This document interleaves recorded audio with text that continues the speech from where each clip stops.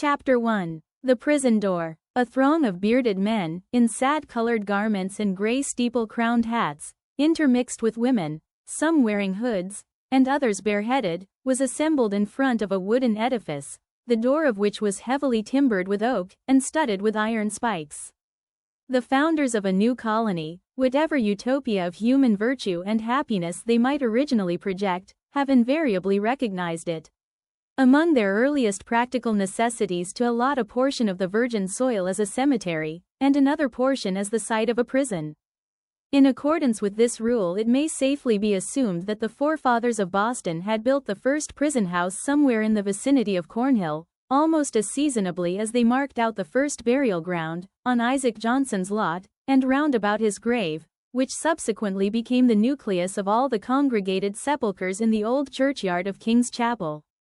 Certain it is that, some 15 or 20 years after the settlement of the town, the wooden jail was already marked with weather stains and other indications of age, which gave a yet darker aspect to its beetle-browed and gloomy front. The rust on the ponderous ironwork of its oaken door looked more antique than anything else in the New World. Like all that pertains to crime, it seemed never to have known a youthful era. Before this ugly edifice, and between it and the wheel track of the street, was a grass plot, much overgrown with burdock, pigweed, apple pern, and such unsightly vegetation, which evidently found something congenial in the soil that had so early borne the black flower of civilized society, a prison. But on one side of the portal, and rooted almost at the threshold, was a wild rose bush, covered, in this month of June, with its delicate gems, which might be imagined to offer their fragrance and fragile beauty to the prisoner as he went in, and to the condemned criminal as he came forth to his doom, in token that the deep heart of nature could pity and be kind to him. This rose bush, by a strange chance, has been kept alive in history, but whether it had merely survived out of the stern old wilderness, so long after the fall of the gigantic pines and oaks that originally overshadowed it, or whether, as there is fair authority for believing, it had sprung up under the footsteps of the sainted Anne Hutchinson as she entered the prison door, we shall not take upon us to determine. Finding it so directly on the threshold of our narrative, which is now about to issue from that inauspicious portal, we could hardly do otherwise than pluck one of its flowers, and present it to the reader. It may serve, let us hope, to symbolize some sweet moral blossom that may be found along the track, or relieve the darkening close of a tale of human frailty and sorrow. Chapter 2. The Marketplace. The grass plot before the jail, in Prison Lane, on a certain summer morning, not less than 2 centuries ago, was occupied by a pretty large number of the inhabitants of Boston, all with their eyes intently fastened on the iron-clamped oaken door. Amongst any other population, or at a later period in the history of New England, the grim rigidity that petrified the bearded physiognomies of these good people would have augured some awful business in hand. It could have betokened nothing short of the anticipated execution of some noted culprit, on whom the sentence of a legal tribunal had but confirmed the verdict of public sentiment. But, in that early severity of the Puritan character, an inference of this kind could not so indubitably be drawn. It might be that a sluggish bondservant, or an undutiful child, whom his parents had given over to the civil authority, was to be corrected at the whipping post. It might be that an antinomian, a Quaker, or other heterodox religionist, was to be scourged out of the town, or an idle or vagrant Indian, whom the white man's firewater had made riotous about the streets, was to be driven with stripes into the shadow of the forest. It might be, too, that a witch, like old Mistress Hibbins, the bitter-tempered widow of the magistrate, was to die upon the gallows. In either case, there was very much the same solemnity of demeanor on the part of the spectators, as befitted a people among whom religion and law were almost identical, and in whose character both were so thoroughly interfused, that the mildest and severest acts of public discipline were alike made venerable and awful. Meager, indeed, and cold, was the sympathy that a transgressor might look for, from such bystanders, at the scaffold. On the other hand, a penalty which, in our days, would infer a degree of mocking infamy and ridicule, might then be invested with almost as stern a dignity as the punishment of death itself. It was a circumstance to be noted on the summer morning when our story begins its course, that the women, of whom there were several in the crowd, appeared to take a peculiar interest in whatever penal infliction might be expected to ensue. The age had not so much refinement, that any sense of impropriety restrained the wearers of petticoat and farthingale from stepping forth into the public ways, and wedging their not unsubstantial persons, if occasion were, into the throng nearest to the scaffold at an execution. Morally, as well as materially, there was a coarser fibre in those wives and maidens of old English birth and breeding than in their fair descendants, separated from them by a series of 6 or 7 generations, for, throughout that chain of ancestry, every successive mother had transmitted to her child a fainter bloom, a more delicate and briefer beauty, and a slighter physical frame, if not character of less force and solidity than her own. The women who were now standing about the prison door stood within less than half a century of the period when the man like Elizabeth had been the not altogether unsuitable representative of the sex. They were her country women, and the beef and ale of their native land, with a moral diet not a whit more refined, entered largely into their composition. The bright morning sun, therefore, shone on broad shoulders and well-developed busts, and on round and ruddy cheeks, that had ripened in the far-off island, and had hardly yet grown paler or thinner in the atmosphere of New England. There was, moreover, a boldness and rotundity of speech among these matrons, as most of them seemed to be, that would startle us at the present day, whether in respect to its purport or its volume of tone. "Goodwives," said a hard-featured dame of 50, "I'll tell ye a piece of my mind. It would be greatly for the public behoof if we women, being of mature age and church members in good repute, should have the handling of such malefactresses as this Hester Prynne. What think ye, gossips? If the hussy stood up for judgment before us 5, that are now here in a knot together, would she come off with such a sentence as the worshipful magistrates have awarded? Marry, I trow not. People say," said another, "that the Reverend Master Dimsdale, her godly pastor, takes it very grievously to heart that such a scandal should have come upon his congregation. The magistrates are God-fearing gentlemen, but merciful overmuch, that is a truth," added a third autumnal matron. At the very least, they should have put the brand of a hot iron on Hester Prynne's forehead. Madam Hester would have winced at that, I warrant me. But she, the naughty baggage, little will she care what they put upon the bodice of her gown. Why, look you, she may cover it with a brooch, or such like heathenish adornment, and so walk the streets as brave as ever. Ah, but, interposed, more softly, a young wife, holding a child by the hand, let her cover the mark as she will, the pang of it will be always in her heart. What do we talk of marks and brands, whether on the bodice of her gown or the flesh of her forehead? Cried another female, the ugliest as well as the most pitiless of these self-constituted judges. This woman has brought shame upon us all, and ought to die. Is there not law for it? Truly there is, both in the scripture and the statute book. Then let the magistrates, who have made it of no effect, thank themselves if their own wives and daughters go astray. Mercy on us, goodwife, exclaimed a man in the crowd, is there no virtue in woman, save what springs from a wholesome fear of the gallows? That is the hardest word yet. Hush now, gossips, for the lock is turning in the prison door, and here comes Mistress Prynne herself.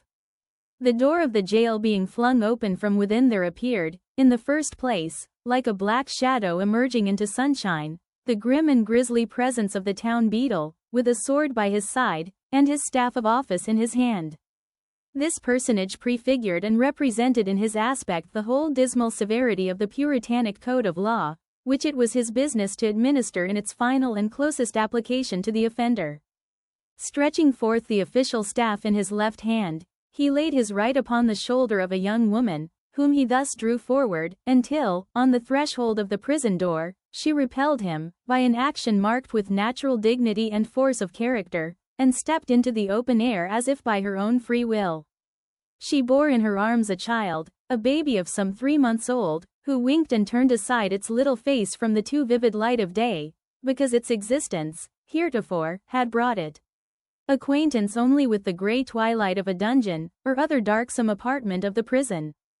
When the young woman, the mother of this child, stood fully revealed before the crowd, it seemed to be her first impulse to clasp the infant closely to her bosom. not so much by an impulse of motherly affection, as that she might thereby conceal a certain token, which was wrought or fastened into her dress. In a moment, however, wisely judging that one token of her shame would but poorly serve to hide another, she took the baby on her arm, and with a burning blush, and yet a haughty smile, and a glance that would not be abashed, looked around at her townspeople and neighbors.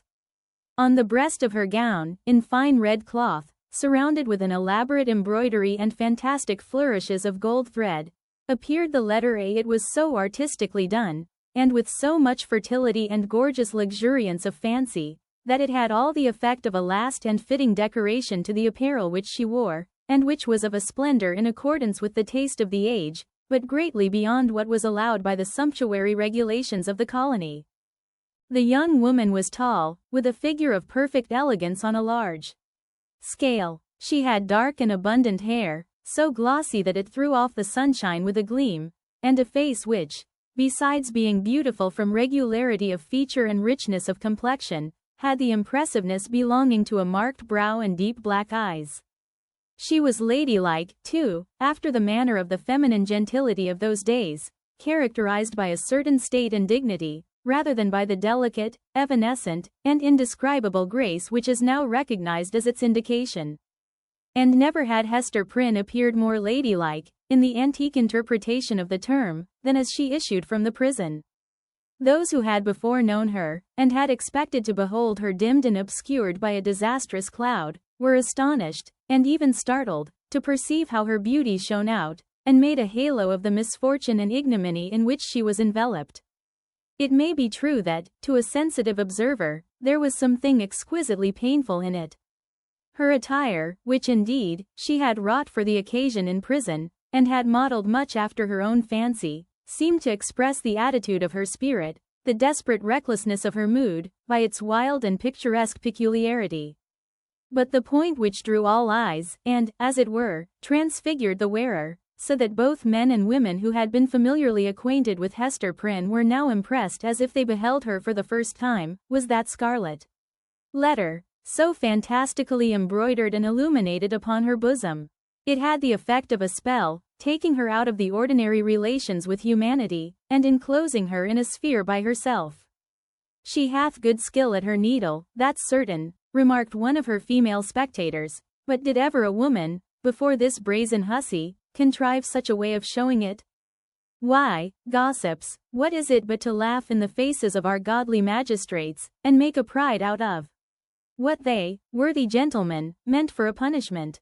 It were well," muttered the most iron-visaged of the old dames, "if we stripped Madam Hester's rich gown off her dainty shoulders, and as for the red letter which she hath stitched so curiously, I'll bestow a rag of mine own rheumatic flannel to make a fitter one." "Oh, peace, neighbors, peace," whispered their youngest companion, "do not let her hear you. Not a stitch in that embroidered letter but she has felt it in her heart." The grim beadle now made a gesture with his staff. "Make way, good people, make way, in the king's name," cried he. "Open a passage, and I promise ye, Mistress Prynne shall be set where man, woman, and child may have a fair sight of her brave apparel from this time till an hour past meridian. A blessing on the righteous colony of the Massachusetts, where iniquity is dragged out into the sunshine. Come along, Madam Hester, and show your scarlet letter in the marketplace." A lane was forthwith opened through the crowd of spectators. Preceded by the beadle, and attended by an irregular procession of stern-browed men and unkindly visaged women, Hester Prynne set forth towards the place appointed for her punishment. A crowd of eager and curious schoolboys, understanding little of the matter in hand, except that it gave them a half-holiday, ran before her progress, turning their heads continually to stare into her face and at the winking baby in her arms, and at the ignominious letter on her breast. It was no great distance, in those days, from the prison door to the marketplace. Measured by the prisoner's experience, however, it might be reckoned a journey of some length, for haughty as her demeanor was, she perchance underwent an agony from every footstep of those that thronged to see her, as if her heart had been flung into the street for them all to spurn and trample upon. In our nature, however, there is a provision, alike marvelous and merciful, that the sufferer should never know the intensity of what he endures by its present torture, but chiefly by the pang that rankles after it. With almost a serene deportment, therefore, Hester Prynne passed through this portion of her ordeal, and came to a sort of scaffold, at the western extremity of the marketplace. It stood nearly beneath the eaves of Boston's earliest church, and appeared to be a fixture there. In fact, this scaffold constituted a portion of a penal machine, which now, for 2 or 3 generations past, has been merely historical and traditionary among us, but was held, in the old time, to be as effectual an agent, in the promotion of good citizenship, as ever was the guillotine among the terrorists of France. It was, in short, the platform of the pillory, and above it rose the framework of that instrument of discipline, so fashioned as to confine the human head in its tight grasp, and thus hold it up to the public gaze. The very ideal of ignominy was embodied and made manifest in this contrivance of wood and iron. There can be no outrage, methinks, against our common nature, whatever be the delinquencies of the individual, no outrage more flagrant than to forbid the culprit to hide his face for shame, as it was the essence of this punishment to do.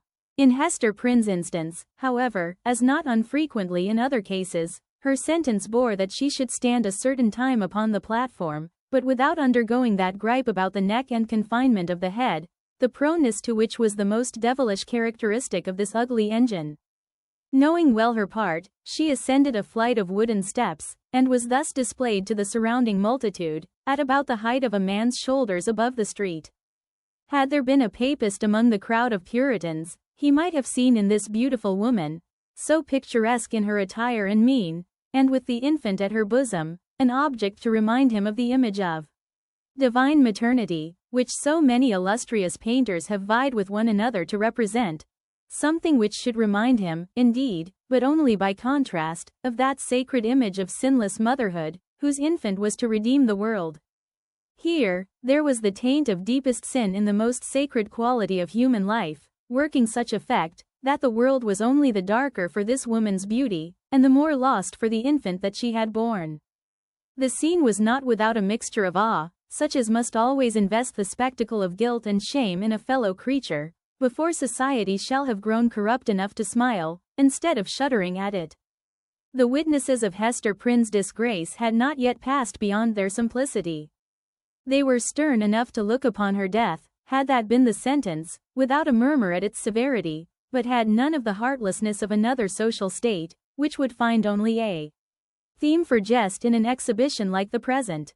Even had there been a disposition to turn the matter into ridicule, it must have been repressed and overpowered by the solemn presence of men no less dignified than the governor, and several of his councillors, a judge, a general, and the ministers of the town, all of whom sat or stood in a balcony of the meeting-house, looking down upon the platform. When such personages could constitute a part of the spectacle, without risking the majesty, or reverence of rank and office, it was safely to be inferred that the infliction of a legal sentence would have an earnest and effectual meaning. Accordingly, the crowd was somber and grave. The unhappy culprit sustained herself as best a woman might, under the heavy weight of 1,000 unrelenting eyes, all fastened upon her, and concentrated at her bosom. It was almost intolerable to be borne.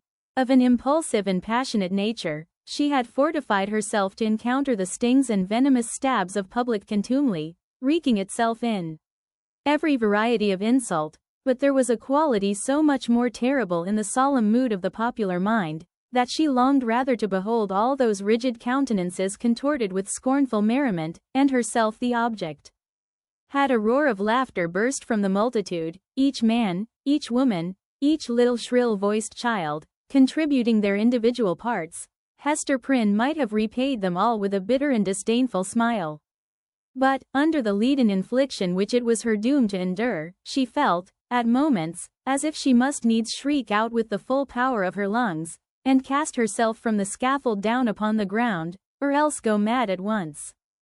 Yet there were intervals when the whole scene, in which she was the most conspicuous object, seemed to vanish from her eyes, or, at least, glimmered indistinctly before them, like a mass of imperfectly shaped and spectral images. Her mind, and especially her memory, was preternaturally active, and kept bringing up other scenes than this. Roughly hewn street of a little town, on the edge of the western wilderness. Other faces than were lowering upon her from beneath the brims of those steeple-crowned hats. Reminiscences, the most trifling and immaterial, passages of infancy and school days, sports, childish quarrels, and the little domestic traits of her maiden years, came swarming back upon her, intermingled with recollections of whatever was gravest in her subsequent life.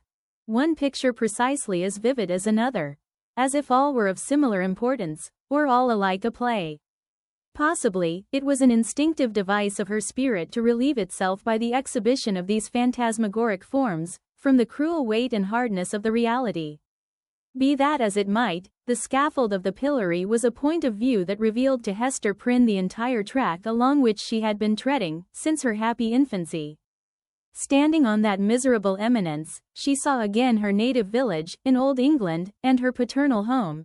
A decayed house of grey stone, with a poverty-stricken aspect, but retaining a half-obliterated shield of arms over the portal, in token of antique gentility. She saw her father's face, with its bold brow, and reverend white beard that flowed over the old-fashioned Elizabethan ruff. Her mother's, too, with the look of heedful and anxious love which it always wore in her remembrance, and which, even since her death, had so often laid the impediment of a gentle remonstrance in her daughter's pathway. She saw her own face, glowing with girlish beauty, and illuminating all the interior of the dusky mirror in which she had been wont to gaze at it. There she beheld another countenance, of a man well stricken in years, a pale, thin, scholar-like visage, with eyes dim and bleared by the lamp-light that had served them to pore over many ponderous books. Yet those same bleared optics had a strange, penetrating power, when it was their owner's purpose to read the human soul.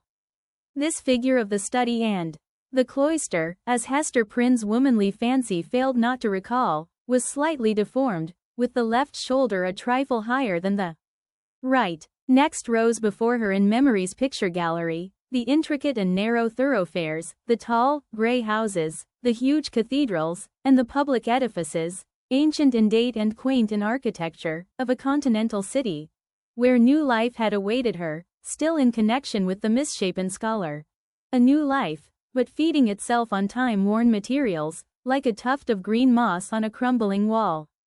Lastly, in lieu of these shifting scenes, came back the rude marketplace of the Puritan settlement, with all the townspeople assembled, and levelling their stern regards at Hester Prynne, yes, at herself, who stood on the scaffold of the pillory, an infant on her arm, and the letter A, in scarlet, fantastically embroidered with gold thread, upon her bosom. Could it be true? She clutched the child so fiercely to her breast that it sent forth a cry. She turned her eyes downward at the scarlet letter, and even touched it with her finger, to assure herself that the infant and the shame were real. Yes, these were her realities, all else had vanished. Chapter 3. The Recognition. From this intense consciousness of being the object of severe and universal observation, the wearer of the scarlet letter was at length relieved, by discerning, on the outskirts of the crowd, a figure which irresistibly took possession of her thoughts.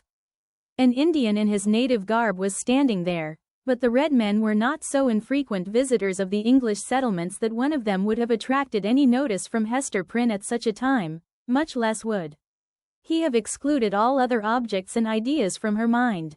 By the Indian's side, and evidently sustaining a companionship with him, stood a white man, clad in a strange disarray of civilized and savage costume. He was small in stature, with a furrowed visage, which as yet could hardly be termed aged. There was a remarkable intelligence in his features, as of a person who had so cultivated his mental part that it could not fail to mold the physical to itself and become manifest by unmistakable tokens. Although, by a seemingly careless arrangement of his heterogeneous garb, he had endeavored to conceal or abate the peculiarity, it was sufficiently evident to Hester Prynne that one of this man's shoulders rose higher than the other. Again, at the first instant of perceiving that thin visage, and the slight deformity of the figure, she pressed her infant to her bosom with so convulsive a force that the poor babe uttered another cry of pain. But the mother did not seem to hear it. At his arrival in the marketplace, and some time before she saw him, the stranger had bent his eyes on Hester Prynne. It was carelessly at first, like a man chiefly accustomed to look inward, and to whom external matters are of little value and import, unless they bear relation to something within his mind. Very soon, however, his look became keen and penetrative. A writhing horror twisted itself across his features, like a snake gliding swiftly over them, and making one little pause, with all its wreathed intervolutions in open sight. His face darkened with some powerful emotion, which, nevertheless, he so instantaneously controlled by an effort of his will, that, save at a single moment, its expression might have passed for calmness. After a brief space, the convulsion grew almost imperceptible, and finally subsided into the depths of his nature.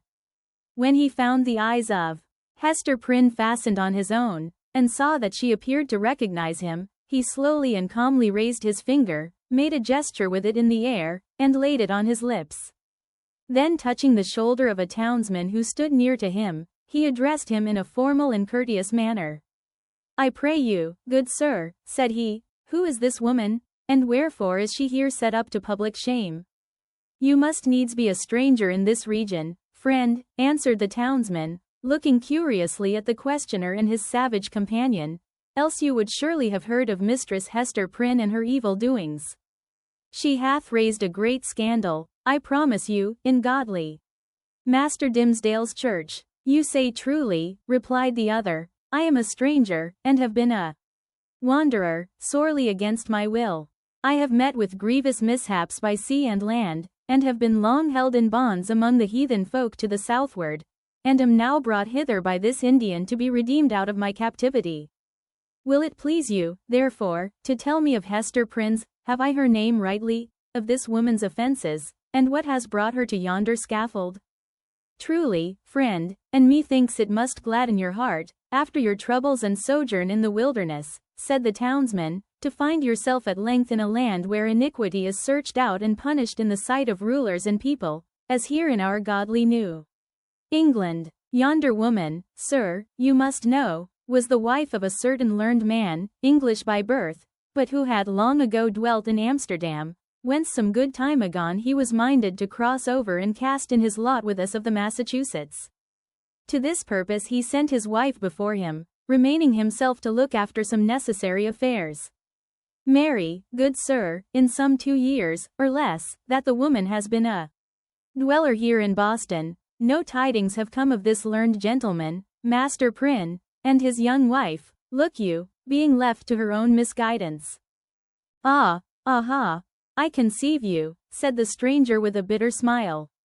"So learned a man as you speak of should have learned this too in his books. And who, by your favor, sir, may be the father of yonder babe? It is some 3 or 4 months old, I should judge, which Mistress Prynne is holding in her arms? Of a truth, friend, that matter remaineth a riddle, and the Daniel who shall expound it is yet a wanting," answered the townsman. "Madam, Hester absolutely refuseth to speak, and the magistrates have laid their heads together in vain. Peradventure the guilty one stands looking on at this sad spectacle, unknown of man, and forgetting that God sees him. The learned man," observed the stranger with another smile, "should come himself to look into the mystery. It behoves him well if he be still in life," responded the townsman. "Now, good sir, our Massachusetts magistracy, bethinking themselves that this woman is youthful and fair, and doubtless was strongly tempted to her fall, and that, moreover, as is most likely, her husband may be at the bottom of the sea, they have not been bold to put in force the extremity of our righteous law against her. The penalty thereof is death. But in their great mercy and tenderness of heart they have doomed Mistress Prynne to stand only a space of 3 hours on the platform of the pillory, and then and thereafter, for the remainder of her natural life to wear a mark of shame upon her bosom." "A wise sentence," remarked the stranger, gravely, bowing his head. "Thus she will be a living sermon against sin, until the ignominious letter be engraved upon her tombstone. It irks me, nevertheless, that the partner of her iniquity should not at least stand on the scaffold by her side. But he will be known, he will be known, he will be known." He bowed courteously to the communicative townsman, and whispering a few words to his Indian attendant, they both made their way through the crowd. While this passed, Hester Prynne had been standing on her pedestal, still with a fixed gaze towards the stranger, so fixed a gaze that, at moments of intense absorption, all other objects in the visible world seemed to vanish, leaving only him and her. Such an interview, perhaps, would have been more terrible than even to meet him as she now did, with the hot midday sun burning down upon her face, and lighting up its shame, with the scarlet token of infamy on her breast, with the sin-born infant in her arms, with a whole people, drawn forth as to a festival, staring at the features that should have been seen only in the quiet gleam of the fireside, in the happy shadow of a home, or beneath a matronly veil at church. Dreadful as it was, she was conscious of a shelter in the presence of these thousand witnesses. It was better to stand thus, with so many betwixt him and her, than to greet him face to face, they two alone. She fled for refuge, as it were, to the public exposure, and dreaded the moment when its protection should be withdrawn from her. Involved in these thoughts, she scarcely heard a voice behind her until it had repeated her name more than once, in a loud and solemn tone, audible to the whole multitude. "Hearken unto me, Hester Prynne," said the voice. It has already been noticed that directly over the platform on which Hester Prynne stood was a kind of balcony, or open gallery, appended to the meeting-house. It was the place whence proclamations were wont to be made, amidst an assemblage of the magistracy, with all the ceremonial that attended such public observances in those days. Here, to witness the scene which we are describing, sat Governor Bellingham himself with 4 sergeants about his chair, bearing halberds, as a guard of honor. He wore a dark feather in his hat, a border of embroidery on his cloak, and a black velvet tunic beneath, a gentleman advanced in years, with a hard experience written in his wrinkles. He was not ill-fitted to be the head and representative of a community which owed its origin and progress, and its present state of development, not to the impulses of youth, but to the stern and tempered energies of manhood and the somber sagacity of age, accomplishing so much, precisely because it imagined and hoped so little. The other eminent characters by whom the chief ruler was surrounded were distinguished by a dignity of mien, belonging to a period when the forms of authority were felt to possess the sacredness of divine institutions. They were, doubtless, good men, just and sage. But, out of the whole human family, it would not have been easy to select the same number of wise and virtuous persons, who should be less capable of sitting in judgment on an erring woman's heart, and disentangling its mesh of good and evil, than the sages of rigid aspect, towards whom Hester Prynne now turned her face. She seemed conscious, indeed, that whatever sympathy she might expect lay in the larger and warmer heart of the multitude, for, as she lifted her eyes towards the balcony, the unhappy woman grew pale, and trembled. The voice which had called her attention was that of the Reverend and famous John Wilson, the eldest clergyman of Boston, a great scholar, like most of his contemporaries in the profession, and withal a man of kind and genial spirit. This last attribute, however, had been less carefully developed than his intellectual gifts, and was, in truth, rather a matter of shame than self-congratulation with him. There he stood, with a border of grizzled locks beneath his skullcap, while his grey eyes, accustomed to the shaded light of his study, were winking, like those of Hester's infant, in the unadulterated sunshine. He looked like the darkly engraved portraits which we see prefixed to old volumes of sermons, and had no more right than one of those portraits would have to step forth, as he now did, and meddle with a question of human guilt, passion, and anguish. "Hester Prynne," said the clergyman, "I have striven with my young brother here, under whose preaching of the word you have been privileged to sit." Here Mr. Wilson laid his hand on the shoulder of a pale young man beside him. "I have sought, I say, to persuade this godly youth, that he should deal with you, here in the face of heaven, and before these wise and upright rulers, and in hearing of all the people, as touching the vileness and blackness of your sin. Knowing your natural temper better than I, he could the better judge what arguments to use, whether of tenderness or terror, such as might prevail over your hardness and obstinacy, insomuch that you should no longer hide the name of him who tempted you to this grievous fall. But he opposes to me, with a young man's over-softness, albeit wise beyond his years, that it were wronging the very nature of woman to force her to lay open her heart's secrets in such broad daylight, and in presence of so great a multitude. Truly, as I sought to convince him, the shame lay in the commission of the sin, and not in the showing of it forth. What say you to it, once again, Brother Dimmesdale? Must it be thou, or I, that shall deal with this poor sinner's soul?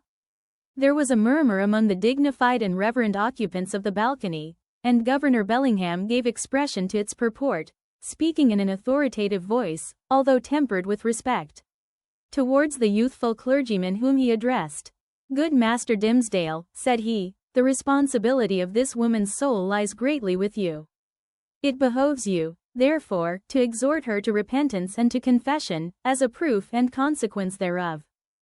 The directness of this appeal drew the eyes of the whole crowd upon the Reverend Mr. Dimmesdale, young clergyman, who had come from one of the great English universities, bringing all the learning of the age into our wild forest land.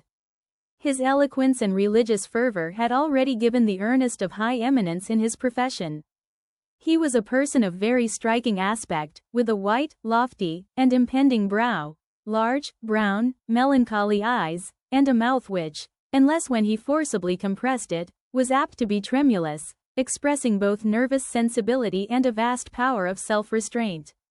Notwithstanding his high native gifts and scholar-like attainments, there was an air about this young minister, an apprehensive, a startled, a half-frightened look, as of a being who felt himself quite astray, and at a loss in the pathway of human existence, and could only be at ease in some seclusion of his own. Therefore, so far as his duties would permit, he trod in the shadowy by-paths, and thus kept himself simple and childlike, coming forth, when occasion was, with a freshness, and fragrance, and dewy purity of thought, which, as many people said, affected them like the speech of an angel. Such was the young man whom the Reverend Mr. Wilson and the governor had introduced so openly to the public notice, bidding him speak, in the hearing of all men, to that mystery of a woman's soul, so sacred even in its pollution.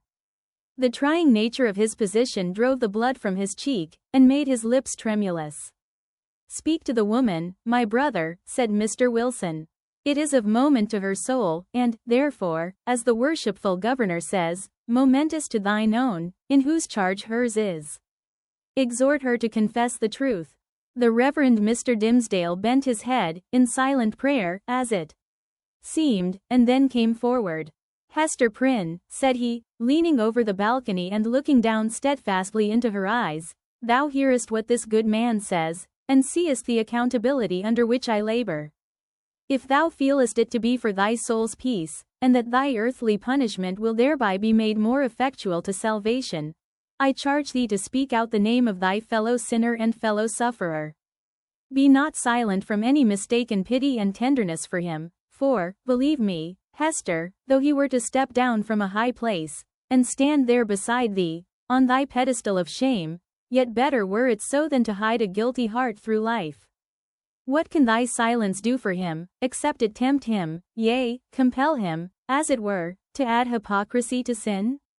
Heaven hath granted thee an open ignominy, that thereby thou mayest work out an open triumph over the evil within thee and the sorrow without.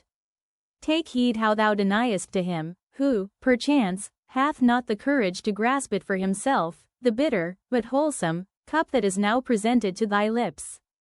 The young pastor's voice was tremulously sweet, rich, deep, and broken. The feeling that it so evidently manifested, rather than the direct purport of the words, caused it to vibrate within all hearts, and brought the listeners into one accord of sympathy.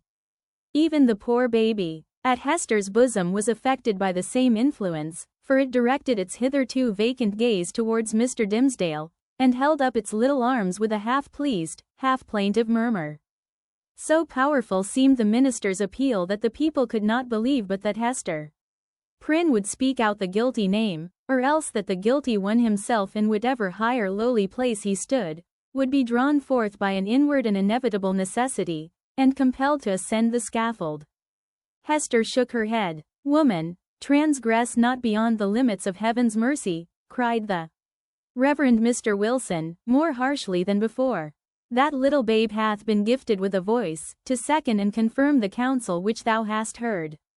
Speak out the name, that, and thy repentance, may avail to take the scarlet letter off thy breast. Never, replied Hester Prynne, looking, not at Mr. Wilson, but into the deep and troubled eyes of the younger clergyman. It is too deeply branded. Ye cannot take it off. And would that I might endure his agony as well as mine. Speak, woman, said another voice, coldly and sternly, proceeding from the crowd about the scaffold, speak, and give your child a father.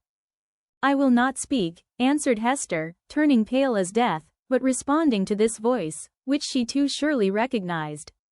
And my child must seek a heavenly father, she shall never know an earthly one.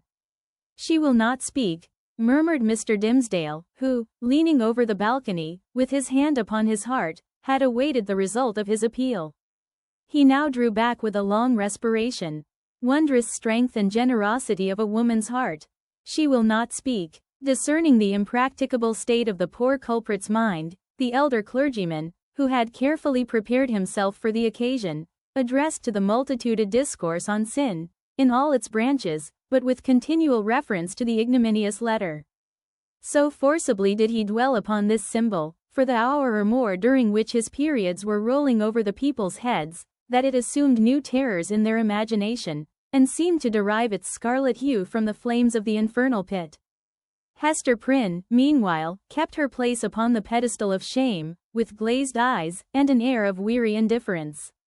She had borne that morning all that nature could endure, and as her temperament was not of the order that escapes from too intense suffering by a swoon, her spirit could only shelter itself beneath a stony crust of insensibility, while the faculties of animal life remained entire. In this state, the voice of the preacher thundered remorselessly, but unavailingly, upon her ears.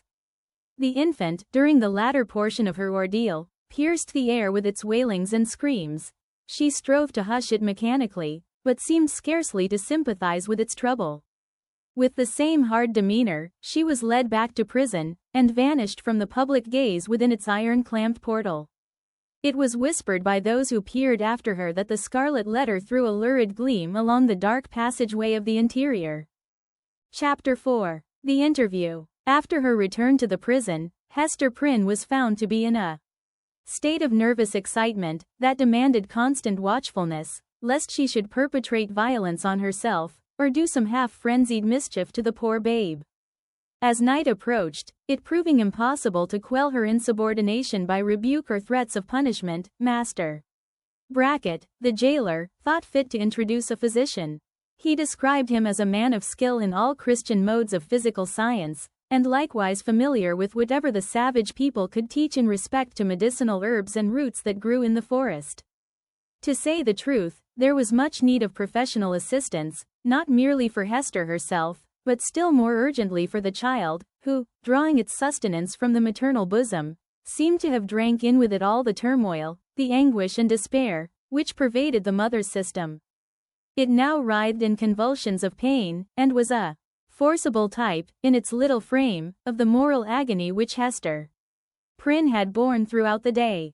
Closely following the jailer into the dismal apartment, appeared that individual, of singular aspect whose presence in the crowd had been of such deep interest to the wearer of the Scarlet Letter. He was lodged in the prison, not as suspected of any offense, but as the most convenient and suitable mode of disposing of him, until the magistrates should have conferred with the Indian sagamores respecting his ransom. His name was announced as Roger Chillingworth. The jailer, after ushering him into the room, remained a moment, marveling at the comparative quiet that followed his entrance, for Hester Prynne had immediately become as still as death, although the child continued to moan. "Prithee, friend, leave me alone with my patient," said the practitioner. "Trust me, good jailer, you shall briefly have peace in your house, and, I promise you, Mistress Prynne shall hereafter be more amenable to just authority than you may have found her heretofore." "Nay, if your worship can accomplish that," answered Master Brackett, "I shall own you for a man of skill, indeed. Verily, the woman hath been like a possessed one, and there lacks little that I should take in hand, to drive Satan out of her with stripes." The stranger had entered the room with the characteristic quietude of the profession to which he announced himself as belonging. Nor did his demeanor change when the withdrawal of the prison keeper left him face to face with the woman, whose absorbed notice of him, in the crowd, had intimated so close a relation between himself and her. His first care was given to the child, whose cries, indeed, as she lay writhing on the trundle bed, made it of peremptory necessity to postpone all other business to the task of soothing her. He examined the infant carefully, and then proceeded to unclasp a leathern case, which he took from beneath his dress. It appeared to contain medical preparations, one of which he mingled with a cup of water. "My old studies in alchemy," observed he, "and my sojourn, for above a year past, among a people well versed in the kindly properties of simples, have made a better physician of me than many that claim the medical degree. Here, woman, the child is yours, she is none of mine, neither will she recognize my voice or aspect as a father's. Administer this draught, therefore, with thine own hand." Hester repelled the offered medicine, at the same time gazing with strongly marked apprehension into his face. "Wouldst thou avenge thyself on the innocent babe?" whispered she.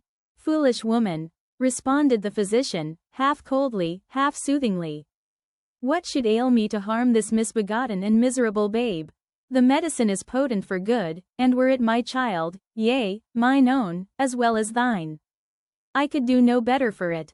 As she still hesitated, being, in fact, in no reasonable state of mind, he took the infant in his arms, and himself administered the draught.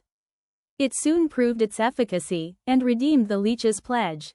The moans of the little patient subsided, its convulsive tossings gradually ceased, and in a few moments, as is the custom of young children after relief from pain, it sank into a profound and dewy slumber. The physician, as he had a fair right to be termed, next bestowed his attention on the mother. With calm and intent scrutiny, he felt her pulse, looked into her eyes, a gaze that made her heart shrink and shudder, because so familiar, and yet so strange and cold, and, finally, satisfied with his investigation, proceeded to mingle another draught. "I know not Lethe nor Nepenthe," remarked he, "but I have learned many new secrets in the wilderness, and here is one of them, a recipe that an Indian taught me, in requital of some lessons of my own, that were as old as Paracelsus. Drink it. It may be less soothing than a sinless conscience. That I cannot give thee. But it will calm the swell and heaving of thy passion, like oil thrown on the waves of a tempestuous sea."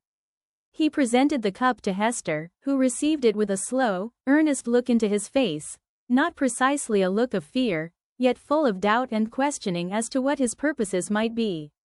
She looked also at her slumbering child. "I have thought of death," said she, "have wished for it, would even have prayed for it, were it fit that such as I should pray for anything. Yet, if death be in this cup, I bid thee think again, ere thou beholdest me quaff it. See, it is even now at my lips." "Drink, then," replied he, still with the same cold composure. "Dost thou know me so little, Hester Prynne? Are my purposes wont to be so shallow?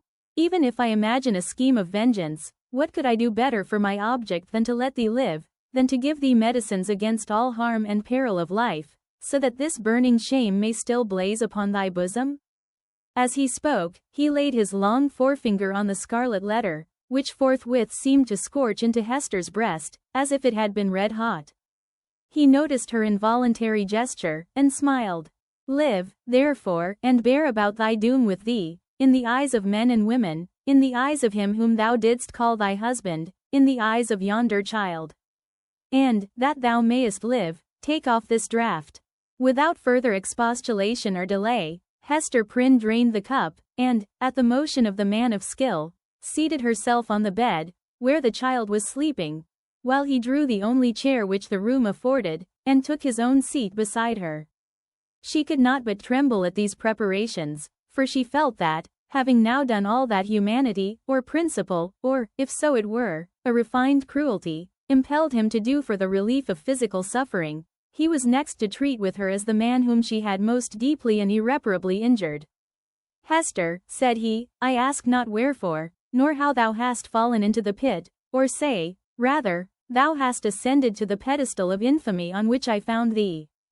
The reason is not far to seek. It was my folly, and thy weakness. I, a man of thought, the bookworm of great libraries, a man already in decay, having given my best years to feed the hungry dream of knowledge, What had I to do with youth and beauty like thine own? Misshapen from my birth hour, how could I delude myself with the idea that intellectual gifts might veil physical deformity in a young girl's fantasy? Men call me wise. If sages were ever wise in their own behoof, I might have foreseen all this. I might have known that, as I came out of the vast and dismal forest, and entered this settlement of Christian men, the very first object to meet my eyes would be thyself, Hester Prynne, standing up, a statue of ignominy, before the people. Nay, from the moment when we came down the old church steps together, a married pair, I might have beheld the bale fire of that Scarlet Letter blazing at the end of our path.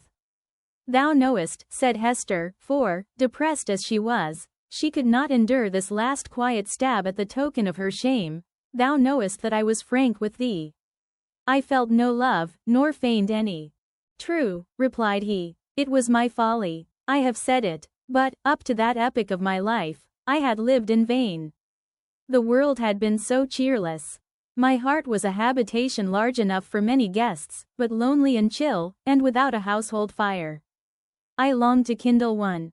It seemed not so wild a dream, old as I was, and somber as I was, and misshapen as I was, that the simple bliss, which is scattered far and wide, for all mankind to gather up, might yet be mine. And so, Hester, I drew thee into my heart, into its innermost chamber, and sought to warm thee by the warmth which thy presence made there. I have greatly wronged thee, murmured Hester. We have wronged each other, answered he. Mine was the first wrong, when I betrayed thy budding youth into a false and unnatural relation with my decay. Therefore, as a man who has not thought and philosophized in vain, I seek no vengeance, plot no evil against thee. Between thee and me, the scale hangs fairly balanced. But, Hester, the man lives who has wronged us both. Who is he? Ask me not, replied Hester Prynne, looking firmly into his face. That thou shalt never know. Never, sayest thou? Rejoined he, with a smile of dark and self-relying intelligence. Never know him. Believe me, Hester, there are few things whether in the outward world, or, to a certain depth, in the invisible sphere of thought, few things hidden from the man who devotes himself earnestly and unreservedly to the solution of a mystery. Thou mayest cover up thy secret from the prying multitude. Thou mayest conceal it, too, from the ministers and magistrates, even as thou didst this day, when they sought to wrench the name out of thy heart, and give thee a partner on thy pedestal. But, as for me, I come to the inquest with other senses than they possess. I shall seek this man, as I have sought truth in books, as I have sought gold in alchemy. There is a sympathy that will make me conscious of him. I shall see him tremble. I shall feel myself shudder, suddenly and unawares. Sooner or later, he must needs be mine. The eyes of the wrinkled scholar glowed so intensely upon her, that Hester Prynne clasped her hand over her heart, dreading lest he should read the secret there at once. Thou wilt not reveal his name? Not the less he is mine, resumed he, with a look of confidence, as if destiny were at one with him. He bears no letter of infamy wrought into his garment, as thou dost, but I shall read it on his heart. Yet fear not for him.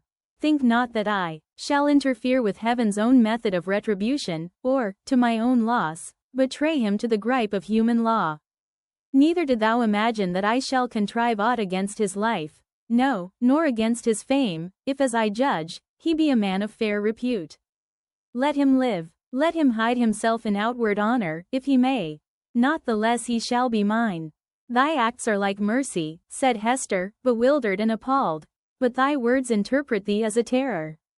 One thing, thou that wast my wife, I would enjoin upon thee, continued the scholar. Thou hast kept the secret of thy paramour. Keep, likewise, mine. There are none in this land that know me. Breathe not to any human soul that thou didst ever call me husband. Here, on this wild outskirt of the earth, I shall pitch my tent, for, elsewhere a wanderer, and isolated from human interests, I find here a woman, a man, a child, amongst whom and myself there exist the closest ligaments. No matter whether of love or hate, no matter whether of right or wrong, Thou and thine, Hester Prynne, belong to me. My home is where thou art and where he is. But betray me not. Wherefore dost thou desire it? Inquired Hester, shrinking, she hardly knew why, from this secret bond. Why not announce thyself openly, and cast me off at once? It may be, he replied, because I will not encounter the dishonor that besmirches the husband of a faithless woman. It may be for other reasons. Enough, it is my purpose to live and die unknown. Let, therefore, thy husband be to the world as one already dead, and of whom no tidings shall ever come. Recognize me not, by word, by sign, by look. Breathe not the secret, above all, to the man thou wottest of. Shouldst thou fail me in this, beware. His fame, his position, his life will be in my hands. Beware. I will keep thy secret, as I have his, said Hester. Swear it, rejoined he. And she took the oath. And now, Mistress Prynne, said old Roger Chillingworth, as he was hereafter to be named, I leave thee alone. Alone with thy infant and the Scarlet Letter. How is it, Hester? Doth thy sentence bind thee to wear the token in thy sleep? Art thou not afraid of nightmares and hideous dreams? Why dost thou smile so at me? Inquired Hester, troubled at the expression of his eyes. Art thou like the black man that haunts the forest round about us? Hast thou enticed me into a bond that will prove the ruin of my soul? Not thy soul, he answered, with another smile. No, not thine. Chapter 5. Hester at her needle. Hester Prynne's term of confinement was now at an end. Her prison door was thrown open, and she came forth into the sunshine, which, falling on all alike, seemed, to her sick and morbid heart, as if meant for no other purpose than to reveal the scarlet letter on her breast. Perhaps there was a more real torture in her first unattended footsteps from the threshold of the prison than even in the procession and spectacle that have been described, where she was made the common infamy, at which all mankind was summoned to point its finger. Then, she was supported by an unnatural tension of the nerves, and by all the combative energy of her character, which enabled her to convert the scene into a kind of lurid triumph. It was, moreover, a separate and insulated event, to occur but once in her lifetime, and to meet which, therefore, reckless of economy, she might call up the vital strength that would have sufficed for many quiet years. The very law that condemned her, a giant of stern features but with vigor to support, as well as to annihilate, in his iron arm, had held her up through the terrible ordeal of her ignominy. But now, with this unattended walk from her prison door, began the daily custom, and she must either sustain and carry it forward by the ordinary resources of her nature, or sink beneath it. She could no longer borrow from the future to help her through the present grief. Tomorrow would bring its own trial with it. So would the next day, and so would the next, each its own trial, and yet the very same that was now so unutterably grievous to be borne. The days of the far-off future would toil onward, still with the same burden for her to take up, and bear along with her, but never to fling down, for the accumulating days and added years would pile up their misery upon the heap of shame. Throughout them all, giving up her individuality, she would become the general symbol at which the preacher and moralist might point, and in which they might vivify and embody their images of woman's frailty and sinful passion. Thus the young and pure would be taught to look at her, with the scarlet letter flaming on her breast, at her, the child of honorable parents, at her, the mother of a babe that would hereafter be a woman, at her, who had once been innocent, as the figure, the body, the reality of sin. And over her grave, the infamy that she must carry thither would be her only monument. It may seem marvelous that, with the world before her, kept by no restrictive clause of her condemnation within the limits of the Puritan settlement, so remote and so obscure, free to return to her birthplace, or to any other European land, and there hide her character and identity under a new exterior, as completely as if emerging into another state of being, and having also the passes of the dark, inscrutable forest open to her, where the wildness of her nature might assimilate itself with a people whose customs and life were alien from the law that had condemned her. It may seem marvelous that this woman should still call that place her home, where, and where only, she must needs be the type of shame. But there is a fatality, a feeling so irresistible and inevitable that it has the force of doom, which almost invariably compels human beings to linger around and haunt, ghost-like, the spot where some great and marked event has given the color to their lifetime, and, still the more irresistibly, the darker the tinge that saddens it. Her sin, her ignominy, were the roots which she had struck into the soil. It was as if a new birth, with stronger assimilations than the first, had converted the forest land, still so uncongenial to every other pilgrim and wanderer, into Hester Prynne's wild and dreary, but lifelong home. All other scenes of earth, even that village of rural England, where happy infancy and stainless maidenhood seemed yet to be in her mother's keeping, like garments put off long ago, were foreign to her, in comparison. The chain that bound her here was of iron links, and galling to her inmost soul, but could never be broken. It might be, too, doubtless it was so, although she hid the secret from herself, and grew pale whenever it struggled out of her heart, like a serpent from its hole, it might be that another feeling kept her within the scene and pathway that had been so fatal. There dwelt, there trode, the feet of one with whom she deemed herself connected in a union that, unrecognized on earth, would bring them together before the bar of final judgment, and make that their marriage altar, for a joint futurity of endless retribution. Over and over again, the tempter of souls had thrust this idea upon Hester's contemplation, and laughed at the passionate and desperate joy with which she seized, and then strove to cast it from her. She barely looked the idea in the face, and hastened to bar it in its dungeon. What she compelled herself to believe, what, finally, she reasoned upon as her motive for continuing a resident of New England, was half a truth, and half a self-delusion.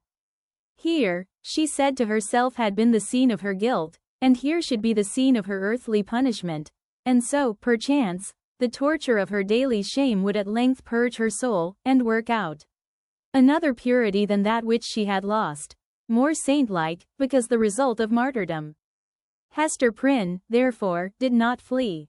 On the outskirts of the town, within the verge of the peninsula, but not in close vicinity to any other habitation, there was a small thatched cottage. It had been built by an earlier settler, and abandoned, because the soil about it was too sterile for cultivation, while its comparative remoteness put it out of the sphere of that social activity which already marked the habits of the emigrants. It stood on the shore, looking across a basin of the sea. At the forest-covered hills, towards the west, a clump of scrubby trees, such as alone grew on the peninsula, did not so much conceal the cottage from view, as seemed to denote that here was some object which would fain have been, or at least ought to be, concealed. In this little lonesome dwelling, with some slender means that she possessed, and by the license of the magistrates, who still kept an inquisitorial watch over her, Hester established herself, with her infant child. A mystic shadow of suspicion immediately attached itself to the spot. Children, too young to comprehend wherefore this woman should be shut out from the sphere of human charities, would creep nigh enough to behold her plying her needle at the cottage window, or standing in the doorway, or laboring in her little garden, or coming forth along the pathway that led townward, and, discerning the scarlet letter on her breast, would scamper off with a strange contagious fear. Lonely as was Hester's situation, and without a friend on earth who dared to show himself, she, however, incurred no risk of want. She possessed an art that sufficed, even in a land that afforded comparatively little scope for its exercise, to supply food for her thriving infant and herself. It was the art, then, as now, almost the only one within a woman's grasp, of needlework.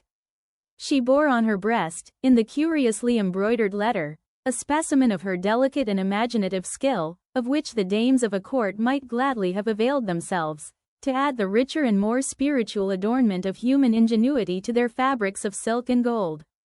Here, indeed, in the sable simplicity that generally characterized the puritanic modes of dress, there might be an infrequent call for the finer productions of her handiwork.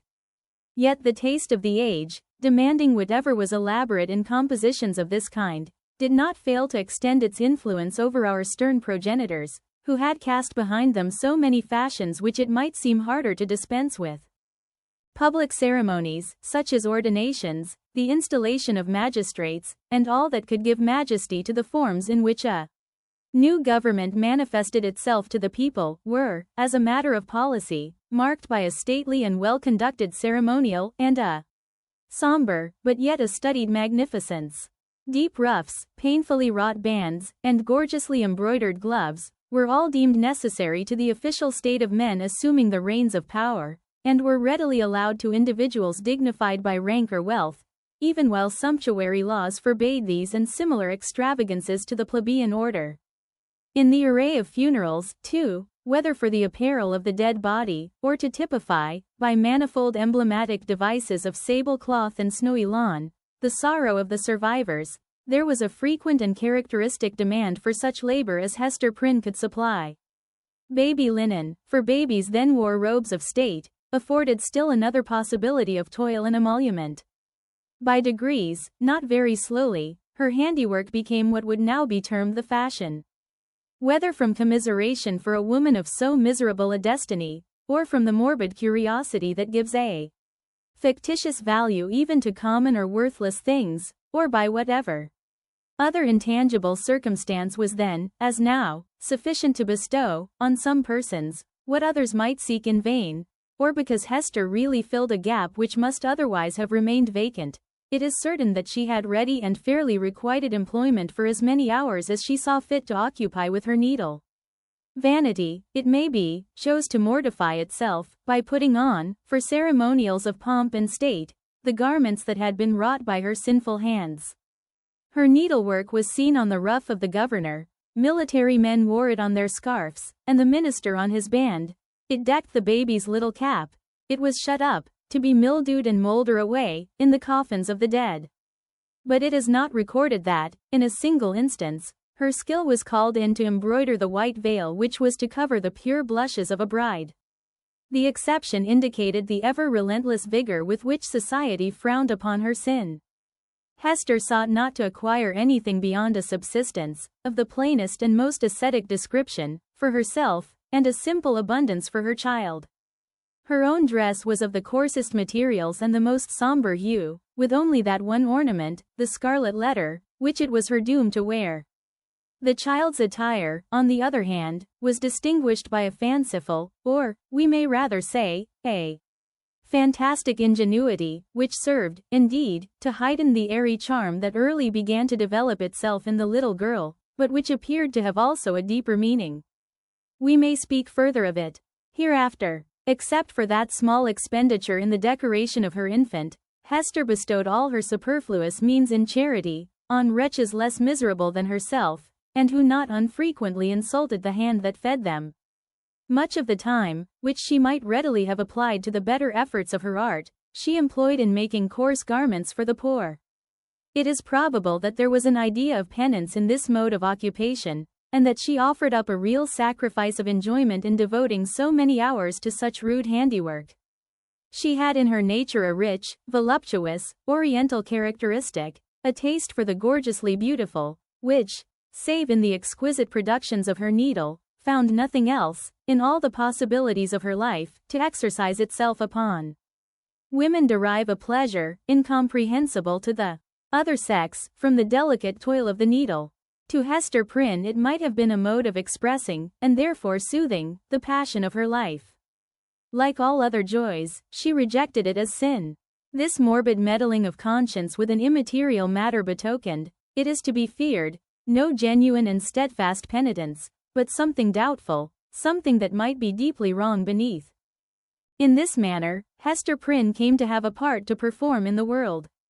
With her native energy of character and rare capacity, it could not entirely cast her off, although it had set a mark upon her, more intolerable to a woman's heart than that which branded the brow of Cain. In all her intercourse with society, however, there was nothing that made her feel as if she belonged to it. Every gesture, every word, and even the silence of those with whom she came in contact, implied, and often expressed, that she was banished, and as much alone as if she inhabited another sphere, or communicated with the common nature by other organs and senses than the rest of humankind. She stood apart from mortal interests, yet close beside them, like a ghost that revisits the familiar fireside, and can no longer make itself seen or felt. No more smile with the household joy, nor mourn with the kindred sorrow, or, should it succeed in manifesting its forbidden sympathy, awakening only terror and horrible repugnance. These emotions, in fact, and its bitterest scorn besides, seemed to be the sole portion that she retained in the universal heart. It was not an age of delicacy, and her position, although she understood it well, and was in little danger of forgetting it, was often brought before her vivid self-perception, like a new anguish, by the rudest touch upon the tenderest spot. The poor, as we have already said, whom she sought out to be the objects of her bounty, often reviled the hand that was stretched forth to succor them. Dames of elevated rank, likewise, whose doors she entered in the way of her occupation, were accustomed to distill drops of bitterness into her heart, sometimes through that alchemy of quiet malice, by which women can concoct a subtle poison from ordinary trifles, and sometimes, also, by a coarser expression, that fell upon the sufferer's defenseless breast like a rough blow upon an ulcerated wound. Hester had schooled herself long and well, and she never responded to these attacks, save by a flush of crimson that rose irrepressibly over her pale cheek, and again subsided into the depths of her bosom. She was patient, a martyr, indeed, but she forbore to pray for enemies, lest, in spite of her forgiving aspirations, the words of the blessing should stubbornly twist themselves into a curse. Continually, and in 1,000 other ways, did she feel the innumerable throbs of anguish that had been so cunningly contrived for her by the undying, the ever-active sentence of the Puritan tribunal. Clergymen paused in the streets to address words of exhortation that brought a crowd, with its mingled grin and frown, around the poor, sinful woman. If she entered a church, trusting to share the Sabbath smile of the universal Father, it was often her mishap to find herself the text of the discourse. She grew to have a dread of children, for they had imbibed from their parents a vague idea of something horrible in this dreary woman gliding silently through the town, with never any companion but one only child. Therefore, first allowing her to pass, they pursued her at a distance with shrill cries, and the utterances of a word that had no distinct purport to their own minds, but was none the less terrible to her, as proceeding from lips that babbled it. Unconsciously, it seemed to argue so wide a diffusion of her shame, that all nature knew of it. It could have caused her no deeper pang had the leaves of the trees whispered the dark story among themselves, had the summer breeze murmured about it, had the wintry blast shrieked it aloud. Another peculiar torture was felt in the gaze of a new eye. When strangers looked curiously at the Scarlet Letter, and none ever failed to do so, they branded it afresh in Hester's soul, so that, oftentimes, she could scarcely refrain, yet always did refrain, from covering the symbol with her hand. But then, again, an accustomed eye had likewise its own anguish to inflict. Its cool stare of familiarity was intolerable. From first to last, in short, Hester Prynne had always this dreadful agony in feeling a human eye upon the token. The spot never grew callous. It seemed, on the contrary, to grow more sensitive with daily torture. But sometimes, once in many days, or perchance in many months, she felt an eye, a human eye, upon the ignominious brand, that seemed to give a momentary relief, as if half of her agony were shared. The next instant, back it all rushed again, with still a deeper throb of pain, for, in that brief interval, she had sinned anew. Had Hester sinned alone? Her imagination was somewhat affected, and, had she been of a softer moral and intellectual fiber would have been still more so, by the strange and solitary anguish of her life. Walking to and fro, with those lonely footsteps, in the little world with which she was outwardly connected, it now and then appeared to Hester, if altogether fancy, it was nevertheless too potent to be resisted. She felt or fancied, then, that the Scarlet Letter had endowed her with a new sense. She shuddered to believe, yet could not help believing, that it gave her a sympathetic knowledge of the hidden sin in other hearts. She was terror-stricken by the revelations that were thus made. What were they? Could they be other than the insidious whispers of the bad angel, who would fain have persuaded the struggling woman, as yet only half his victim, that the outward guise of purity was but a lie, and that, if truth were everywhere to be shown, a Scarlet Letter would blaze forth on many a bosom besides Hester Prynne's? Or, must she receive Those intimations, so obscure, yet so distinct, as truth? In all her miserable experience, there was nothing else so awful and so loathsome as this sense. It perplexed, as well as shocked her, by the irreverent inopportuneness of the occasions that brought it into vivid action. Sometimes the red infamy upon her breast would give a sympathetic throb, as she passed near a venerable minister or magistrate, the model of piety and justice, to whom that age of antique reverence looked up, as to a mortal man in fellowship with angels. What evil thing is at hand, would Hester say to herself.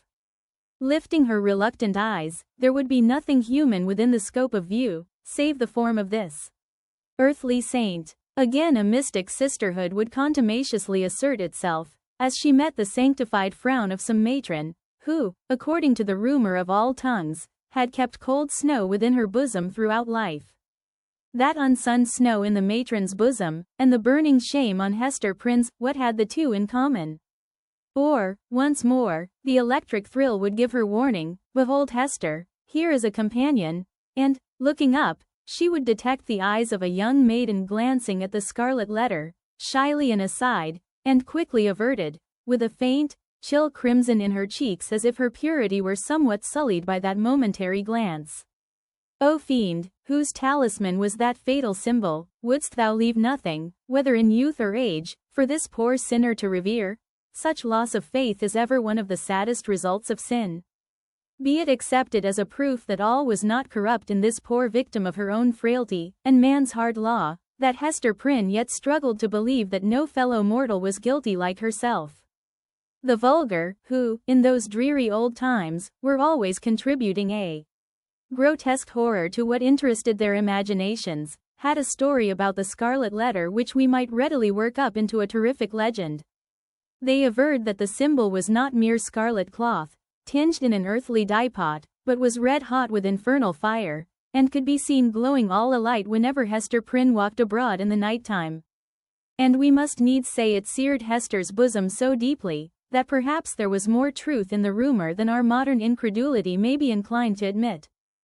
Chapter 6. Pearl. We have as yet hardly spoken of the infant, that little creature, whose innocent life had sprung, by the inscrutable decree of Providence, a lovely and immortal flower, out of the rank luxuriance of a guilty passion.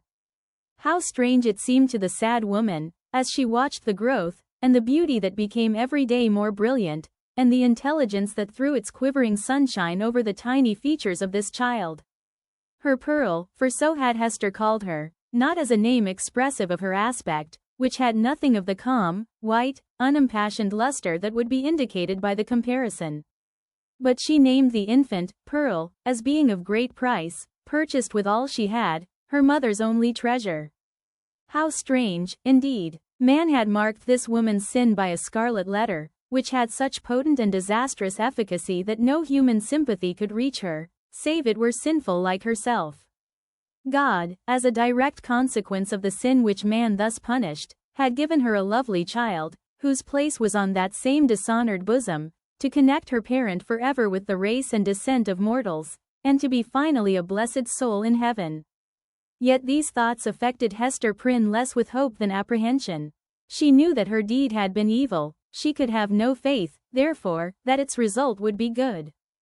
Day after day she looked fearfully into the child's expanding nature, ever dreading to detect some dark and wild peculiarity that should correspond with the guiltiness to which she owed her being.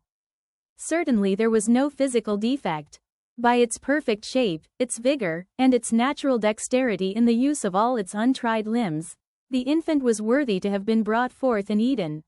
Worthy to have been left there to be the plaything of the angels after the world's first parents were driven out. The child had a native grace which does not invariably coexist with faultless beauty. Its attire, however simple, always impressed the beholder as if it were the very garb that precisely became it best. But little Pearl was not clad in rustic weeds. Her mother, with a morbid purpose that may be better understood hereafter, had bought the richest tissues that could be procured, and allowed her imaginative faculty its full play in the arrangement and decoration of the dresses which the child wore before the public eye.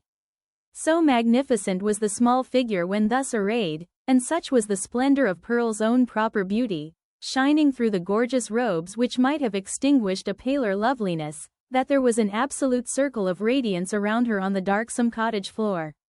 And yet a russet gown, torn and soiled with the child's rude play, made a picture of her just as perfect. Pearl's aspect was imbued with a spell of infinite variety. In this one child there were many children, comprehending the full scope between the wild-flower prettiness of a peasant baby and the pomp, in little, of an infant princess. Throughout all, however, there was a trait of passion, a certain depth of hue, which she never lost, and if in any of her changes, she had grown fainter or paler, she would have ceased to be herself, it would have been no longer Pearl. This outward mutability indicated, and did not more than fairly express, the various properties of her inner life. Her nature appeared to possess depth, too, as well as variety, but, or else Hester's fears deceived her, it lacked reference and adaptation to the world into which she was born. The child could not be made amenable to rules. In giving her existence a great law had been broken, and the result was a being whose elements were perhaps beautiful and brilliant, but all in disorder, or with an order peculiar to themselves, amidst which the point of variety and arrangement was difficult or impossible to be discovered.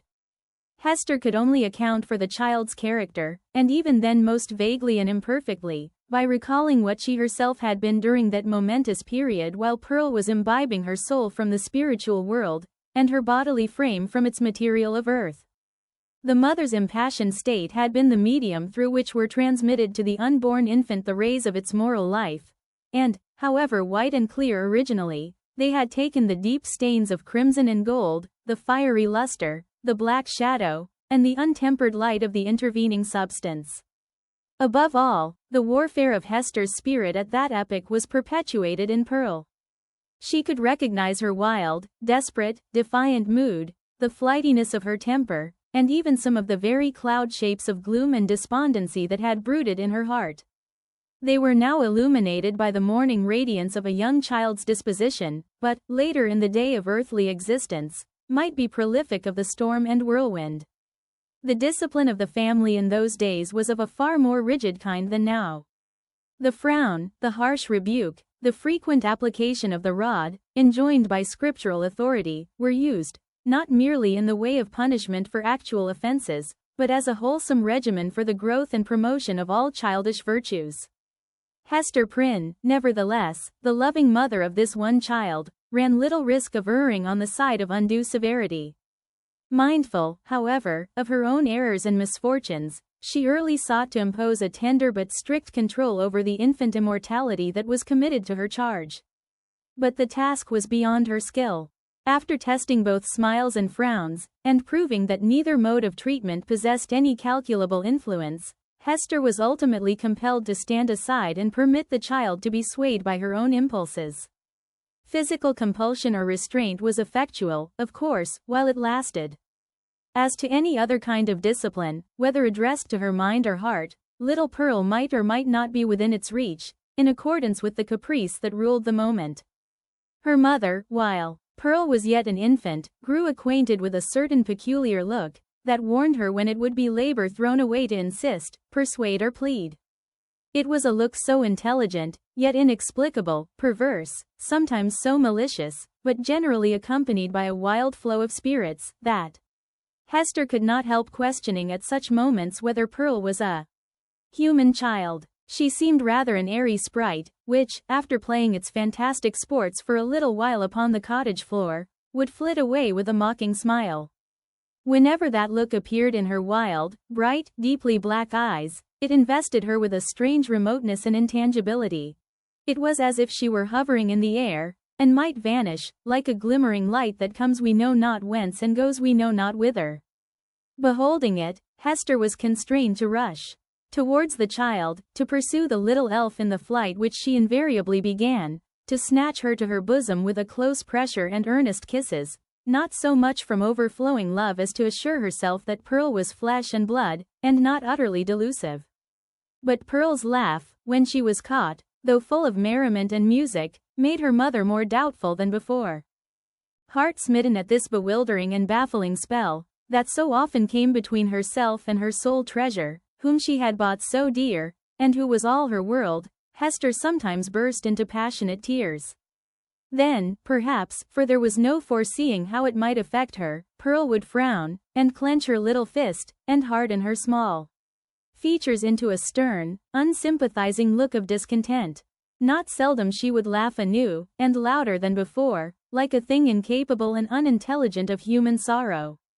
Or, but this more rarely happened, she would be convulsed with rage of grief and sob out her love for her mother in broken words, and seem intent on proving that she had a heart by breaking it. Yet Hester was hardly safe in confiding herself to that gusty tenderness. It passed as suddenly as it came. Brooding over all these matters, the mother felt like one who has evoked a spirit, but, by some irregularity in the process of conjuration, has failed to win the master word that should control this new and incomprehensible intelligence. Her only real comfort was when the child lay in the placidity of sleep. Then she was sure of her, and tasted hours of quiet, sad, delicious happiness, until, perhaps with that perverse expression glimmering from beneath her opening lids, little Pearl awoke. How soon, with what strange rapidity, indeed, did Pearl arrive at an age that was capable of social intercourse beyond the mother's ever-ready smile and nonsense words? And then what a happiness would it have been could Hester Prynne have heard her clear, bird-like voice mingling with the uproar of other childish voices, and have distinguished and unraveled her own darling's tones, amid all the entangled outcry of a group of sportive children. But this could never be. Pearl was a born outcast of the infantile world. An imp of evil, emblem and product of sin, she had no right among christened infants. Nothing was more remarkable than the instinct, as it seemed, with which the child comprehended her loneliness, the destiny that had drawn an inviolable circle round about her, the whole peculiarity, in short, of her position in respect to other children. Never since her release from prison had Hester met the public gaze without her. In all her walks about the town, Pearl, too, was there, first as the babe in arms, and afterwards as the little girl, small companion of her mother, holding a forefinger with her whole grasp, and tripping along at the rate of 3 or 4 footsteps to one of Hester's. She saw the children of the settlement on the grassy margin of the street, or at the domestic thresholds, disporting themselves in such grim fashions as the puritanic nurture would permit, playing at going to church, perchance, or at scourging Quakers, or taking scalps in a sham fight with the Indians, or scaring one another with freaks of imitative witchcraft. Pearl saw, and gazed intently, but never sought to make acquaintance. If spoken to, she would not speak again. If the children gathered about her, as they sometimes did, Pearl would grow positively terrible in her puny wrath, snatching up stones to fling at them, with shrill, incoherent exclamations, that made her mother tremble, because they had so much the sound of a witch's anathemas in some unknown tongue. The truth was, that the little Puritans, being of the most intolerant brood that ever lived, had got a vague idea of something outlandish, unearthly, or at variance with ordinary fashions, in the mother and child, and therefore scorned them in their hearts, and not unfrequently reviled them with their tongues. Pearl felt the sentiment, and requited it with the bitterest hatred that can be supposed to rankle in a childish bosom. These outbreaks of a fierce temper had a kind of value, and even comfort for the mother, because there was at least an intelligible earnestness in the mood, instead of the fitful caprice that so often thwarted her in the child's manifestations. It appalled her, nevertheless, to discern here, again, a shadowy reflection of the evil that had existed in herself. All this enmity and passion had Pearl inherited, by inalienable right, out of Hester's heart. Mother and daughter stood together in the same circle of seclusion from human society, and in the nature of the child seemed to be perpetuated those unquiet elements that had distracted Hester Prynne before Pearl's birth, but had since begun to be soothed away by the softening influences of maternity. At home, within and around her mother's cottage, Pearl wanted not a wide and various circle of acquaintance. The spell of life went forth from her ever-creative spirit, and communicated itself to 1,000 objects, as a torch kindles a flame wherever it may be applied. The unlikeliest materials, a stick, a bunch of rags, a flower, were the puppets of Pearl's witchcraft, and, without undergoing any outward change, became spiritually adapted to whatever drama occupied the stage of her inner world. Her one baby voice served a multitude of imaginary personages, old and young, to talk withal. The pine trees, aged, black, and solemn, and flinging groans and other melancholy utterances on the breeze, needed little transformation to figure as Puritan elders.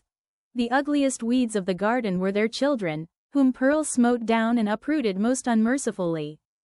It was wonderful, the vast variety of forms into which she threw her intellect, with no continuity, indeed, but darting up and dancing, always in a state of preternatural activity, soon sinking down, as if exhausted by so rapid and feverish a tide of life, and succeeded by other shapes of a similar wild energy.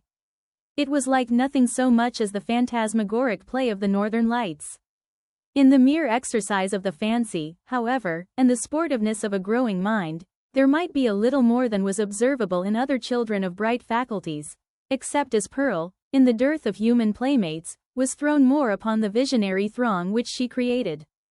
The singularity lay in the hostile feelings with which the child regarded all these offsprings of her own heart and mind. She never created a friend, but seemed always to be sowing broadcast the dragon's teeth, whence sprung a harvest of armed enemies, against whom she rushed to battle. It was inexpressibly sad, then what depth of sorrow to a mother, who felt in her own heart the cause, to observe, in one so young, this constant recognition of an adverse world, and so fierce a training of the energies that were to make good her cause in the contest that must ensue. Gazing at Pearl, Hester Prynne often dropped her work upon her knees, and cried out with an agony which she would fain have hidden, but which made utterance for itself betwixt speech and a groan, "O Father in heaven, if thou art still my Father, what is this being which I have brought into the world?"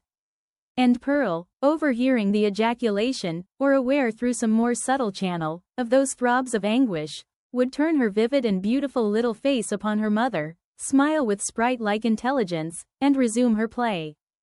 One peculiarity of the child's deportment remains yet to be told.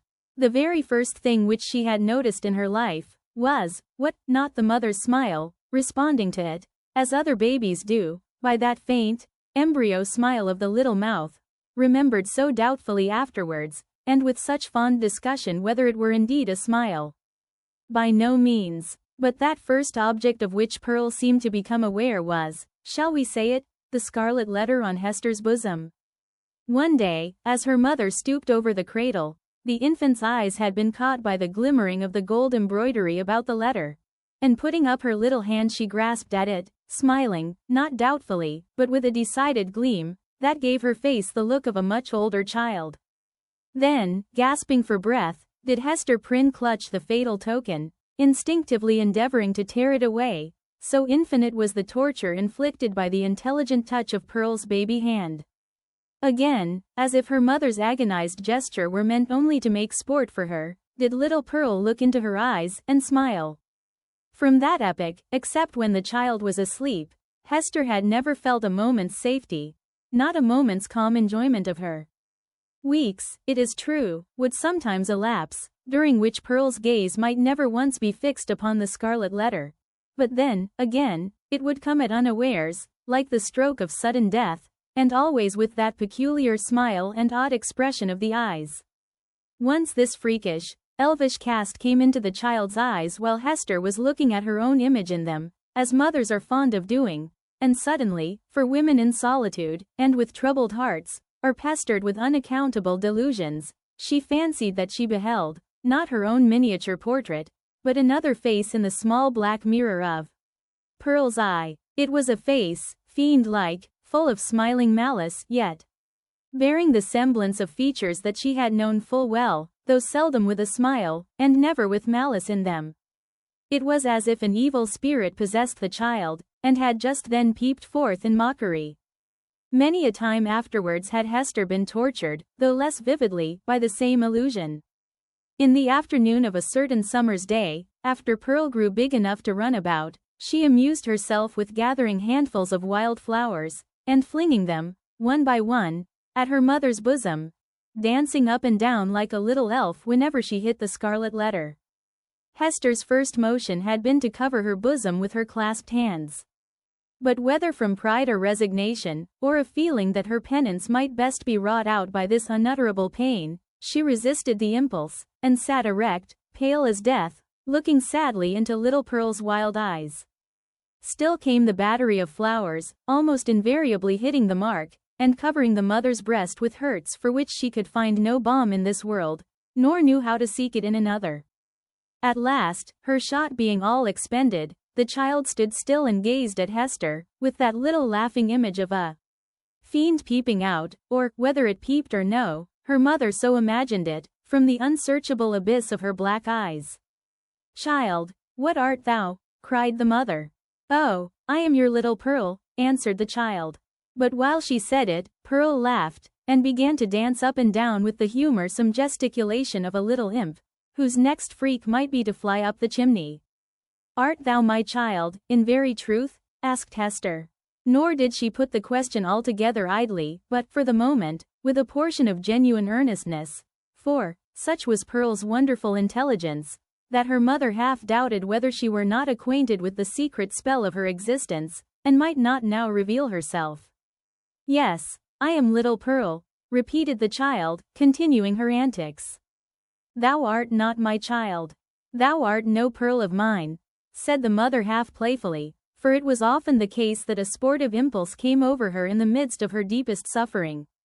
"Tell me, then, what thou art, and who sent thee hither." "Tell me, mother," said the child, seriously, coming up to Hester, and pressing herself close to her knees. "Did thou tell me? Thy heavenly Father sent thee," answered Hester Prynne. But she said it with a hesitation that did not escape the acuteness of the child.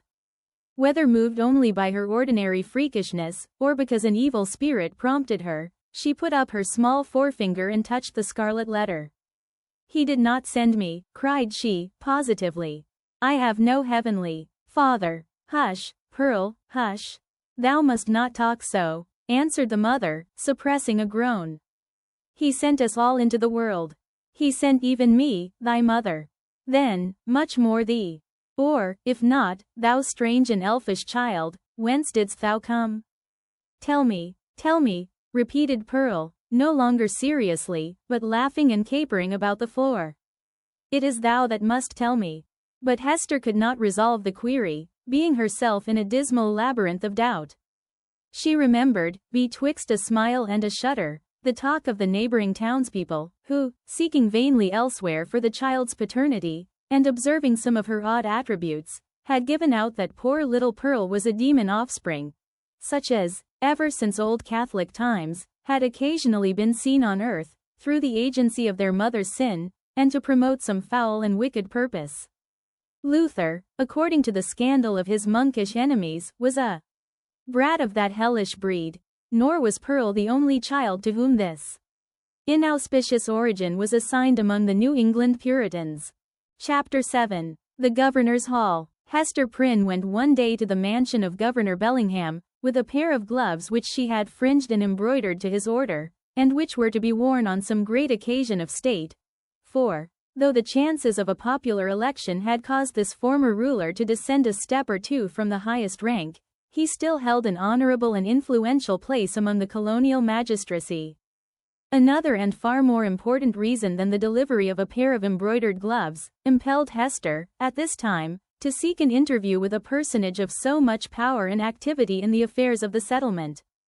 It had reached her ears that there was a design on the part of some of the leading inhabitants, cherishing the more rigid order of principles in religion and government, to deprive her of her child. On the supposition that Pearl, as already hinted, was of demon origin, these good people not unreasonably argued that a Christian interest in the mother's soul required them to remove such a stumbling block from her path. If the child, on the other hand, were really capable of moral and religious growth, and possessed the elements of ultimate salvation, then, surely, it would enjoy all the fairer prospect of these advantages by being transferred to wiser and better guardianship than Hester Prynne's. Among those who promoted the design, Governor Bellingham was said to be one of the most busy. It may appear singular, and, indeed, not a little ludicrous, that an affair of this kind, which in later days would have been referred to no higher jurisdiction than that of the select men of the town, should then have been a question publicly discussed, and on which statesmen of eminence took sides. At that epoch of pristine simplicity, however, matters of even slighter public interest, and of far less intrinsic weight than the welfare of Hester and her child, were strangely mixed up with the deliberations of legislators and acts of state. The period was hardly, if at all, earlier than that of our story, when a dispute concerning the right of property in a pig not only caused a fierce and bitter contest in the legislative body of the colony, but resulted in an important modification of the framework itself of the legislature. Full of concern, therefore, but so conscious of her own right that it seemed scarcely an unequal match between the public on the one side, and a lonely woman, backed by the sympathies of nature, on the other, Hester Prynne set forth from her solitary cottage. Little Pearl, of course, was her companion. She was now of an age to run lightly along by her mother's side, and, constantly in motion from morn till sunset, could have accomplished a much longer journey than that before her. Often, nevertheless, more from caprice than necessity, she demanded to be taken up in arms, but was soon as imperious to be let down again, and frisked onward before Hester on the grassy pathway, with many a harmless trip and tumble. We have spoken of Pearl's rich and luxuriant beauty, a beauty that shone with deep and vivid tints, a bright complexion, eyes possessing intensity both of depth and glow, and hair already of a deep, glossy brown, and which, in after years, would be nearly akin to black. There was fire in her and throughout her. She seemed the unpremeditated offshoot of a passionate moment. Her mother, in contriving the child's garb, had allowed the gorgeous tendencies of her imagination their full play, arraying her in a crimson velvet tunic of a peculiar cut, abundantly embroidered in fantasies and flourishes of gold thread. So much strength of coloring, which must have given a wan and pallid aspect to cheeks of a fainter bloom, was admirably adapted to Pearl's beauty, and made her the very brightest little jet of flame that ever danced upon the earth. But it was a remarkable attribute of this garb, and indeed, of the child's whole appearance, that it irresistibly and inevitably reminded the beholder of the token which Hester Prynne was doomed to wear upon her bosom. It was the Scarlet Letter in another form, the Scarlet Letter endowed with life.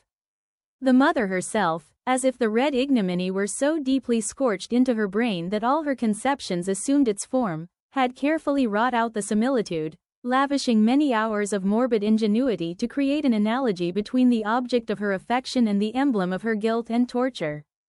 But, in truth, Pearl was the one as well as the other, and only in consequence of that identity had Hester contrived so perfectly to represent the Scarlet Letter in her appearance.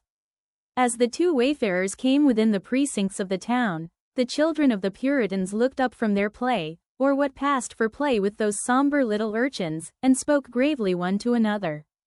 "Behold, verily, there is the woman of the Scarlet Letter, and of a truth, moreover, there is the likeness of the Scarlet Letter running along by her side.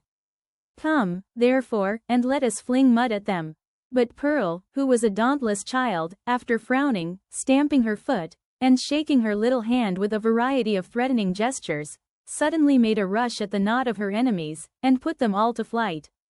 She resembled, in her fierce pursuit of them, an infant pestilence, the scarlet fever, or some such half-fledged angel of judgment, whose mission was to punish the sins of the rising generation. She screamed and shouted, too, with a terrific volume of sound, which, doubtless, caused the hearts of the fugitives to quake within them.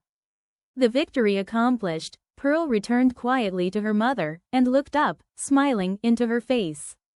Without further adventure, they reached the dwelling of Governor Bellingham. This was a large wooden house, built in a fashion of which there are specimens still extant in the streets of our older towns now moss-grown, crumbling to decay, and melancholy at heart with the many sorrowful or joyful occurrences, remembered or forgotten, that have happened and passed away within their dusky chambers. Then, however, there was the freshness of the passing year on its exterior, and the cheerfulness, gleaming forth from the sunny windows, of a human habitation, into which death had never entered.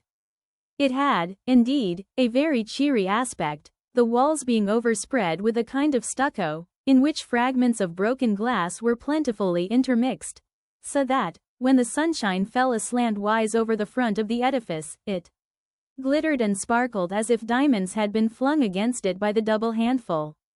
The brilliancy might have befitted Aladdin's palace rather than the mansion of a grave old Puritan ruler. It was further decorated with strange and seemingly cabalistic figures and diagrams, suitable to the quaint taste of the age, which had been drawn in the stucco, when newly laid on, and had now grown hard and durable, for the admiration of after times. Pearl, looking at this bright wonder of a house, began to caper and dance, and imperatively required that the whole breadth of sunshine should be stripped off its front, and given her to play with. "No, my little Pearl," said her mother, "thou must gather thine own sunshine. I have none to give thee."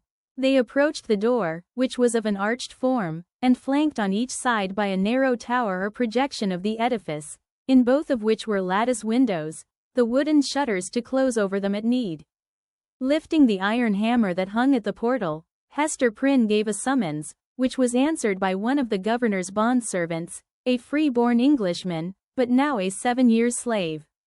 During that term he was to be the property of his master, and as much a commodity of bargain and sale as an ox, or a joint stool.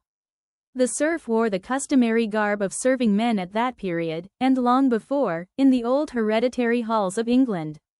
"Is the worshipful Governor Bellingham within?" inquired Hester. "Yea, forsooth," replied the bondservant, staring with wide-open eyes at the Scarlet Letter, which, being a newcomer in the country, he had never before seen. "Yea, his honourable worship is within. But he hath a godly minister or two with him, and likewise a leech. Ye may not see his worship now." "Nevertheless, I will enter," answered Hester Prynne, and the bondservant, perhaps judging from the decision of her air, and the glittering symbol in her bosom, that she was a great lady in the land, offered no opposition. So the mother and little Pearl were admitted into the hall of entrance. With many variations, suggested by the nature of his building materials, diversity of climate, and a different mode of social life, Governor Bellingham had planned his new habitation after the residences of gentlemen of fair estate in his native land. Here, then, was a wide and reasonably lofty hall, extending through the whole depth of the house, and forming a medium of general communication, more or less directly, with all the other apartments. At one extremity, this spacious room was lighted by the windows of the 2 towers, which formed a small recess on either side of the portal. At the other end, though partly muffled by a curtain, it was more powerfully illuminated by one of those embowed hall windows which we read of in old books, and which was provided with a deep and cushioned seat. Here, on the cushion, lay a folio tome, probably of the Chronicles of England, or other such substantial literature, even as, in our own days, we scatter gilded volumes on the center table, to be turned over by the casual guest. The furniture of the hall consisted of some ponderous chairs, the backs of which were elaborately carved with wreaths of oaken flowers, and likewise a table in the same taste, the whole being of the Elizabethan age, or perhaps earlier, and heirlooms, transferred hither from the governor's paternal home. On the table, in token that the sentiment of old English hospitality had not been left behind, stood a large pewter tankard, at the bottom of which, had Hester or Pearl peeped into it, they might have seen the frothy remnant of a recent draught of ale. On the wall hung a row of portraits, representing the forefathers of the Bellingham lineage, some with armor on their breasts, and others with stately ruffs and robes of peace. All were characterized by the sternness and severity which old portraits so invariably put on, as if they were the ghosts, rather than the pictures, of departed worthies, and were gazing with harsh and intolerant criticism at the pursuits and enjoyments of living men. At about the center of the oaken panels that lined the hall was suspended a suit of mail, not, like the pictures, an ancestral relic, but of the most modern date, for it had been manufactured by a skillful armorer in London, the same year in which Governor Bellingham came over to New England. There was a steel headpiece, a cuirass, a gorget and greaves, with a pair of gauntlets and a sword hanging beneath. All, and especially the helmet and breastplate, so highly burnished as to glow with white radiance, and scatter an illumination everywhere about upon the floor. This bright panoply was not meant for mere idle show, but had been worn by the governor on many a solemn muster and training field, and had glittered, moreover, at the head of a regiment in the Pequod War. For, though bred a lawyer, and accustomed to speak of Bacon, Coke, Noailles, and Finch, as his professional associates, the exigencies of this new country had transformed Governor Bellingham into a soldier, as well as a statesman and ruler. Little Pearl, who was as greatly pleased with the gleaming armor as she had been with the glittering frontispiece of the house, spent some time looking into the polished mirror of the breastplate. "Mother," cried she, "I see you here. Look, look." Hester looked by way of humoring the child, and she saw that, owing to the peculiar effect of this convex mirror, the Scarlet Letter was represented in exaggerated and gigantic proportions, so as to be greatly the most prominent feature of her appearance. In truth, she seemed absolutely hidden behind it. Pearl pointed upwards also, at a similar picture in the headpiece, smiling at her mother, with the elfish intelligence that was so familiar an expression on her small physiognomy. That look of naughty merriment was likewise reflected in the mirror, with so much breadth and intensity of effect, that it made Hester Prynne feel as if it could not be the image of her own child, but of an imp who was seeking to mold itself into Pearl's shape. "Come along, Pearl," said she, drawing her away, "come and look into this fair garden. It may be we shall see flowers there, more beautiful ones than we find in the woods." Pearl accordingly ran to the bow window, at the further end of the hall, and looked along the vista of a garden walk, carpeted with closely shaven grass, and bordered with some rude and immature attempt at shrubbery. But the proprietor appeared already to have relinquished as hopeless the effort to perpetuate on this side of the Atlantic, in a hard soil, and amid the close struggle for subsistence, the native English taste for ornamental gardening.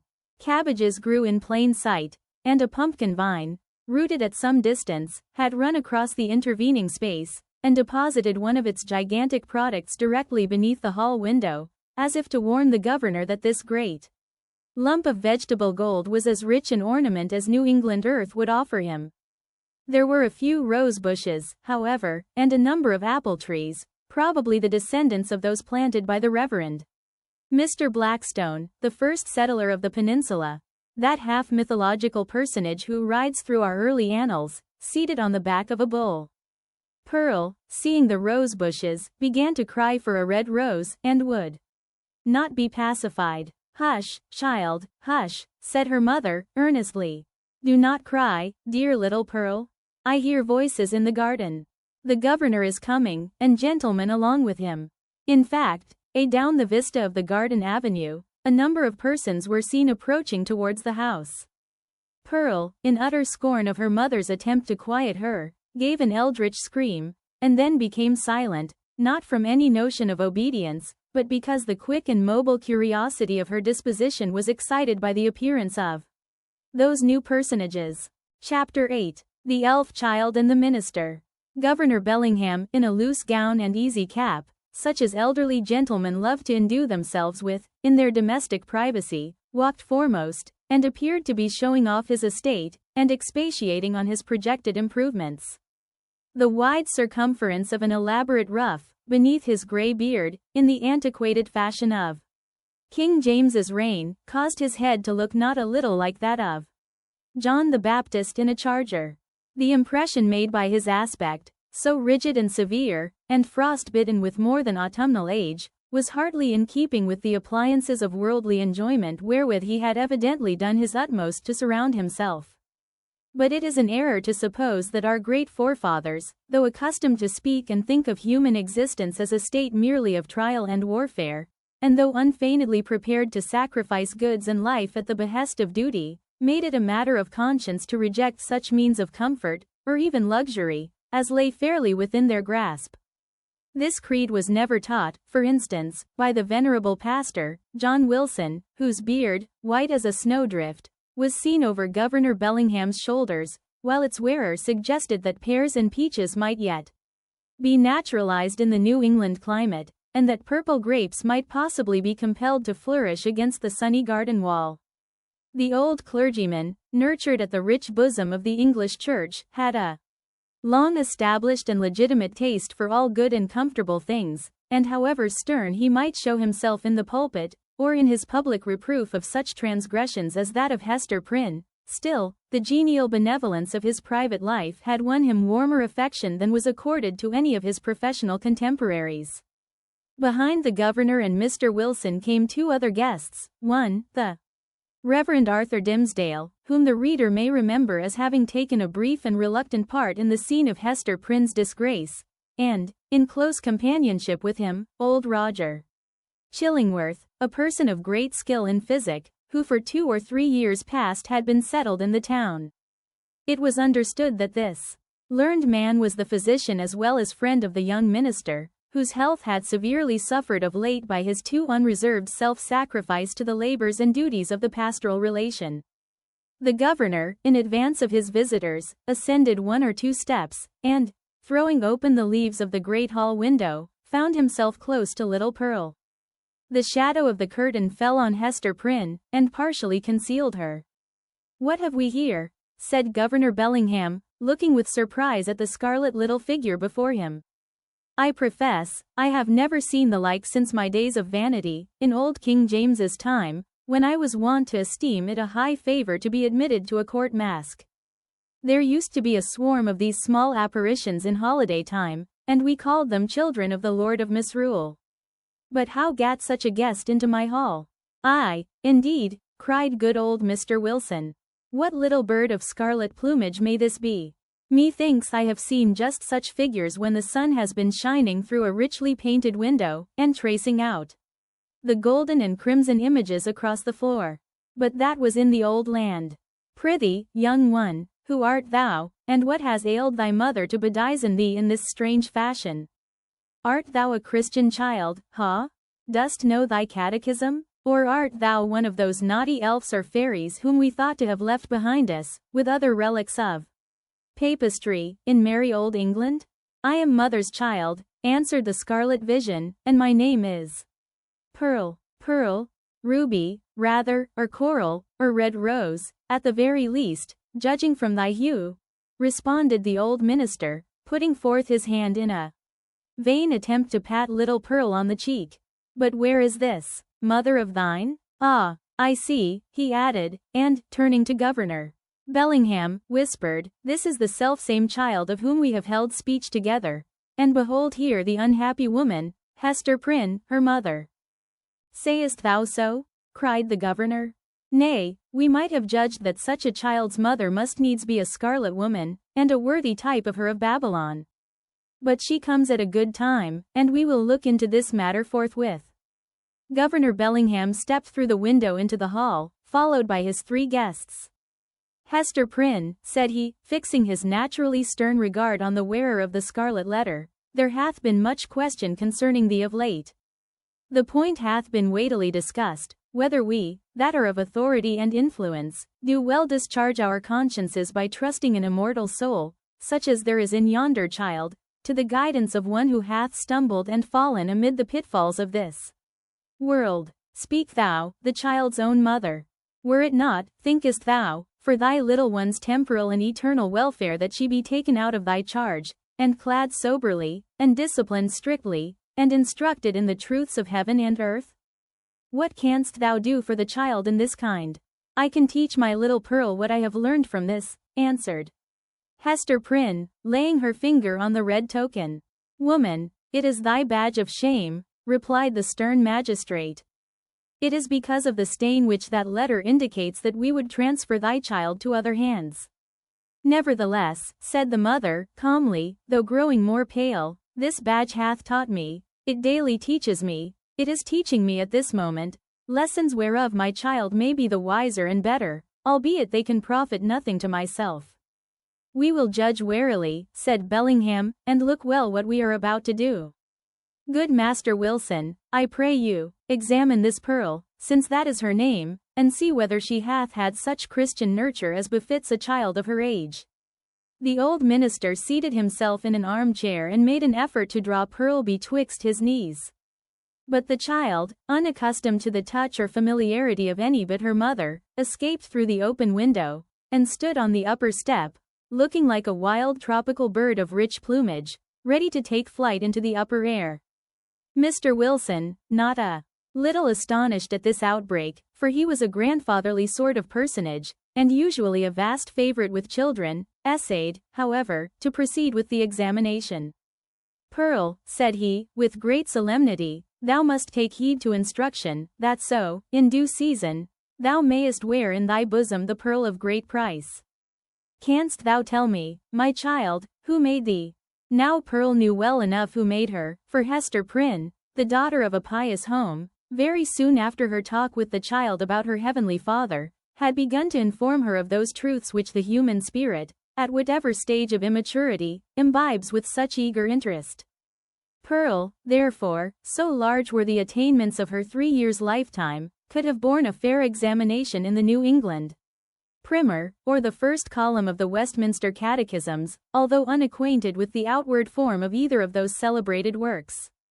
But that perversity, which all children have more or less of, and of which little Pearl had a tenfold portion, now, at the most inopportune moment, took thorough possession of her, and closed her lips, or impelled her to speak words amiss. After putting her finger in her mouth, with many ungracious refusals to answer good Mr. Wilson's question, the child finally announced that she had not been made at all, but had been plucked by her mother off the bush of wild roses that grew by the prison door. This fantasy was probably suggested by the near proximity of the governor's red roses, as Pearl stood outside of the window, together with her recollection of the prison rose bush, which she had passed in coming hither. Old Roger Chillingworth, with a smile on his face, whispered something in the young clergyman's ear. Hester Prynne looked at the man of skill, and even then, with her fate hanging in the balance, was startled to perceive what a change had come over his features, how much uglier they were, how his dark complexion seemed to have grown duskier, and his figure more misshapen, since the days when she had familiarly known him. She met his eyes for an instant, but was immediately constrained to give all her attention to the scene now going forward. "This is awful," cried the governor, slowly recovering from the astonishment into which Pearl's response had thrown him. "Here is a child of 3 years old, and she cannot tell who made her. Without question, she is equally in the dark as to her soul, its present depravity, and future destiny. Methinks, gentlemen, we need inquire no further." Hester caught hold of Pearl, and drew her forcibly into her arms, confronting the old Puritan magistrate with almost a fierce expression. Alone in the world, cast off by it, and with this sole treasure to keep her heart alive, she felt that she possessed indefeasible rights against the world, and was ready to defend them to the death. "God gave me the child," cried she. "He gave her in requital of all things else which ye had taken from me. She is my happiness, she is my torture, none the less. Pearl keeps me here in life. Pearl punishes me, too. See ye not, she is the Scarlet Letter, only capable of being loved, and so endowed with a millionfold the power of retribution for my sin? Ye shall not take her. I will die first." "My poor woman," said the not unkind old minister, "the child shall be well cared for, far better than thou canst do for it." "God gave her into my keeping," repeated Hester Prynne, raising her voice almost to a shriek. "I will not give her up." And here by a sudden impulse, she turned to the young clergyman, Mr. Dimsdale, at whom, up to this moment, she had seemed hardly so much as once to direct her eyes. "Speak thou for me," cried she. "Thou wast my pastor, and hadst charge of my soul, and knowest me better than these men can. I will not lose the child. Speak for me. Thou knowest, for thou hast sympathies which these men lack, thou knowest what is in my heart, and what are a mother's rights, and how much the stronger they are when that mother has but her child in the Scarlet Letter. Look thou to it. I will not lose the child. Look to it." At this wild and singular appeal, which indicated that Hester Prynne's situation had provoked her to little less than madness, the young minister at once came forward, pale, and holding his hand over his heart, as was his custom whenever his peculiarly nervous temperament was thrown into agitation. He looked now more careworn and emaciated than as we described him at the scene of Hester's public ignominy, and whether it were his failing health, or whatever the cause might be, his large dark eyes had a world of pain in their troubled and melancholy depth. "There is truth in what she says," began the minister, with a voice sweet, tremulous, but powerful, insomuch that the hall re-echoed and the hollow armor rang with it. truth in what Hester says, and in the feeling which inspires her. God gave her the child, and gave her, too, an instinctive knowledge of its nature and requirements, both seemingly so peculiar, which no other mortal being can possess. And, moreover, is there not a quality of awful sacredness in the relation between this mother and this child? Aye, how is that, good Master Dimmesdale? Interrupted the governor. Make that plain, I pray you. It must be even so, resumed the minister. For, if we deem it otherwise, do we not thereby say that the Heavenly Father, the Creator of all flesh, hath lightly recognized a deed of sin, and made of no account the distinction between unhallowed lust and holy love? This child of its father's guilt and its mother's shame has come from the hand of God, to work in many ways upon her heart, who pleads so earnestly and with such bitterness of spirit the right to keep her. It was meant for a blessing, for the one blessing of her life. It was meant, doubtless, the mother herself hath told us, for a retribution, too, a torture to be felt at many an unthought of moment, a pang, a sting, an ever-recurring agony, in the midst of a troubled joy. Hath she not expressed this thought in the garb of the poor child, so forcibly reminding us of that red symbol which sears her bosom? Well said again, cried good Mr. Wilson. I feared the woman had no better thought than to make a mountebank of her child. Oh, not so, continued Mr. Dimmesdale. She recognizes, believe me, the solemn miracle which God hath wrought in the existence of that child. And may she feel, too, what, methinks, is the very truth, that this boon was meant, above all things else, to keep the mother's soul alive, and to preserve her from blacker depths of sin into which Satan might else have sought to plunge her. Therefore it is good for this poor, sinful woman, that she hath an infant immortality, a being capable of eternal joy or sorrow, confided to her care, to be trained up by her to righteousness, to remind her, at every moment, of her fall, but yet to teach her, as if it were by the Creator's sacred pledge, that, if she bring the child to heaven, the child also will bring its parents thither. Herein is the sinful mother happier than the sinful father. For Hester Prynne's sake, then, and no less for the poor child's sake, let us leave them as Providence hath seen fit to place them. You speak, my friend, with a strange earnestness, said old Roger Chillingworth, smiling at him. And there is a weighty import in what my young brother hath spoken, added the Reverend Mr. Wilson. What say you, worshipful Master Bellingham? Hath he not pleaded well for the poor woman? Indeed hath he, answered the magistrate, and hath adduced such arguments, that we will even leave the matter as it now stands, so long, at least, as there shall be no further scandal in the woman.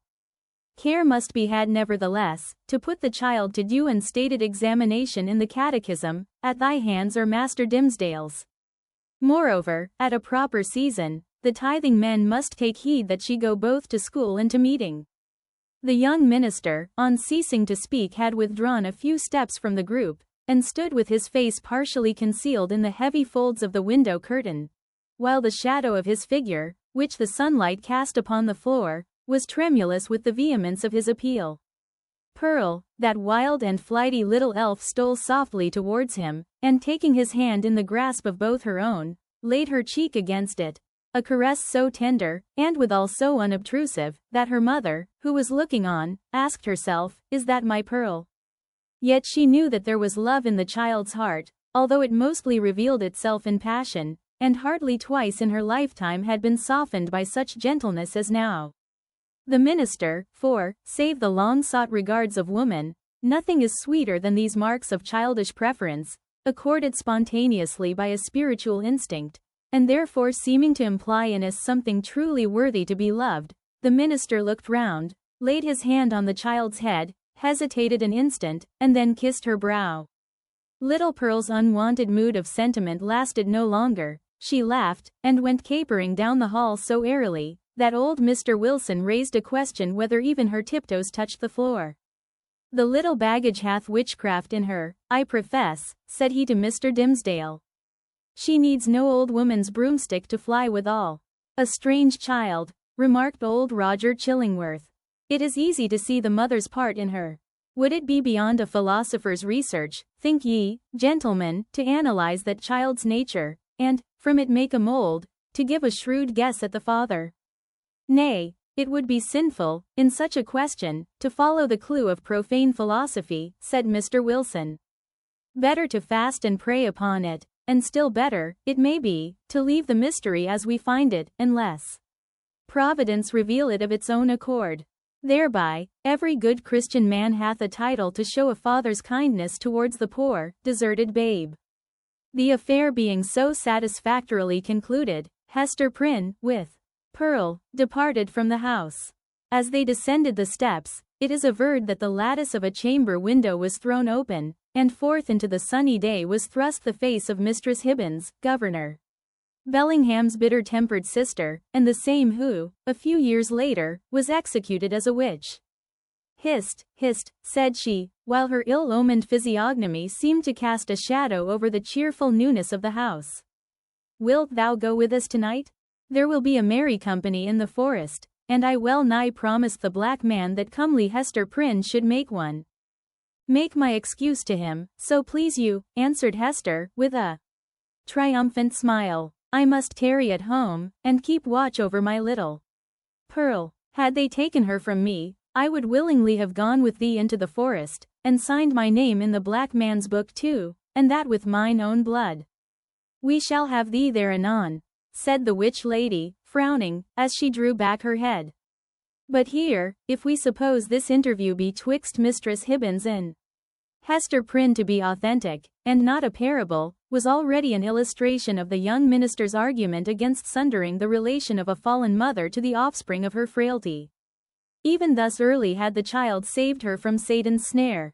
Chapter 9. The Leech. Under the appellation of Roger Chillingworth, the reader will remember, was hidden another name, which its former wearer had resolved should never more be spoken.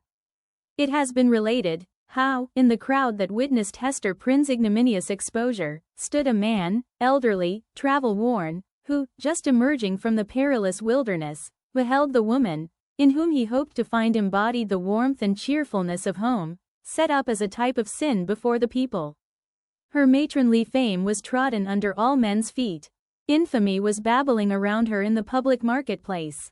For her kindred, should the tidings ever reach them, and for the companions of her unspotted life, there remained nothing but the contagion of her dishonor, which would not fail to be distributed in strict accordance and proportion with the intimacy and sacredness of their previous relationship. Then why, since the choice was with himself, should the individual, whose connection with the fallen woman had been the most intimate and sacred of them all, come forward to vindicate his claim to an inheritance so little desirable? He resolved not to be pilloried beside her on her pedestal of shame. Unknown to all but Hester Prynne, and possessing the lock and key of her silence, he chose to withdraw his name from the roll of mankind, and, as regarded his former ties and interest, to vanish out of life as completely as if he indeed lay at the bottom of the ocean, whither rumor had long ago consigned him. This purpose once effected, new interests would immediately spring up, and likewise a new purpose, dark, it is true, if not guilty, but of force enough to engage the full strength of his faculties. In pursuance of this resolve, he took up his residence in the Puritan town as Roger Chillingworth, without other introduction than the learning and intelligence of which he possessed more than a common measure. As his studies, at a previous period of his life, had made him extensively acquainted with the medical science of the day, it was as a physician that he presented himself and as such was cordially received. Skillful men, of the medical and chirurgical profession, were of rare occurrence in the colony. They seldom, it would appear, partook of the religious zeal that brought other emigrants across the Atlantic. In their researches into the human frame, it may be that the higher and more subtle faculties of such men were materialized, and that they lost the spiritual view of existence amid the intricacies of that wondrous mechanism, which seemed to involve art enough to comprise all of life within itself. At all events, the health of the good town of Boston, so far as medicine had aught to do with it, had hitherto lain in the guardianship of an aged deacon and apothecary, whose piety and godly deportment were stronger testimonials in his favor than any that he could have produced in the shape of a diploma. The only surgeon was one who combined the occasional exercise of that noble art with the daily and habitual flourish of a razor. To such a professional body Roger Chillingworth was a brilliant acquisition. He soon manifested his familiarity with the ponderous and imposing machinery of antique physic, in which every remedy contained a multitude of far-fetched and heterogeneous ingredients, as elaborately compounded as if the proposed result had been the elixir of life. In his Indian captivity, moreover, he had gained much knowledge of the properties of native herbs and roots, nor did he conceal from his patients that these simple medicines, nature's boon to the untutored savage, had quite as large a share of his own confidence as the European pharmacopoeia, which so many learned doctors had spent centuries in elaborating. This learned stranger was exemplary as regarded at least the outward forms of a religious life, and early after his arrival, had chosen for his spiritual guide the Reverend Mr. Dimmesdale. The young divine, whose scholar-like renown still lived in Oxford, was considered by his more fervent admirers as little less than a heavenly ordained apostle, destined, should he live and labor for the ordinary term of life, to do as great deeds, for the now feeble New England Church, as the early fathers had achieved for the infancy of the Christian faith. About this period, however, the health of Mr. Dimmesdale had evidently begun to fail. By those best acquainted with his habits, the paleness of the young minister's cheek was accounted for by his too earnest devotion to study, his scrupulous fulfillment of parochial duty, and more than all, to the fasts and vigils of which he made a frequent practice, in order to keep the grossness of this earthly state from clogging and obscuring his spiritual lamp. Some declared that if Mr. Dimmesdale were really going to die, it was cause enough that the world was not worthy to be any longer trodden by his feet. He himself, on the other hand, with characteristic humility, avowed his belief that if Providence should see fit to remove him, it would be because of his own unworthiness to perform its humblest mission here on earth. With all this difference of opinion as to the cause of his decline, there could be no question of the fact. His form grew emaciated. His voice, though still rich and sweet, had a certain melancholy prophecy of decay in it. He was often observed, on any slight alarm or other sudden accident, to put his hand over his heart with first a flush and then a paleness, indicative of pain. Such was the young clergyman's condition, and so imminent the prospect that his dawning light would be extinguished, all untimely, when Roger Chillingworth made his advent to the town. His first entry on the scene, few people could tell whence, dropping down as it were out of the sky or starting from the nether earth, had an aspect of mystery, which was easily heightened to the miraculous.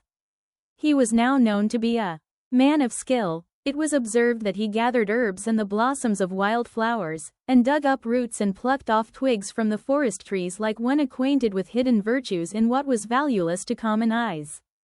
He was heard to speak of Sir Kenelm Digby and other famous men, whose scientific attainments were esteemed hardly less than supernatural, as having been his correspondents or associates.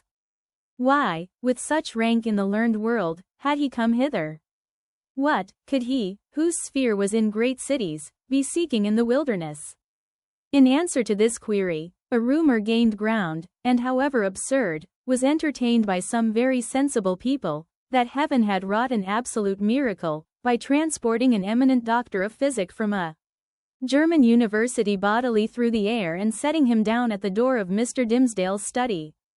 Individuals of wiser faith, indeed, who knew that heaven promotes its purposes without aiming at the stage effect of what is called miraculous interposition, were inclined to see a providential hand in Roger Chillingworth's so opportune arrival.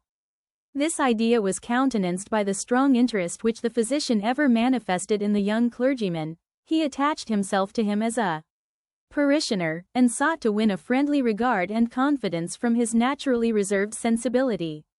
He expressed great alarm at his pastor's state of health, but was anxious to attempt the cure, and, if early undertaken, seemed not despondent of a favorable result. The elders, the deacons, the motherly dames, and the young and fair maidens of Mr. Dimmesdale's flock, were alike importunate that he should make trial of the physician's frankly offered skill. Mr. Dimmesdale gently repelled their entreaties. "I need no medicine," said he.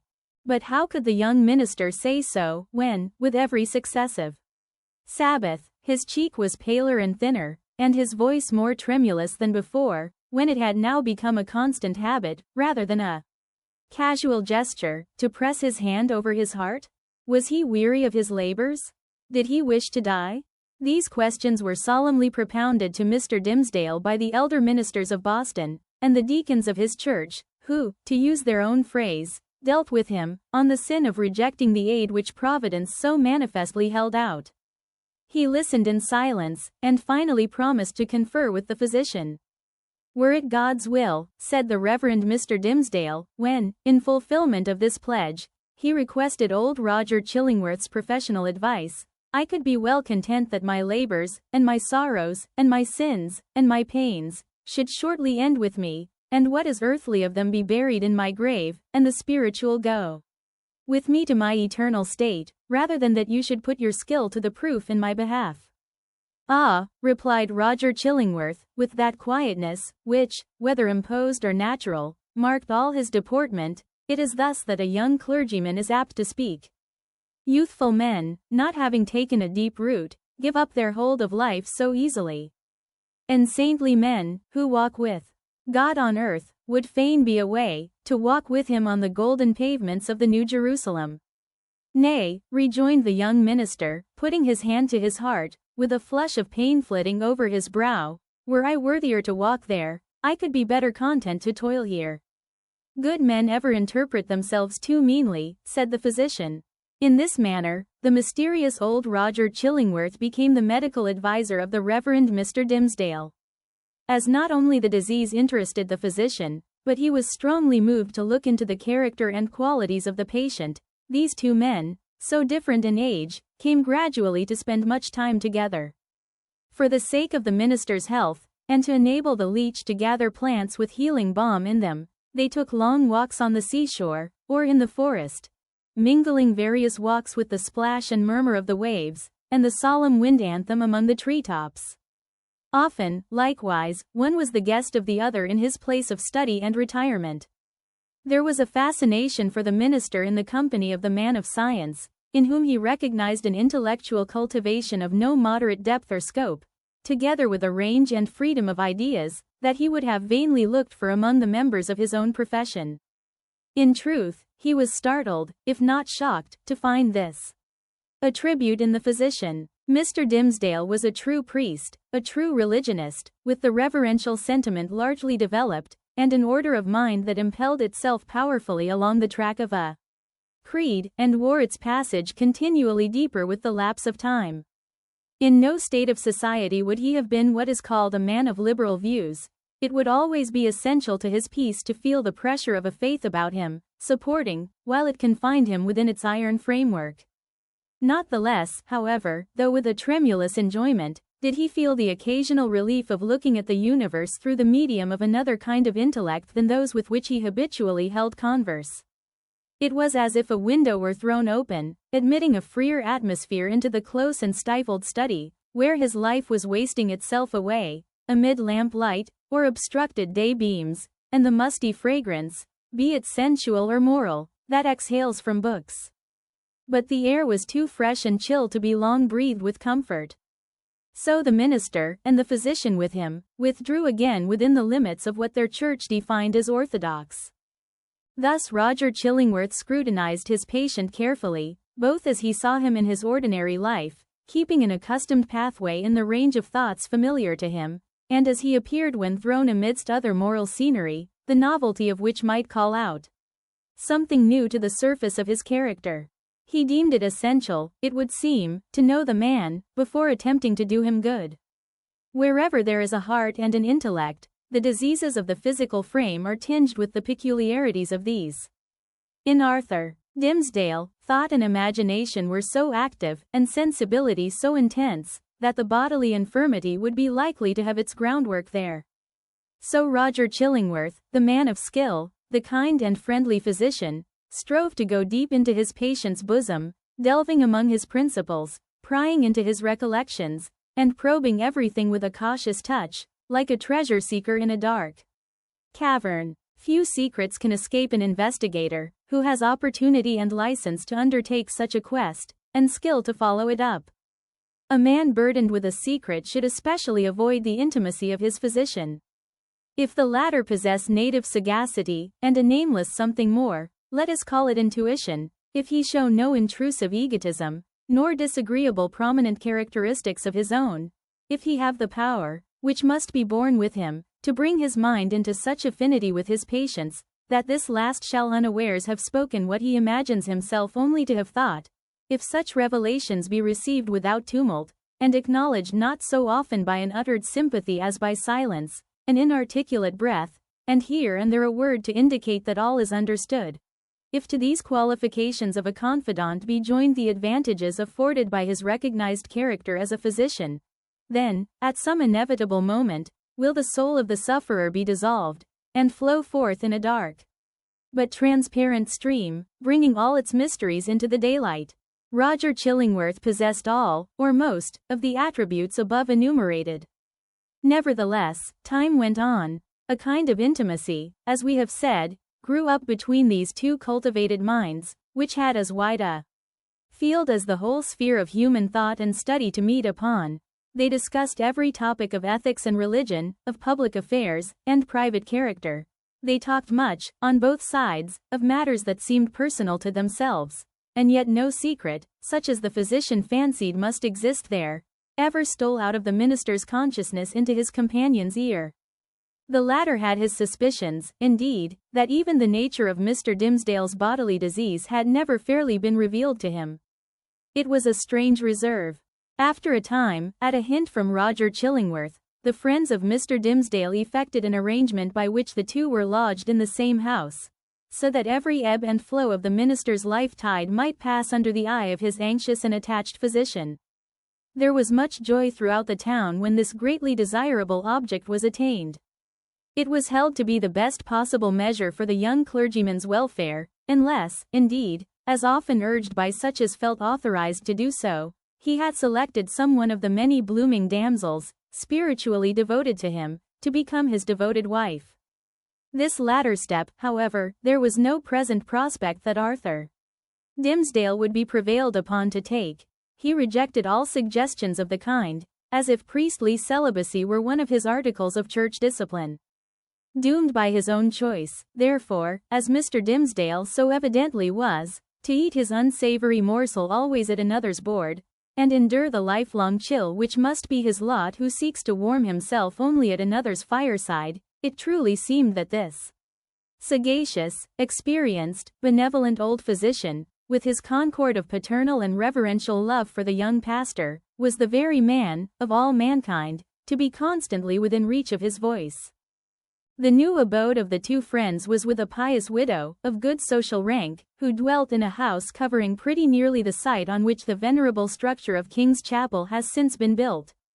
It had the graveyard, originally Isaac Johnson's home field, on one side, and so was well adapted to call up serious reflections, suited to their respective employments, in both minister and man of physic. The motherly care of the good widow assigned to Mr. Dimmesdale a front apartment, with a sunny exposure, and heavy window curtains, to create a noontide shadow when desirable. The walls were hung round with tapestry, said to be from the Gobelin looms, and, at all events, representing the scriptural story of David and Bathsheba, and Nathan the prophet, in colors still unfaded, but which made the fair woman of the scene almost as grimly picturesque as the woe-denouncing seer.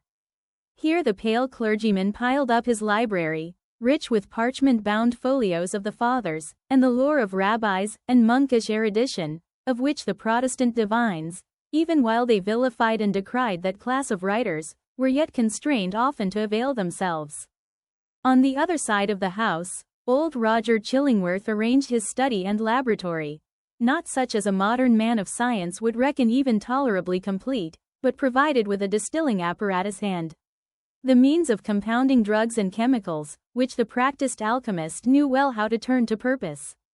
With such commodiousness of situation, these two learned persons sat themselves down, each in his own domain, yet familiarly passing from one apartment to the other, and bestowing a mutual and not incurious inspection into one another's business.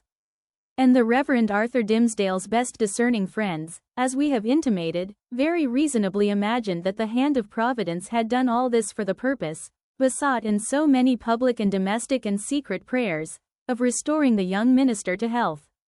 But, it must now be said, another portion of the community had latterly begun to take its own view of the relation betwixt Mr. Dimmesdale and the mysterious old physician. When an uninstructed multitude attempts to see with its eyes, it is exceedingly apt to be deceived. When, however, it forms its judgment, as it usually does, on the intuitions of its great and warm heart, the conclusions thus attained are often so profound and so unerring as to possess the character of truth supernaturally revealed. The people, in the case of which we speak, could justify its prejudice against Roger Chillingworth by no fact or argument worthy of serious refutation. There was an aged handicraftsman, it is true, who had been a citizen of London at the period of Sir Thomas Overbury's murder, now some 30 years agone. He testified to having seen the physician, under some other name, which the narrator of the story had now forgotten, in company with Dr. Foreman, the famous old conjurer, who was implicated in the affair of Overbury. 2 or 3 individuals hinted that the man of skill, during his Indian captivity, had enlarged his medical attainments by joining in the incantations of the savage priests, who were universally acknowledged to be powerful enchanters, often performing seemingly miraculous cures by their skill in the black art.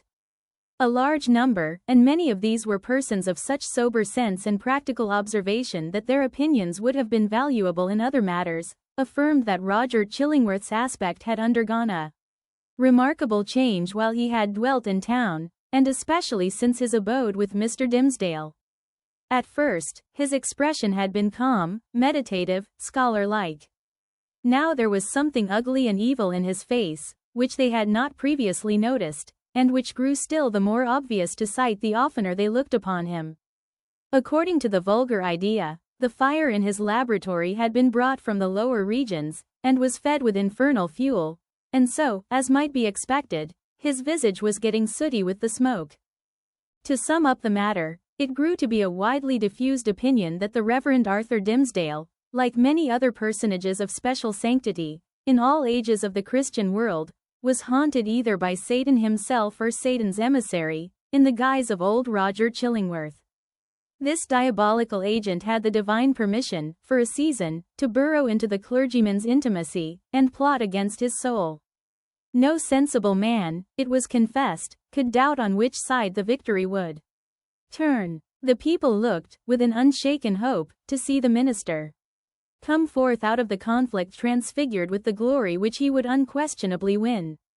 Meanwhile, nevertheless, it was sad to think of the perchance mortal agony through which he must struggle towards his triumph. Alas! To judge from the gloom and terror in the depth of the poor minister's eyes, the battle was a sore one, and the victory anything but secure. Chapter 10. The Leech and His Patient. Old Roger Chillingworth, throughout life, had been calm in temperament, kindly, though not of warm affections, but ever, and in all his relations with the world, a pure and upright man.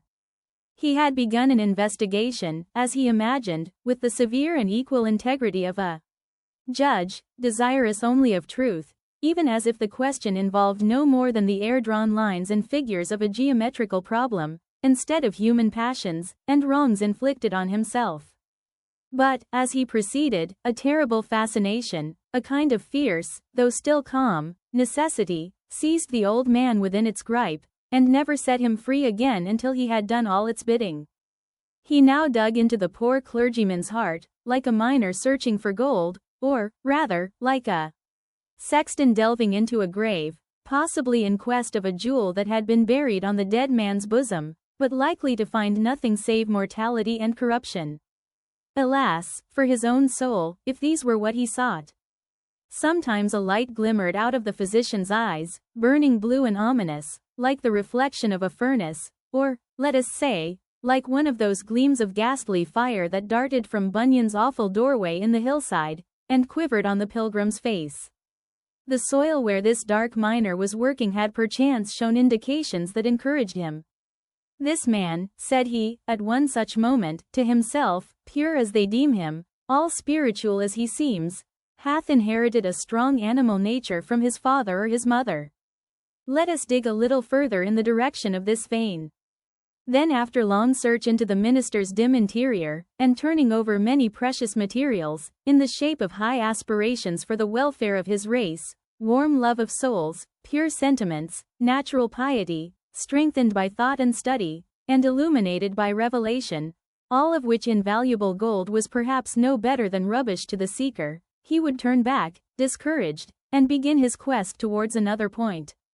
He groped along as stealthily, with as cautious a tread, and as wary an outlook, as a thief entering a chamber where a man lies only half asleep, or, it may be, broad awake, with purpose to steal the very treasure which this man guards as the apple of his eye.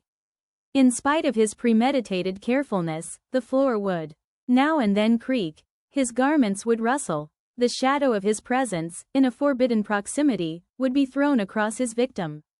In other words, Mr. Dimmesdale, whose sensibility of nerve often produced the effect of spiritual intuition, would become vaguely aware that something inimical to his peace had thrust itself into relation with him.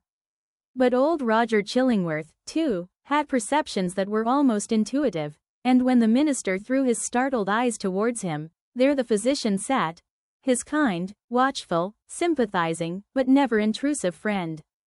Yet Mr. Dimmesdale would perhaps have seen this individual's character more perfectly, if a certain morbidness, to which sick hearts are liable, had not rendered him suspicious of all mankind.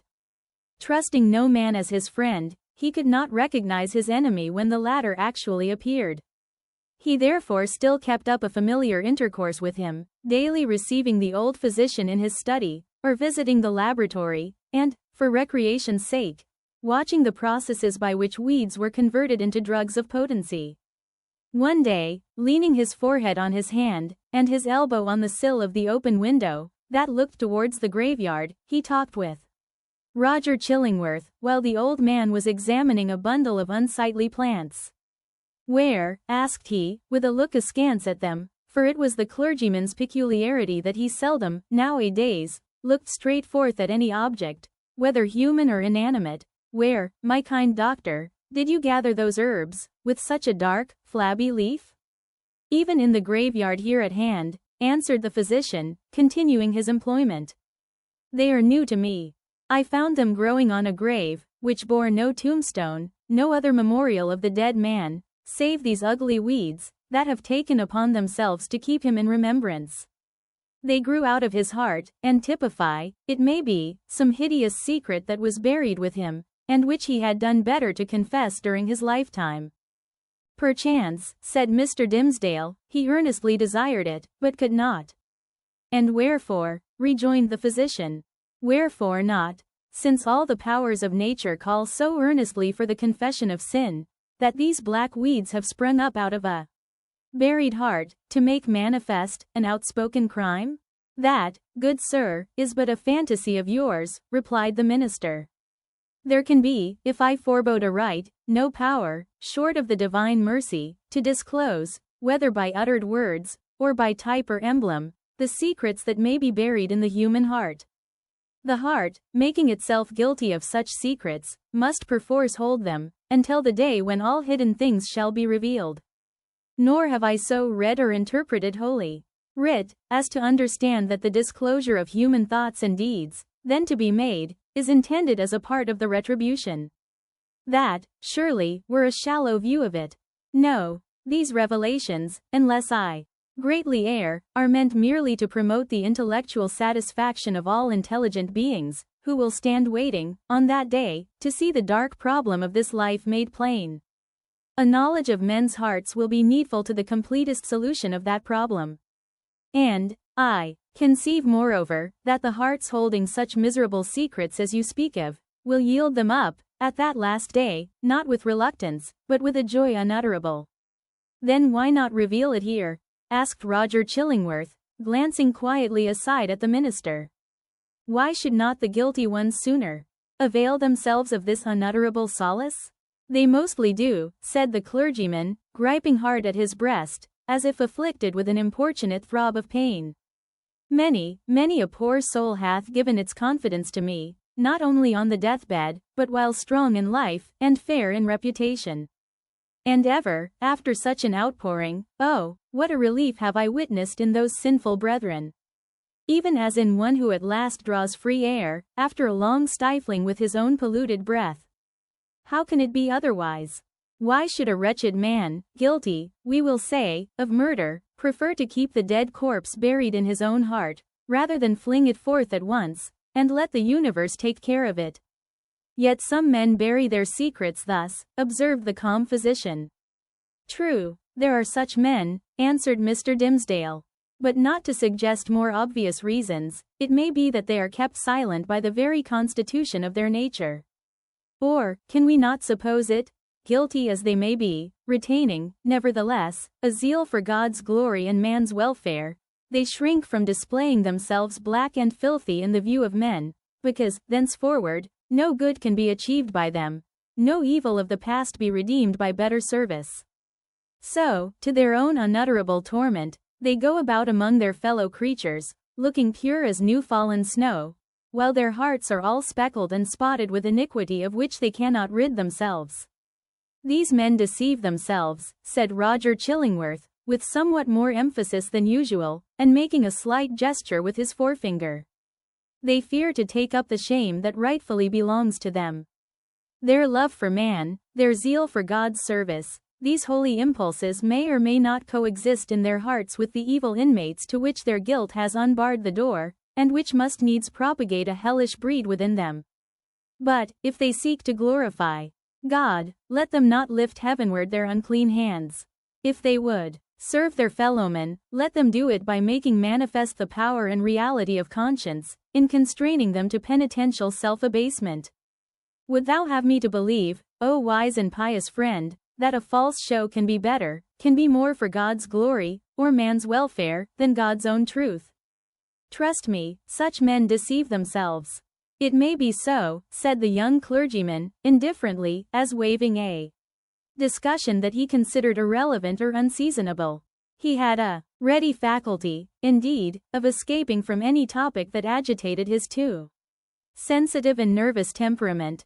But, now, I would ask of my well-skilled physician, whether, in good sooth, he deems me to have profited by his kindly care of this weak frame of mine. Before Roger Chillingworth could answer, they heard the clear, wild laughter of a young child's voice, proceeding from the adjacent burial ground. Looking instinctively from the open window, for it was summer time, the minister beheld Hester Prynne and little Pearl passing along the footpath that traversed the enclosure. Pearl looked as beautiful as the day, but was in one of those moods of perverse merriment which, whenever they occurred, seemed to remove her entirely out of the sphere of sympathy or human contact. She now skipped irreverently from one grave to another, until coming to the broad, flat, armorial tombstone of a departed worthy, perhaps of Isaac Johnson himself, she began to dance upon it. In reply to her mother's command and entreaty that she would behave more decorously, little Pearl paused to gather the prickly burrs from a tall burdock which grew beside the tomb. Taking a handful of these, she arranged them along the lines of the scarlet letter that decorated the maternal bosom, to which the burrs, as their nature was, tenaciously adhered. Hester did not pluck them off. Roger Chillingworth had by this time approached the window and smiled grimly down. There is no law, nor reverence for authority, no regard for human ordinances or opinions, right or wrong, mixed up with that child's composition, remarked he, as much to himself as to his companion. I saw her, the other day, bespatter the governor himself with water at the cattle trough in Spring Lane. What, in heaven's name, is she? Is the imp altogether evil? Hath she affections? Hath she any discoverable principle of being? None, save the freedom of a broken law, answered Mr. Dimmesdale, in a quiet way, as if he had been discussing the point within himself. Whether capable of good, I know not. The child probably overheard their voices, for, looking up to the window with a bright, but naughty smile of mirth and intelligence, she threw one of the prickly burrs at the Reverend Mr. Dimmesdale. The sensitive clergyman shrank, with nervous dread, from the light missile. Detecting his emotion, Pearl clapped her little hands in the most extravagant ecstasy. Hester Prynne, likewise, had involuntarily looked up, and all these 4 persons, old and young, regarded one another in silence, till the child laughed aloud, and shouted, "Come away, mother. Come away, or yonder old black man will catch you. He hath got hold of the minister already. Come away, mother, or he will catch you. But he cannot catch little Pearl." So she drew her mother away, skipping, dancing, and frisking fantastically among the hillocks of the dead people, like a creature that had nothing in common with a bygone and buried generation, nor owned herself akin to it. It was as if she had been made afresh out of new elements, and must perforce be permitted to live her own life, and be a law unto herself without her eccentricities being reckoned to her for a crime. "There goes a woman," resumed Roger Chillingworth, after a pause, "who, be her demerits what they may, hath none of that mystery of hidden sinfulness which you deem so grievous to be borne. Is Hester Prynne the less miserable, think you, for that scarlet letter on her breast?" "I do verily believe it," answered the clergyman.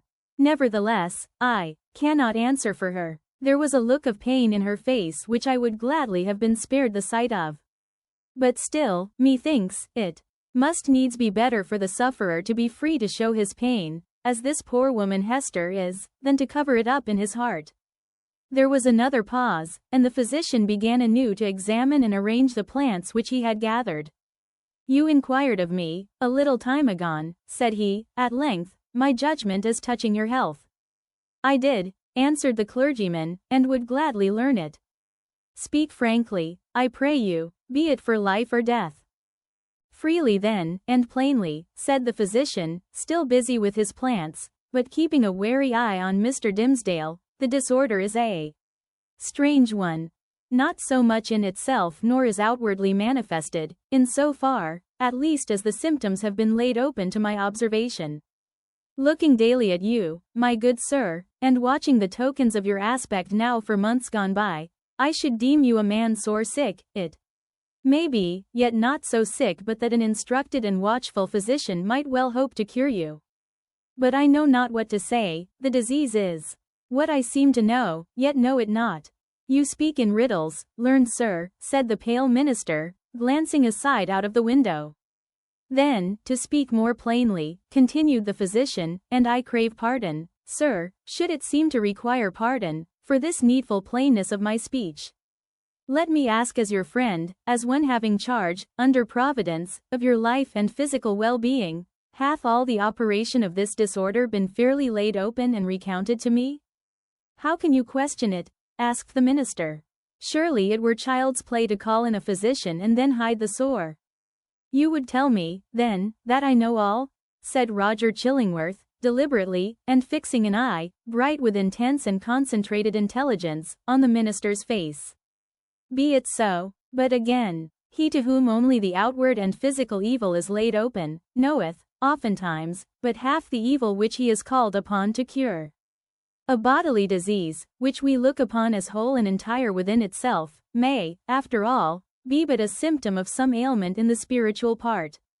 Your pardon once again, good sir, if my speech give the shadow of offense. You, sir, of all men whom I have known, are he whose body is the closest conjoined, and imbued, and identified, so to speak, with the spirit whereof it is the instrument." "Then I need ask no further," said the clergyman, somewhat hastily rising from his chair. "You deal not, I take it, in medicine for the soul."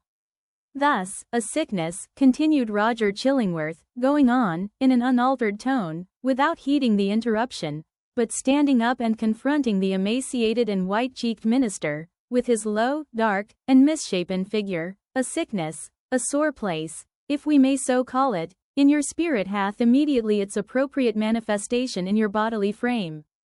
Would you, therefore, that your physician heal the bodily evil? How may this be unless you first lay open to him the wound or trouble in your soul?" "No, not to thee. Not to an earthly physician," cried Mr. Dimmesdale, passionately, and turning his eyes, full and bright, and with a kind of fierceness, on old Roger Chillingworth. "Not to thee. But, if it be the soul's disease, then do I commit myself to the one physician of the soul. He, if it stand with his good pleasure, can cure, or he can kill. Let him do with me as, in his justice and wisdom, he shall see good. But who art thou, that meddlest in this matter? That dares thrust himself between the sufferer and his God? With a frantic gesture he rushed out of the room. It is as well to have made this step, said Roger Chillingworth to himself, looking after the minister, with a grave smile. There is nothing lost. We shall be friends again anon. But see, now, how passion takes hold upon this man, and hurrieth him out of himself. As with one passion so with another. He hath done a wild thing ere now, this pious Master Dimmesdale, in the hot passion of his heart.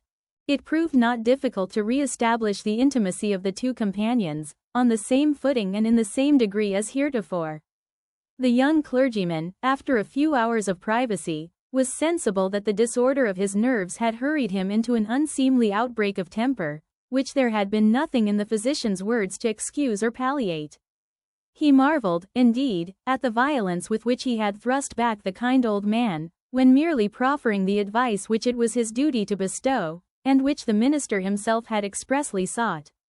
With these remorseful feelings, he lost no time in making the amplest apologies, and besought his friend still to continue the care which, if not successful in restoring him to health, had, in all probability, been the means of prolonging his feeble existence to that hour.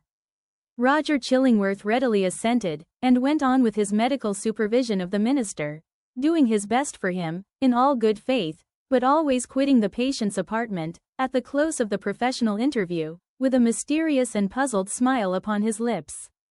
This expression was invisible in Mr. Dimmesdale's presence, but grew strongly evident as the physician crossed the threshold. A rare case, he muttered. I must needs look deeper into it. Strange sympathy betwixt soul and body. Were it only for the art's sake, I must search this matter to the bottom. It came to pass, not long after the scene above recorded, that the Reverend Mr. Dimmesdale, at noonday, and entirely unawares, fell into a deep, deep slumber, sitting in his chair, with a large black letter volume open before him on the table. It must have been a work of vast ability in the somniferous school of literature. The profound depth of the minister's repose was the more remarkable, inasmuch as he was one of those persons whose sleep ordinarily is as light as fitful, and as easily scared away, as a small bird hopping on a twig. To such an unwonted remoteness, however, had his spirit now withdrawn into itself that he stirred not in his chair when old Roger Chillingworth, without any extraordinary precaution, came into the room.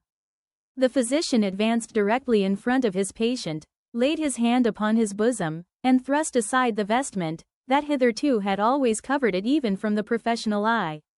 Then, indeed, Mr. Dimmesdale shuddered, and slightly stirred. After a brief pause, the physician turned away. But with what a wild look of wonder, joy, and horror! With what a ghastly rapture, as it were, too mighty to be expressed only by the eye and features, and therefore bursting forth through the whole ugliness of his figure, and making itself even riotously manifest by the extravagant gestures with which he threw up his arms towards the ceiling, and stamped his foot upon the floor. Had a man seen old Roger Chillingworth, at that moment of his ecstasy, he would have had no need to ask how Satan comports himself when a precious human soul is lost to heaven, and won into his kingdom. But what distinguished the physician's ecstasy from Satan's was the trait of wonder in it. Chapter 11. The interior of a heart.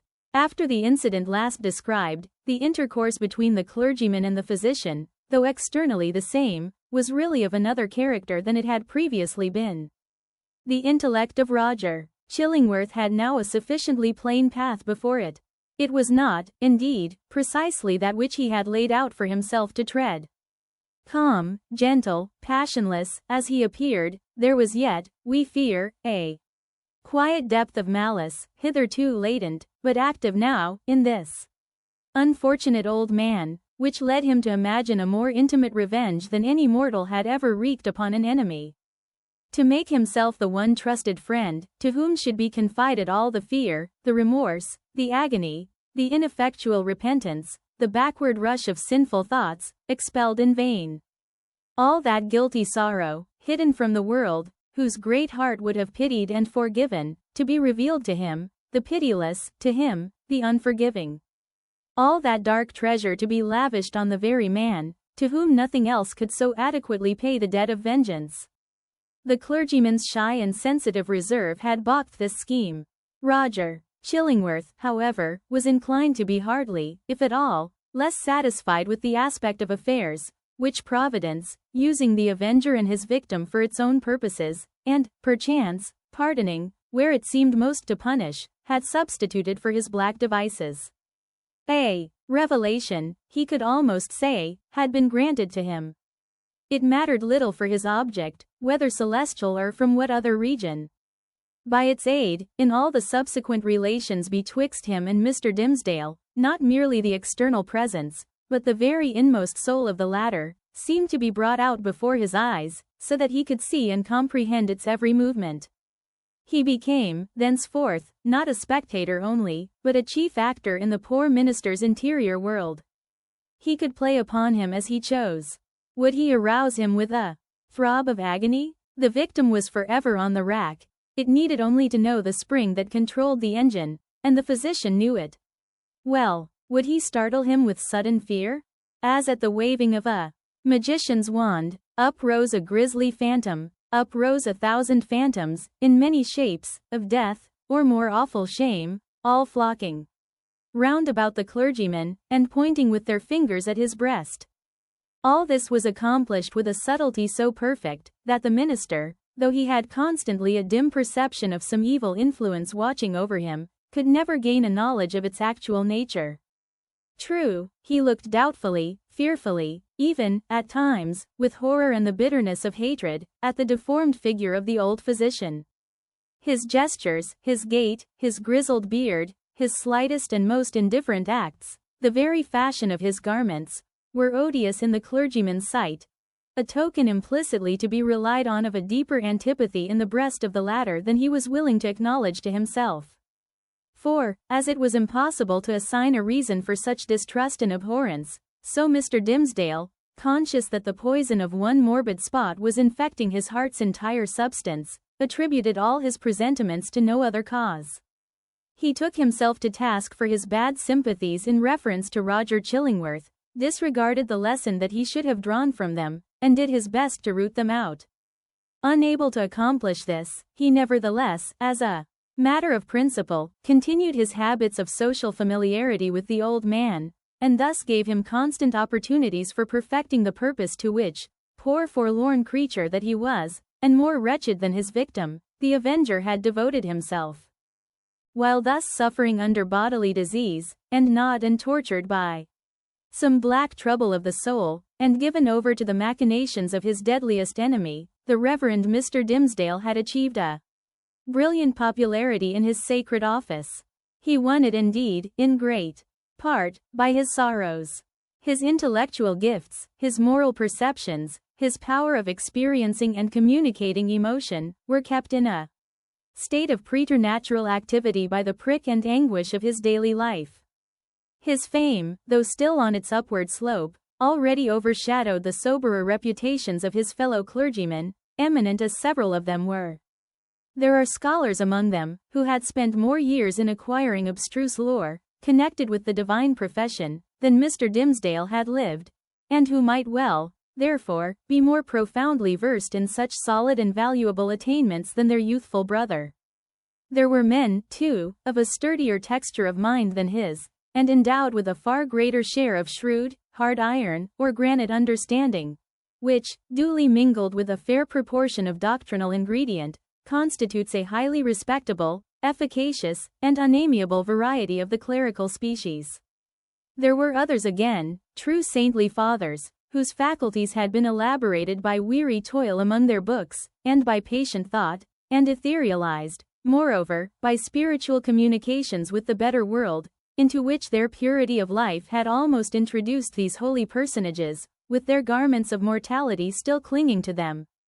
All that they lacked was the gift that descended upon the chosen disciples at Pentecost, in tongues of flame, symbolizing, it would seem, not the power of speech in foreign and unknown languages, but that of addressing the whole human brotherhood in the heart's native language.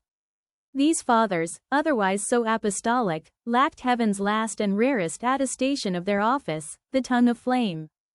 They would have vainly sought, had they ever dreamed of seeking, to express the highest truths through the humblest medium of familiar words and images. Their voices came down, afar and indistinctly, from the upper heights where they habitually dwelt. Not improbably, it was to this latter class of men that Mr. Dimmesdale, by many of his traits of character, naturally belonged. To the high mountain peaks of faith and sanctity he would have climbed, had not the tendency been thwarted by the burden, whatever it might be, of crime or anguish, beneath which it was his doom to totter. It kept him down on a level with the lowest, him, the man of ethereal attributes, whose voice the angels might else have listened to and answered.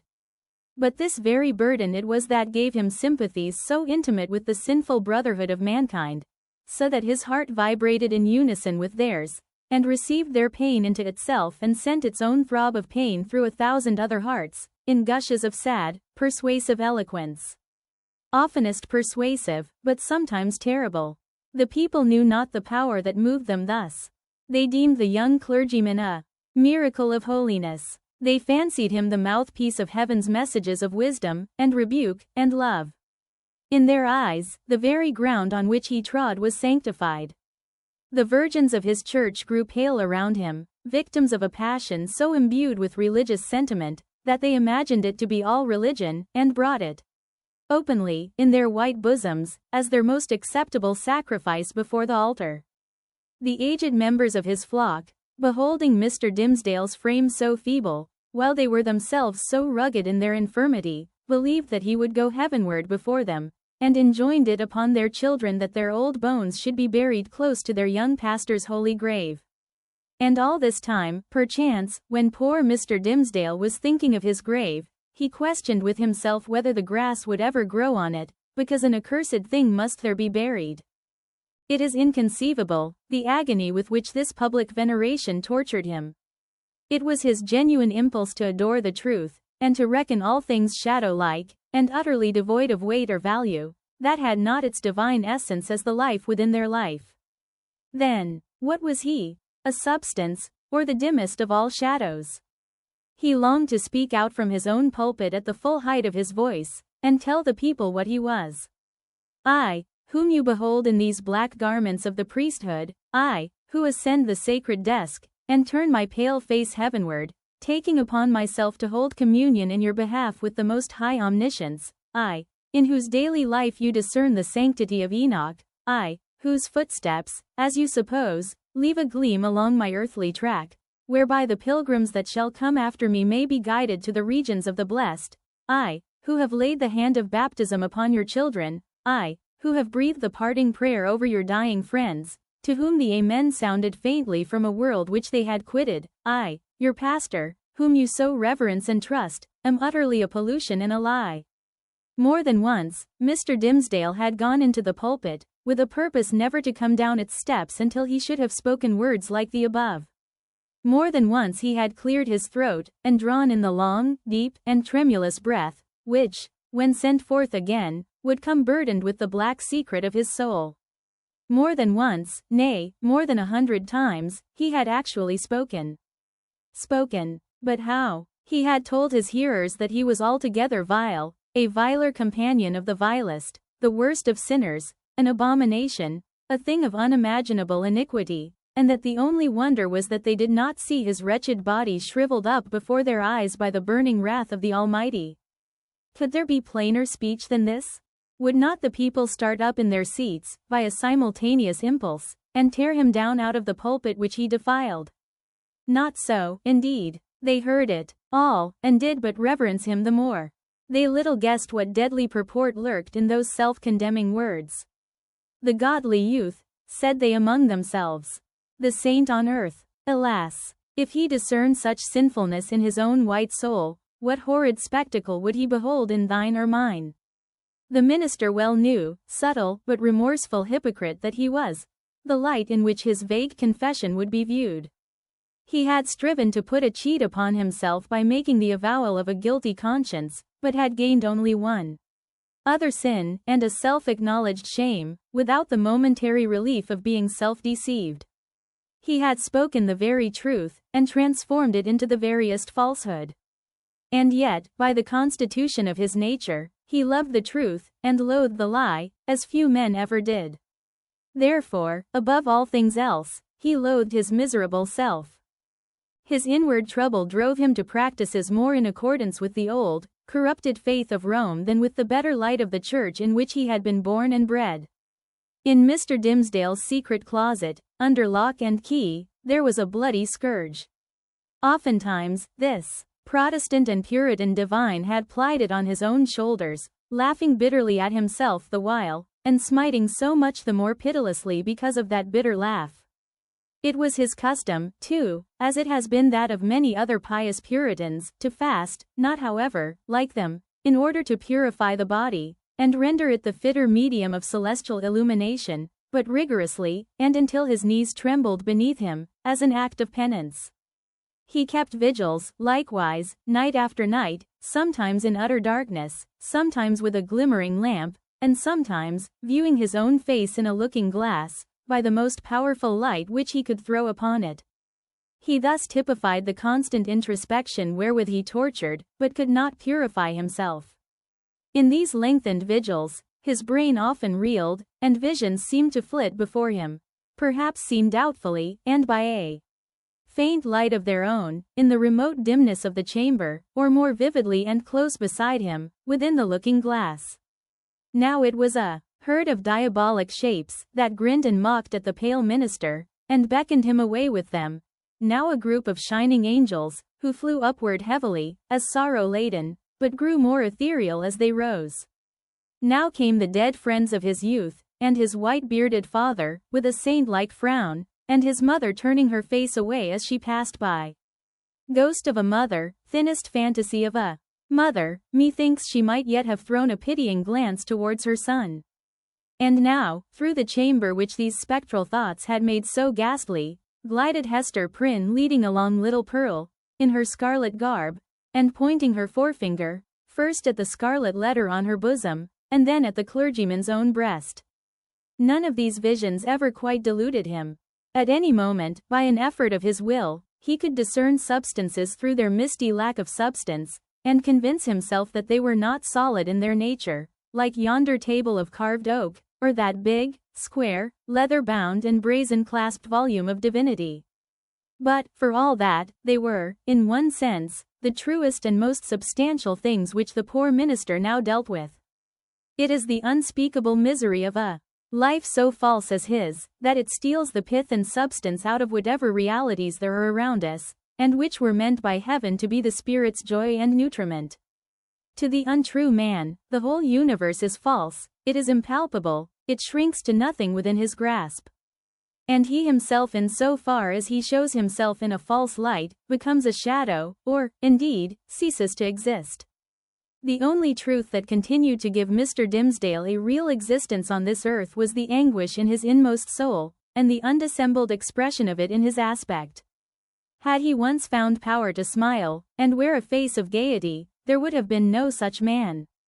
On one of those ugly nights, which we have faintly hinted at, but forborne to picture forth, the minister started from his chair. A new thought had struck him. There might be a moment's peace in it. Attiring himself with as much care as if it had been for public worship, and precisely in the same manner, he stole softly down the staircase, undid the door, and issued forth. Chapter 12. The Minister's Vigil. Walking in the shadow of a dream, as it were, and perhaps actually under the influence of a species of somnambulism, Mr. Dimsdale reached the spot where, now so long since, Hester Prynne had lived through her first hours of public ignominy. The same platform or scaffold, black and weather-stained with the storm or sunshine of 7 long years, and foot-worn, too, with the tread of many culprits who had since ascended it, remained standing beneath the balcony of the meeting-house. The minister went up the steps. It was an obscure night in early May. An unvaried pall of cloud muffled the whole expanse of sky from zenith to horizon.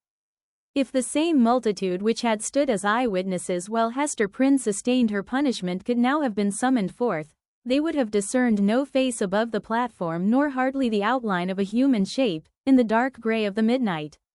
But the town was all asleep. There was no peril of discovery. The minister might stand there, if it so pleased him, until morning should redden in the east, without other risk than that the dank and chill night air would creep into his frame, and stiffen his joints with rheumatism, and clog his throat with catarrh and cough, thereby defrauding the expectant audience of tomorrow's prayer and sermon. No eye could see him, save that ever wakeful one which had seen him in his closet, wielding the bloody scourge. Why, then, had he come hither? Was it but the mockery of penitence? A mockery, indeed, but in which his soul trifled with itself. A mockery at which angels blushed and wept, while fiends rejoiced with jeering laughter. He had been driven hither by the impulse of that remorse which dogged him everywhere, and whose own sister and closely linked companion was that cowardice which invariably drew him back, with her tremulous gripe, just when the other impulse had hurried him to the verge of a disclosure. Poor, miserable man! What right had infirmity like his to burden itself with crime? Crime is for the iron-nerved, who have their choice either to endure it, or, if it press too hard, to exert their fierce and savage strength for a good purpose, and fling it off at once. This feeble and most sensitive of spirits could do neither, yet continually did one thing or another, which intertwined, in the same inextricable knot, the agony of heaven-defying guilt and vain repentance. And thus, while standing on the scaffold, in this vain show of expiation, Mr. Dimmesdale was overcome with a great horror of mind, as if the universe were gazing at a scarlet token on his naked breast, right over his heart.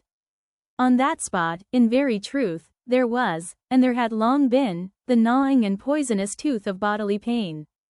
Without any effort of his will, or power to restrain himself, he shrieked aloud, an outcry that went pealing through the night, and was beaten back from one house to another, and reverberated from the hills in the background, as if a company of devils, detecting so much misery and terror in it, had made a plaything of the sound, and were bandying it to and fro. "It is done," muttered the minister, covering his face with his hands. "The whole town will awake and hurry forth, and find me here." But it was not so. The shriek had perhaps sounded with a far greater power, to his own startled ears, than it actually possessed. The town did not awake, or, if it did, the drowsy slumberers mistook the cry either for something frightful in a dream, or for the noise of witches, whose voices, at that period, were often heard to pass over the settlements or lonely cottages, as they rode with Satan through the air. The clergyman, therefore, hearing no symptoms of disturbance, uncovered his eyes and looked about him.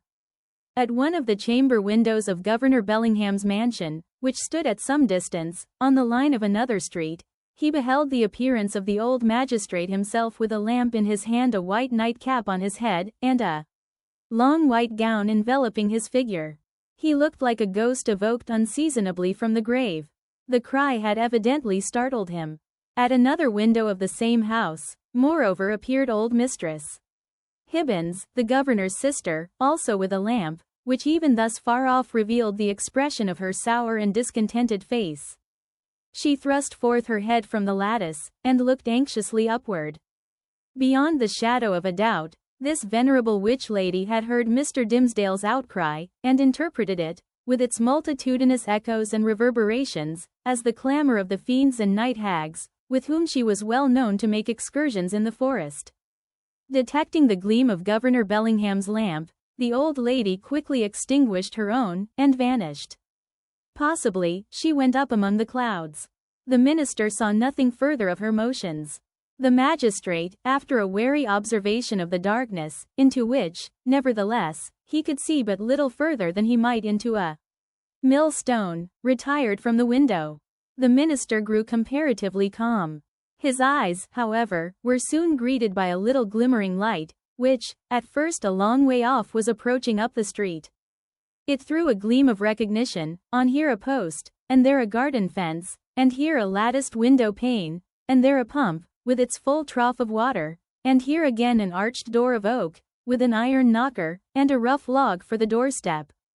The Reverend Mr. Dimmesdale noted all these minute particulars, even while firmly convinced that the doom of his existence was stealing onward, in the footsteps which he now heard, and that the gleam of the lantern would fall upon him in a few moments more, and reveal his long-hidden secret. As the light drew nearer, he beheld, within its illuminated circle, his brother clergyman, or, to speak more accurately, his professional father, as well as highly valued friend, the Reverend Mr. Wilson, who, as Mr. Dimmesdale now conjectured, had been praying at the bedside of some dying man. And so he had. The good old minister came freshly from the death chamber of Governor Winthrop, who had passed from earth to heaven within that very hour. And now surrounded, like the saint-like personage of olden times, with a radiant halo, that glorified him amid this gloomy night of sin, as if the departed governor had left him an inheritance of his glory, or as if he had caught upon himself the distant shine of the celestial city, while looking thitherward to see the triumphant pilgrim pass within its gates. Now, in short, good Father Wilson was moving homeward, aiding his footsteps with a lighted lantern. The glimmer of this luminary suggested the above conceits to Mr. Dimmesdale, who smiled, nay, almost laughed at them, and then wondered if he was going mad. As the Reverend Mr. Wilson passed beside the scaffold, closely muffling his Geneva cloak about him with one arm, and holding the lantern before his breast with the other, the minister could hardly restrain himself from speaking. "A good evening to you, Venerable Father Wilson. Come up hither, I pray you, and pass a pleasant hour with me." Good heavens! Had Mr. Dimmesdale actually spoken? For one instant he believed that these words had passed his lips. But they were uttered only within his imagination. The Venerable Father Wilson continued to step slowly onward, looking carefully at the muddy pathway before his feet, and never once turning his head towards the guilty platform.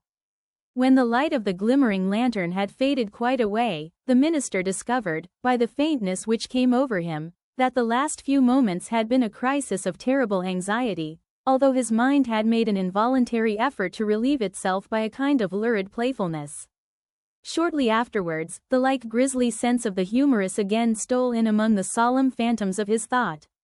He felt his limbs growing stiff with the unaccustomed chilliness of the night, and doubted whether he should be able to descend the steps of the scaffold. Morning would break and find him there. The neighborhood would begin to rouse itself.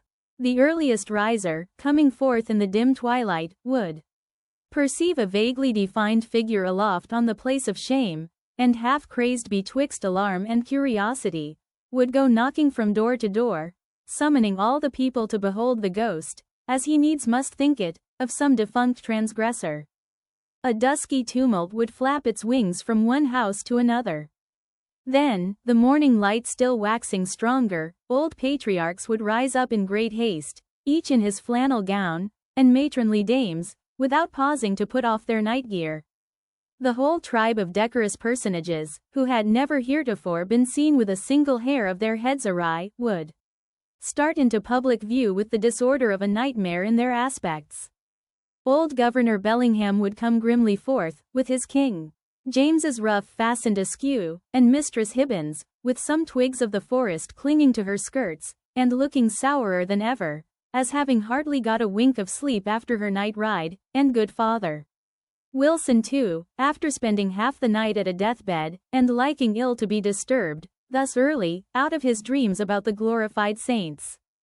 Hither, likewise, would come the elders and deacons of Mr. Dimmesdale's church, and the young virgins who so idolized their minister, and had made a shrine for him in their white bosoms, which now, by the by, in their hurry and confusion, they would scantly have given themselves time to cover with their kerchiefs.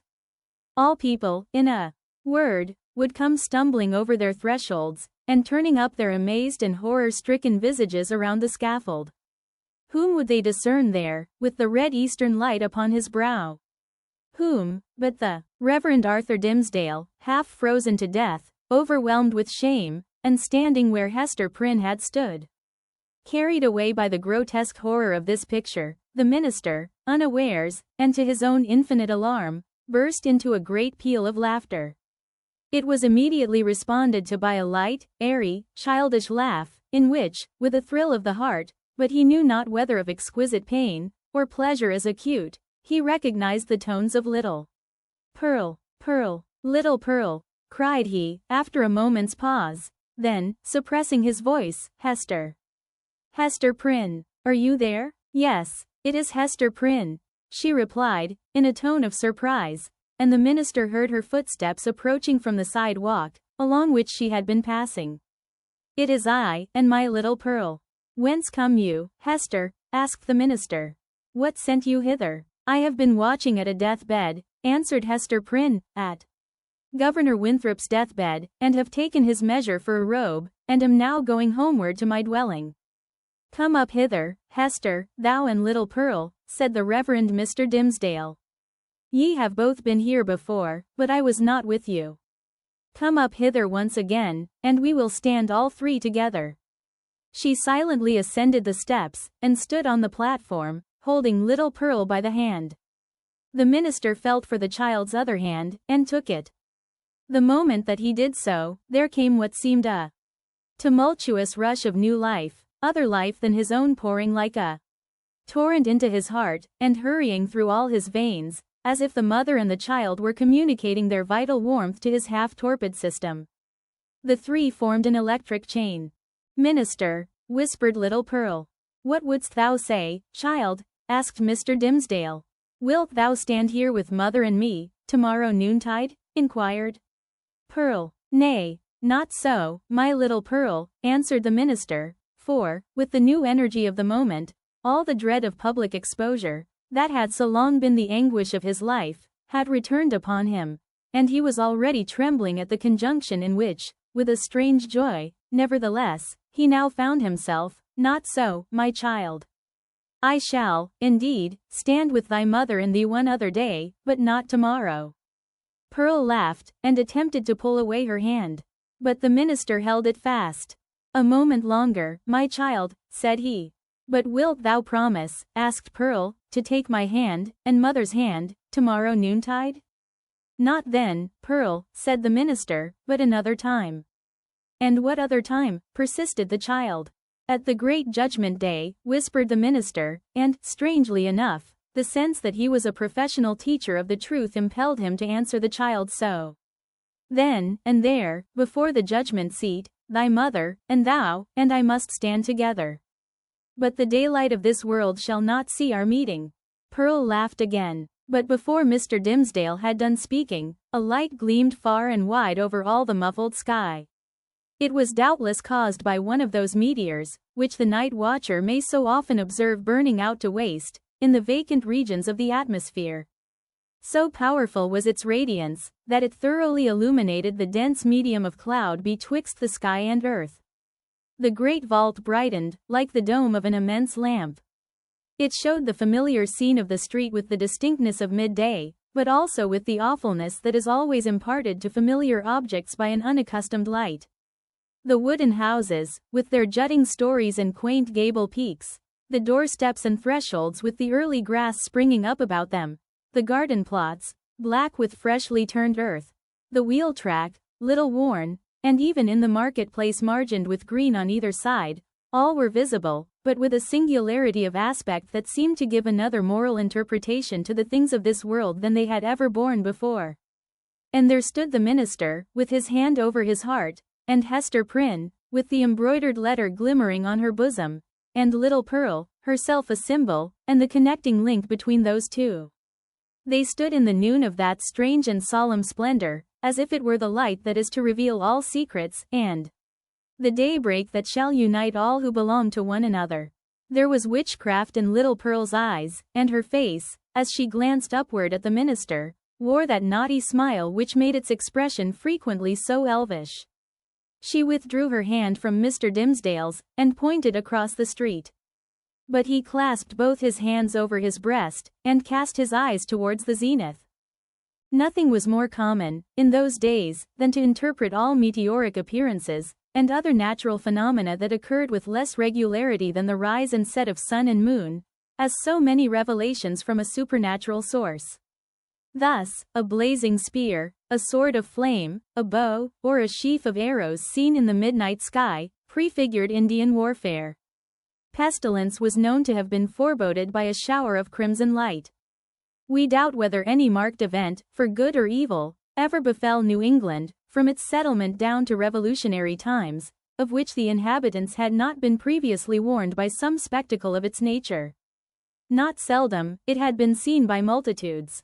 Oftener, however, its credibility rested on the faith of some lonely eyewitness, who beheld the wonder through the colored, magnifying, and distorted medium of his imagination, and shaped it more distinctly in his afterthought.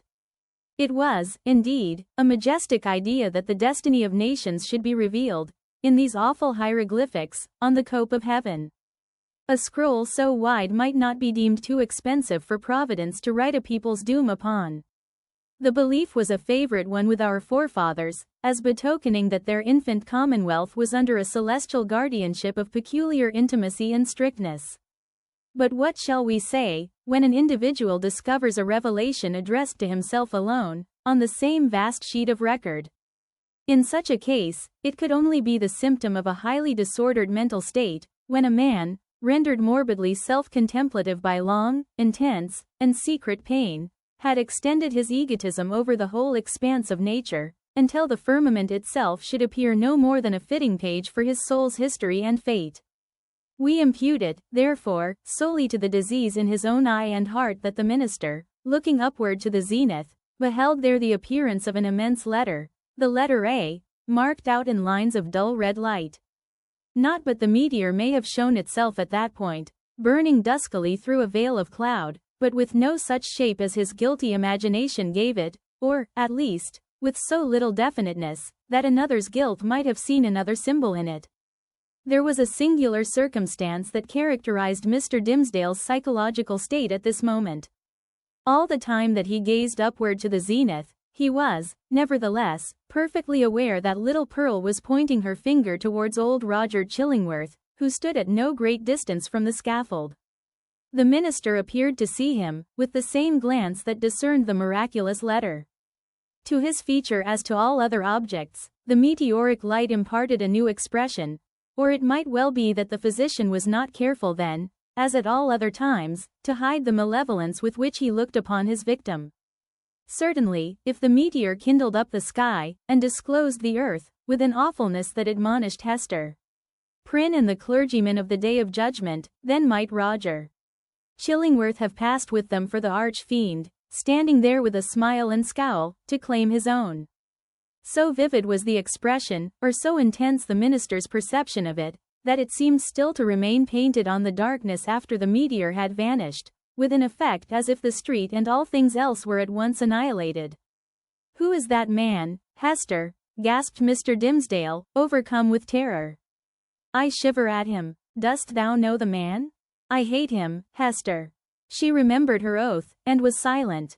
"I tell thee, my soul shivers at him," muttered the minister again. "Who is he? Who is he? Canst thou do nothing for me?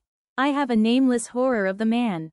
"Minister," said little Pearl, "I can tell thee who he is." "Quickly, then, child," said the minister, bending his ear close to her lips. "Quickly, and as low as thou canst whisper." Pearl mumbled something into his ear that sounded, indeed, like human language, but was only such gibberish as children may be heard amusing themselves with by the hour together. At all events, if it involved any secret information in regard to old Roger Chillingworth, it was in a tongue unknown to the erudite clergyman, and did but increase the bewilderment of his mind. The elvish child then laughed aloud. "Dost thou mock me now?" said the minister. "Thou wast not bold. Thou wast not true," answered the child. "Thou wouldst not promise to take my hand, and mother's hand, tomorrow noontide." "Worthy sir," answered the physician, who had now advanced to the foot of the platform, "pious Master Dimmesdale. Can this be you? Well, well, indeed. We men of study, whose heads are in our books, have need to be straitly looked after. We dream in our waking moments, and walk in our sleep. Come, good sir, and my dear friend, I pray you let me lead you home." "How knewest thou that I was here?" asked the minister, fearfully. "Verily, and in good faith," answered Roger Chillingworth, "I knew nothing of the matter. I had spent the better part of the night at the bedside of the worshipful Governor Winthrop, doing what my poor skill might to give him ease. He, going home to a better world, I, likewise, was on my way homeward, when this light shone out. Come with me, I beseech you, reverend sir, else you will be poorly able to do Sabbath duty tomorrow. Aha! See now how they trouble the brain, these books, these books.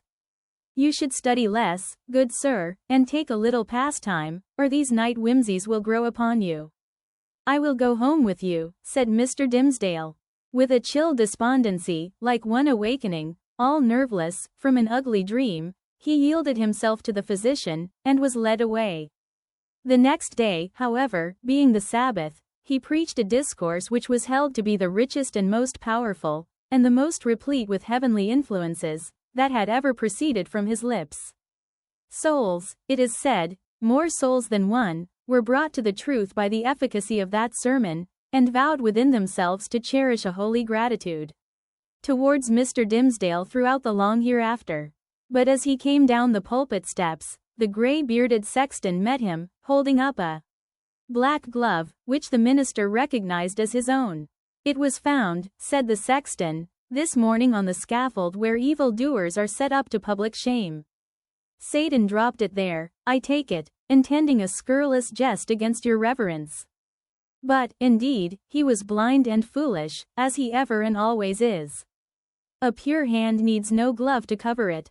Thank you, my good friend, said the minister, gravely, but startled at heart, for so confused was his remembrance, that he had almost brought himself to look at the events of the past night as visionary. Yes, it seems to be my glove, indeed. And, since Satan saw fit to steal it, your reverence must needs handle him without gloves henceforward, remarked the old sexton, grimly smiling. But did your reverence hear of the portent that was seen last night? A great red letter in the sky, the letter A, which we interpret to stand for angel.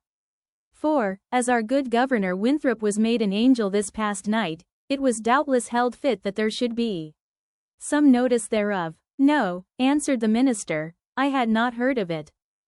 Chapter 13. Another view of Hester. In her late singular interview with Mr. Dimmesdale, Hester Prynne was shocked at the condition to which she found the clergyman reduced. His nerve seemed absolutely destroyed. His moral force was abased into more than childish weakness. It grovelled helpless on the ground, even while his intellectual faculties retained their pristine strength, or had perhaps acquired a morbid energy, which disease only could have given them. With her knowledge of a train of circumstances hidden from all others, she could readily infer that, besides the legitimate action of his own conscience, a terrible machinery had been brought to bear, and was still operating, on Mr. Dimmesdale's well-being and repose. Knowing what this poor fallen man had once been, her whole soul was moved by the shuddering terror with which he had appealed to her, the outcast woman, for support against his instinctively discovered enemy. She decided, moreover, that he had a right to her utmost aid.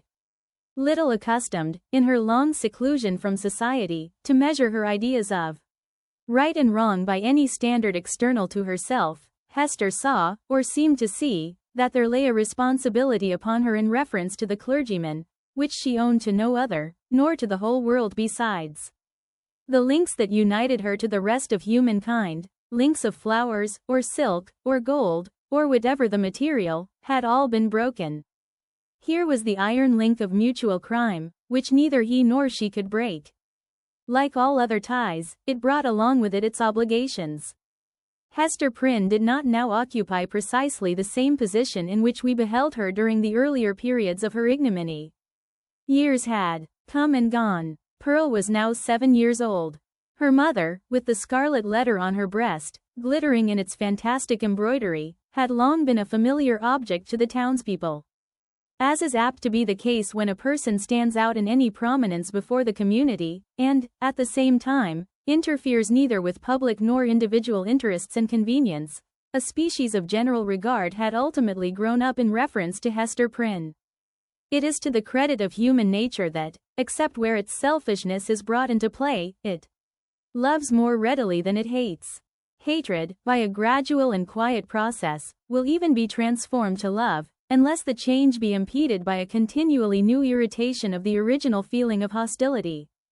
In this matter of Hester Prynne there was neither irritation nor irksomeness. She never battled with the public, but submitted uncomplainingly to its worst usage. She made no claim upon it in requital for what she suffered, she did not weigh upon its sympathies. Then, also, the blameless purity of her life during all these years in which she had been set apart to infamy was reckoned largely in her favor. With nothing now to lose, in the sight of mankind, and with no hope, and seemingly no wish, of gaining anything, it could only be a genuine regard for virtue that had brought back the poor wanderer to its paths. It was perceived, too, that while Hester never put forward even the humblest title to share in the world's privileges, further than to breathe the common air and earn daily bread for little Pearl and herself by the faithful labor of her hands, she was quick to acknowledge her sisterhood with the race of man whenever benefits were to be conferred. None so ready as she to give of her little substance to every demand of poverty, even though the bitter-hearted pauper threw back a gibe in requital of the food brought regularly to his door, or the garments wrought for him by the fingers that could have embroidered a monarch's robe. None so self-devoted as Hester when pestilence stalked through the town. In all seasons of calamity, indeed, whether general or of individuals, the outcast of society at once found her place. She came, not as a guest, but as a rightful inmate, into the household that was darkened by trouble, as if its gloomy twilight were a medium in which she was entitled to hold intercourse with her fellow creature. There glimmered the embroidered letter, with comfort in its unearthly ray. Elsewhere the token of sin, it was the taper of the sick chamber. It had even thrown its gleam, in the sufferer's hard extremity, across the verge of time. It had shown him where to set his foot, while the light of earth was fast becoming dim, and ere the light of futurity could reach him. In such emergencies Hester's nature showed itself warm and rich, a wellspring of human tenderness, unfailing to every real demand, and inexhaustible by the largest. Her breast, with its badge of shame, was but the softer pillow for the head that needed one. She was self-ordained a sister of mercy, or, we may rather say, the world's heavy hand had so ordained her, when neither the world nor she looked forward to this result. The letter was the symbol of her calling. Such helpfulness was found in her, so much power to do, and power to sympathize, that many people refused to interpret the Scarlet A by its original signification. They said that it meant able, so strong was Hester Prynne, with a woman's strength. It was only the darkened house that could contain her. When sunshine came again, she was not there. Her shadow had faded across the threshold. The helpful inmate had departed, without one backward glance to gather up the meed of gratitude, if any were in the hearts of those whom she had served so zealously. Meeting them in the street, she never raised her head to receive their greeting. If they were resolute to accost her, she laid her finger on the scarlet letter, and passed on. This might be pride, but was so like humility, that it produced all the softening influence of the latter quality on the public mind. The public is despotic in its temper. It is capable of denying common justice when too strenuously demanded as a right, but quite as frequently it awards more than justice, when the appeal is made, as despots love to have it made, entirely to its generosity. Interpreting Hester Prynne's deportment as an appeal of this nature, society was inclined to show its former victim a more benign countenance than she cared to be favored with, or, perchance, than she deserved. The rulers and the wise and learned men of the community were longer in acknowledging the influence of Hester's good qualities than the people. The prejudices which they shared in common with the latter were fortified in themselves by an iron framework of reasoning that made it a far tougher labor to expel them. Day by day, nevertheless, their sour and rigid wrinkles were relaxing into something which, in the due course of years, might grow to be an expression of almost benevolence. Thus it was with the men of rank, on whom their eminent position imposed the guardianship of the public morals. Individuals in private life, meanwhile, had quite forgiven Hester Prynne for her frailty. Nay, more, they had begun to look upon the Scarlet Letter as the token, not of that one sin for which she had borne so long and dreary a penance, but of her many good deeds since. "Do you see that woman with the embroidered badge?" they would say to strangers. "It is our Hester, the town's own Hester, who is so kind to the poor, so helpful to the sick, so comfortable to the afflicted." Then, it is true, the propensity of human nature to tell the very worst of itself, when embodied in the person of another, would constrain them to whisper the black scandal of bygone years. It was none the less a fact, however, that in the eyes of the very men who spoke thus, the Scarlet Letter had the effect of the cross on a nun's bosom. It imparted to the wearer a kind of sacredness, which enabled her to walk securely amid all peril. Had she fallen among thieves, it would have kept her safe. It was reported, and believed by many, that an Indian had drawn his arrow against the badge, and that the missile struck it, and fell harmless to the ground. The effect of the symbol, or rather, of the position in respect to society that was indicated by it, on the mind of Hester Prynne herself was powerful and peculiar. All the light and graceful foliage of her character had been withered up by this red-hot brand, and had long ago fallen away, leaving a bare and harsh outline, which might have been repulsive had she possessed friends or companions to be repelled by it. Even the attractiveness of her person had undergone a similar change. It might be partly owing to the studied austerity of her dress, and partly to the lack of demonstration in her manners. It was a sad transformation, too, that her rich and luxuriant hair had either been cut off, or was so completely hidden by a cap, that not a shining lock of it ever once gushed into the sunshine. It was due in part to all these causes, but still more to something else, that there seemed to be no longer anything in Hester's face for love to dwell upon, nothing in Hester's form, though majestic and statue-like, that passion would ever dream of clasping in its embrace, nothing in Hester's bosom to make it ever again the pillow of affection. Some attribute had departed from her, the permanence of which had been essential to keep her a woman. Such is frequently the fate, and such the stern development, of the feminine character and person, when the woman has encountered, and lived through, an experience of peculiar severity. If she be all tenderness, she will die. If she survive, the tenderness will either be crushed out of her, or, and the outward semblance is the same, crushed so deeply into her heart that it can never show itself more. The latter is perhaps the truest theory. She who has once been a woman, and ceased to be so, might at any moment become a woman again, if there were only the magic touch to effect the transformation. We shall see whether Hester Prynne were ever afterwards so touched and so transfigured. Much of the marble coldness of Hester's impression was to be attributed to the circumstance that her life had turned, in a great measure, from passion and feeling to thought. Standing alone in the world, alone, as to any dependence on society, and with little Pearl to be guided and protected, alone, and hopeless of retrieving her position, even had she not scorned to consider it desirable, she cast away the fragment of a broken chain. The world's law was no law for her mind. It was an age in which the human intellect, newly emancipated, had taken a more active and a wider range than for many centuries before. Men of the sword had overthrown nobles and kings. Men bolder than these had overthrown and rearranged, not actually, but within the sphere of theory, which was their most real abode, the whole system of ancient prejudice, wherewith was linked much of ancient principle. Hester Prynne imbibed this spirit. She assumed a freedom of speculation, then common enough on the other side of the Atlantic, but which our forefathers, had they known it, would have held to be a deadlier crime than that stigmatized by the Scarlet Letter. In her lonesome cottage, by the seashore, thoughts visited her such as dared to enter no other dwelling in New England. Shadowy guests, that would have been as perilous as demons to their entertainer, could they have been seen so much as knocking at her door. It is remarkable that persons who speculate the most boldly often conform with the most perfect quietude to the external regulations of society. The thought suffices them, without investing itself in the flesh and blood of action. So it seemed to be with Hester. Yet, had little Pearl never come to her from the spiritual world, it might have been far otherwise. Then she might have come down to us in history, hand in hand with Anne Hutchinson, as the foundress of a religious sect. She might, in one of her phases, have been a prophetess.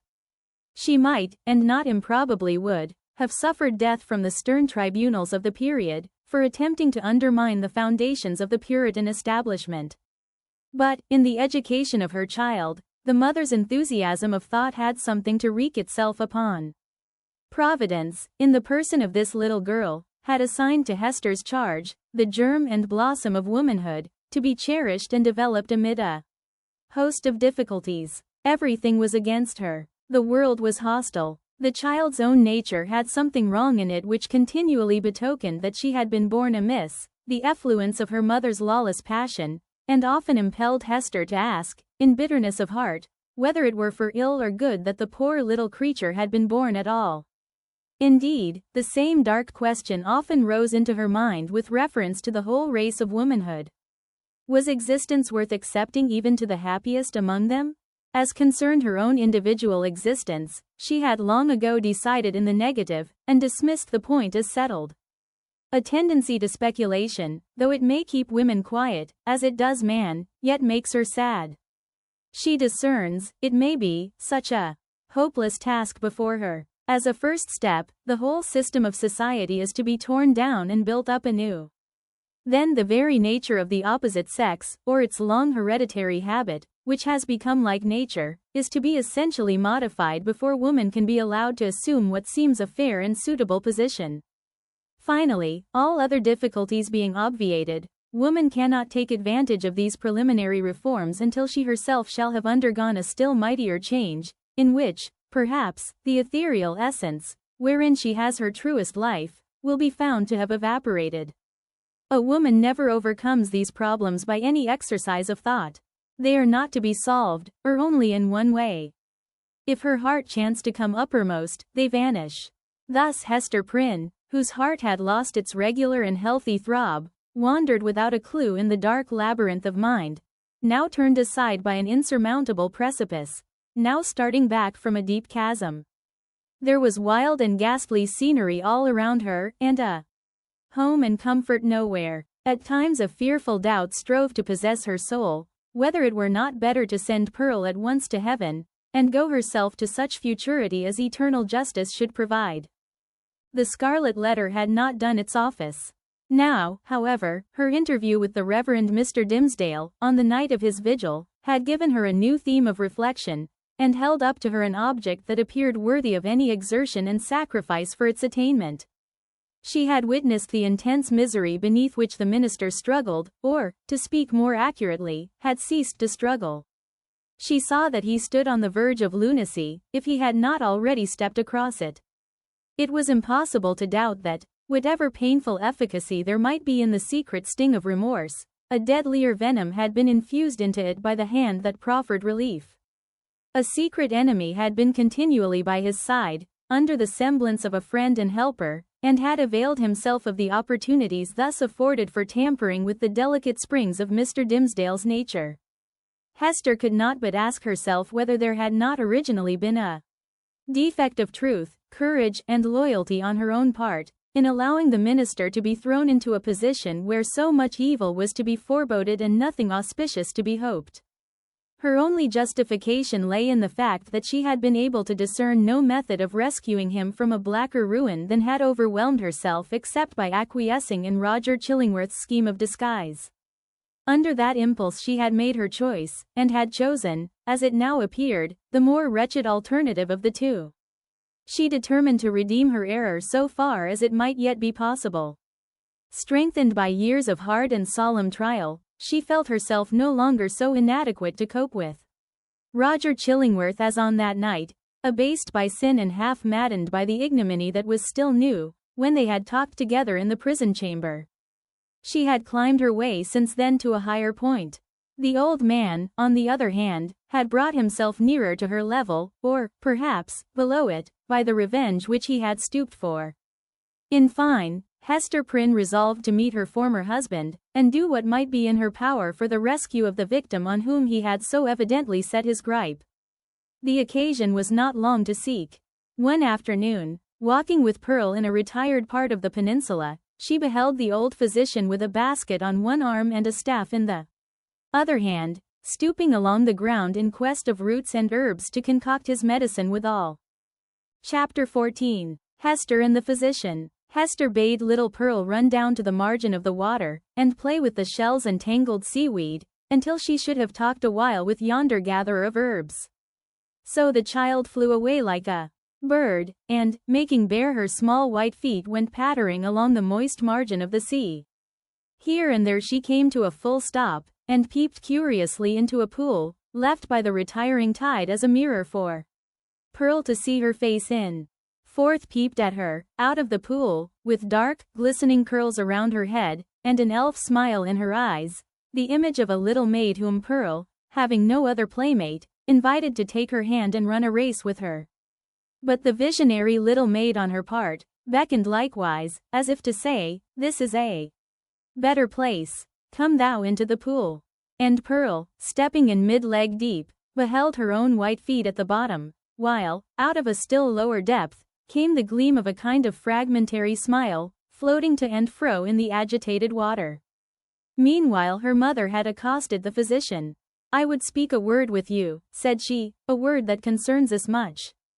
"Aha! And is it Mistress Hester that has a word for old Roger?" "Chillingworth," answered he, raising himself from his stooping posture. "With all my heart. Why, mistress, I hear good tidings of you on all hands. No longer ago than yestereve, a magistrate, a wise and godly man, was discoursing of your affairs, Mistress Hester, and whispered me that there had been question concerning you in the council. It was debated whether or no, with safety to the commonweal, yonder scarlet letter might be taken off your bosom. On my life, Hester, I made my entreaty to the worshipful magistrate that it might be done forthwith. It lies not in the pleasure of the magistrates to take off the badge," calmly replied Hester. "Were I worthy to be quit of it, it would fall away of its own nature, or be transformed into something that should speak a different purport." "Nay, then, wear it, if it suit you better," rejoined he. "A woman must needs follow her own fancy touching the adornment of her person. The letter is gaily embroidered, and shows right bravely on your bosom." All this while Hester had been looking steadily at the old man, and was shocked, as well as wonder-smitten, to discern what a change had been wrought upon him within the past 7 years. It was not so much that he had grown older, for though the traces of advancing life were visible, he bore his age well, and seemed to retain a wiry vigor and alertness. But the former aspect of an intellectual and studious man, calm and quiet, which was what she best remembered in him, had altogether vanished, and been succeeded by an eager, searching, almost fierce, yet carefully guarded look. It seemed to be his wish and purpose to mask this expression with a smile, but the latter played him false, and flickered over his visage so derisively that the spectator could see his blackness all the better for it. Ever and anon, too, there came a glare of red light out of his eyes, as if the old man's soul were on fire and kept on smouldering duskily within his breast, until by some casual puff of passion it was blown into a momentary flame. This he repressed as speedily as possible, and strove to look as if nothing of the kind had happened. In a word, old Roger Chillingworth was a striking evidence of man's faculty of transforming himself into a devil, if he will only, for a reasonable space of time, undertake a devil's office. This unhappy person had effected such a transformation by devoting himself for 7 years to the constant analysis of a heart full of torture, and deriving his enjoyment thence, and adding fuel to those fiery tortures which he analyzed and gloated over. The scarlet letter burned on Hester Prynne's bosom. Here was another ruin, the responsibility of which came partly home to her. "What see you in my face," asked the physician, "that you look at it so earnestly?" "Something that would make me weep, if there were any tears bitter enough for it," answered she. "But let it pass. It is of yonder miserable man that I would speak." "And what of him?" cried Roger Chillingworth, eagerly, as if he loved the topic, and were glad of an opportunity to discuss it with the only person of whom he could make a confidant. "Not to hide the truth, Mistress Hester, my thoughts happen just now to be busy with the gentleman. So speak freely and I will make answer. When we last spake together," said Hester, "now 7 years ago, it was your pleasure to extort a promise of secrecy as touching the former relation betwixt yourself and me. As the life and good fame of yonder man were in your hands, there seemed no choice to me, save to be silent in accordance with your behest. Yet it was not without heavy misgivings that I thus bound myself, for, having cast off all duty towards other human beings, there remained a duty towards him, and something whispered me that I was betraying it in pledging myself to keep your counsel. Since that day no man is so near to him as you. You tread behind his every footstep. You are beside him, sleeping and waking. You search his thoughts. You burrow and rankle in his heart. Your clutch is on his life, and you cause him to die daily a living death, and still he knows you not. In permitting this I have surely acted a false part by the only man to whom the power was left me to be true. What choice had you? Asked Roger Chillingworth. My finger, pointed at this man, would have hurled him from his pulpit into a dungeon, thence, peradventure, to the gallows. It had been better so, said Hester Prynne. What evil have I done the man? Asked Roger Chillingworth again. I tell thee, Hester Prynne, the richest fee that ever physician earned from monarch could not have bought such care as I have wasted on this miserable priest. But for my aid his life would have burned away in torments within the first 2 years after the perpetration of his crime and thine. For, Hester, his spirit lacked the strength that could have borne up, as thine has, beneath a burden like thy scarlet letter. Oh, I could reveal a goodly secret. But enough. What art can do, I have exhausted on him. That he now breathes and creeps about on earth is owing all to me. Better he had died at once, said Hester Prynne. Yea, woman, thou sayest truly, cried old Roger Chillingworth, letting the lurid fire of his heart blaze out before her eyes. Better had he died at once. Never did mortal suffer what this man has suffered. And all, in the sight of his worst enemy. He has been conscious of me. He has felt an influence dwelling always upon him like a curse. He knew, by some spiritual sense, for the Creator never made another being so sensitive as this, he knew that no friendly hand was pulling at his heartstrings, and that an eye was looking curiously into him, which sought only evil, and found it. But he knew not that the eye and hand were mine. With the superstition common to his brotherhood, he fancied himself given over to a fiend, to be tortured with frightful dreams and desperate thoughts, the sting of remorse and despair of pardon, as a foretaste of what awaits him beyond the grave. But it was the constant shadow of my presence, the closest propinquity of the man whom he had most vilely wronged, and who had grown to exist only by this perpetual poison of the direst revenge. Yea, indeed, he did not err, there was a fiend at his elbow. A mortal man, with once a human heart, has become a fiend for his especial torment. The unfortunate physician, while uttering these words, lifted his hands with a look of horror, as if he had beheld some frightful shape, which he could not recognize, usurping the place of his own image in a glass. It was one of those moments, which sometimes occur only at the interval of years, when a man's moral aspect is faithfully revealed to his mind's eye. Not improbably he had never before viewed himself as he did now. Hast thou not tortured him enough? Said Hester, noticing the old man's look. Has he not paid thee all? No, he has but increased the debt, answered the physician, and as he proceeded, his manner lost its fiercer characteristics, and subsided into gloom. Dost thou remember me, Hester, as I was 9 years agone? Even then I was in the autumn of my days, nor was it the early autumn. But all my life had been made up of earnest, studious, thoughtful, quiet years, bestowed faithfully for the increase of mine own knowledge, and faithfully, too, though this latter object was but casual to the other, faithfully for the advancement of human welfare. No life had been more peaceful and innocent than mine, few lives so rich with benefits conferred. Dost thou remember me? Was I not, though you might deem me cold, nevertheless a man thoughtful for others, craving little for himself, kind, true, just and of constant, if not warm affections? Was I not all this? All this, and more, said Hester. And what am I now? Demanded he, looking into her face, and permitting the whole evil within him to be written on his features. I have already told thee what I am, a fiend. Who made me so? It was myself, cried Hester, shuddering. It was I, not less than he. Why hast thou not avenged thyself on me? I have left thee to the Scarlet Letter, replied Roger Chillingworth. If that has not avenged me, I can do no more. He laid his finger on it with a smile. It has avenged thee, answered Hester Prynne. I judged no less, said the physician. And now what wouldst thou with me touching this man?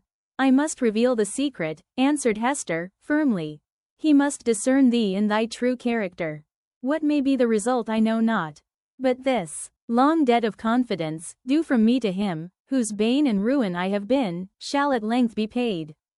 so far as concerns the overthrow or preservation of his fair fame and his earthly state, and perchance his life, he is in my hands. Nor do I, whom the Scarlet Letter has disciplined to truth, though it be the truth of red-hot iron entering into the soul, nor do I perceive such advantage in his living any longer a life of ghastly emptiness, that I shall stoop to implore thy mercy. Do with him as thou wilt. There is no good for him, no good for me, no good for thee. There is no good for little Pearl. There is no path to guide us out of this dismal maze. Woman, I could well nigh pity thee, said Roger Chillingworth, unable to restrain a thrill of admiration too, for there was a quality almost majestic in the despair which she expressed. Thou hadst great elements. Peradventure, hadst thou met earlier with a better love than mine, this evil had not been. I pity thee, for the good that has been wasted in thy nature. And I thee, answered Hester Prynne, for the hatred that has transformed a wise and just man to a fiend. Wilt thou yet purge it out of thee, and be once more human? If not for his sake, then doubly for thine own. Forgive, and leave his further retribution to the power that claims it. I said, but now, that there could be no good event for him, or thee, or me, who are here wandering together in this gloomy maze of evil, and stumbling at every step over the guilt wherewith we have strewn our path.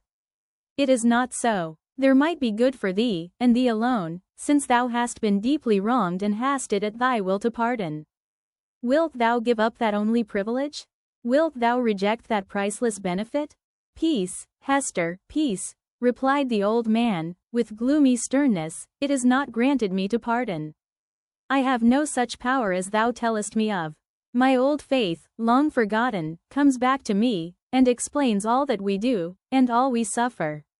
By thy first step awry, thou didst plant the germ of evil, but since that moment it has all been a dark necessity. Ye that have wronged me are not sinful, save in a kind of typical illusion.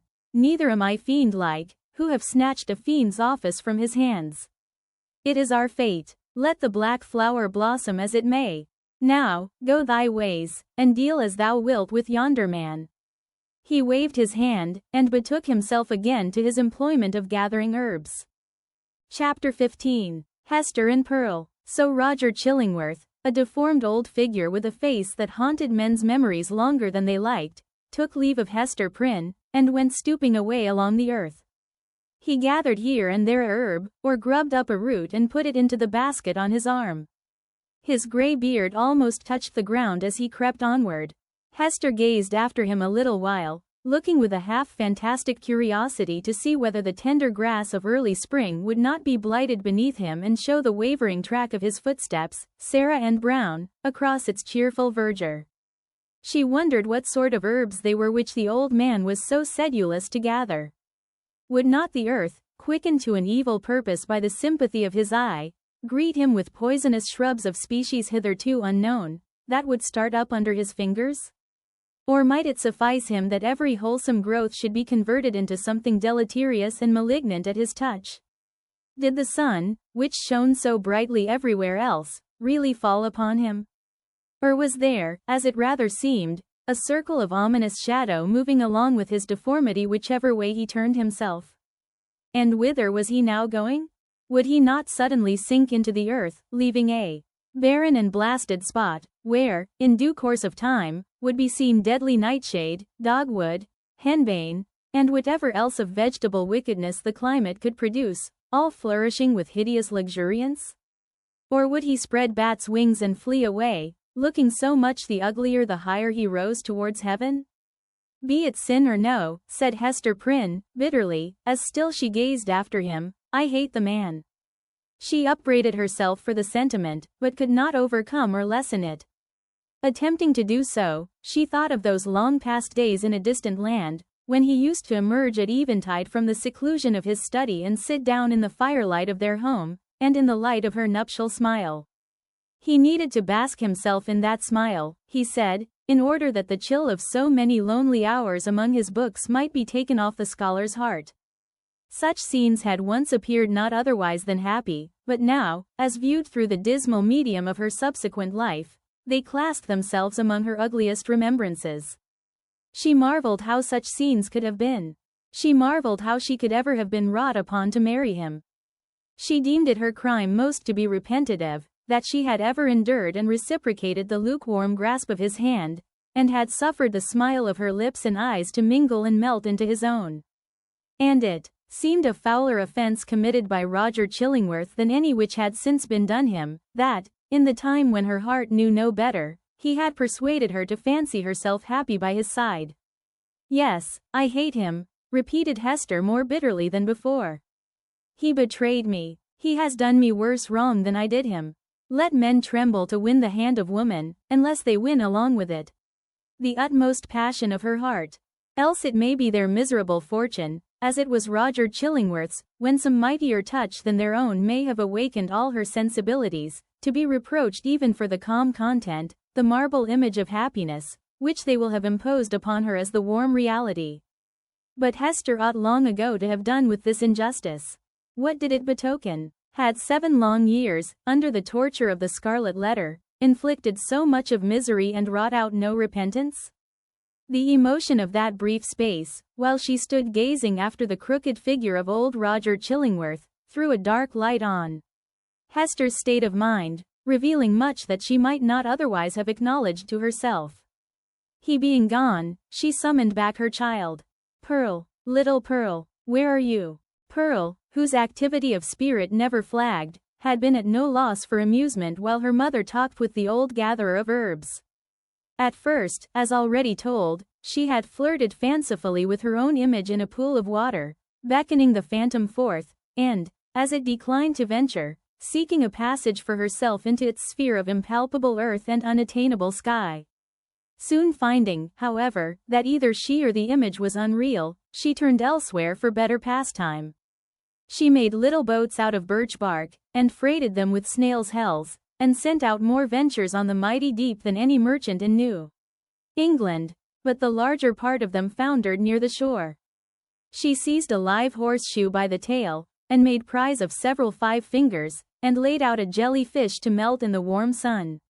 Then she took up the white foam that streaked the line of the advancing tide, and threw it upon the breeze, scampering after it with winged footsteps to catch the great snowflakes ere they fell. Perceiving a flock of beach birds that fed and fluttered along the shore, the naughty child picked up her apron full of pebbles, and, creeping from rock to rock after these small seafowl, displayed remarkable dexterity in pelting them. One little gray bird, with a white breast, Pearl was almost sure had been hit by a pebble, and fluttered away with a broken wing. But then the elf child sighed, and gave up her sport, because it grieved her to have done harm to a little being that was as wild as the sea breeze, or as wild as Pearl herself.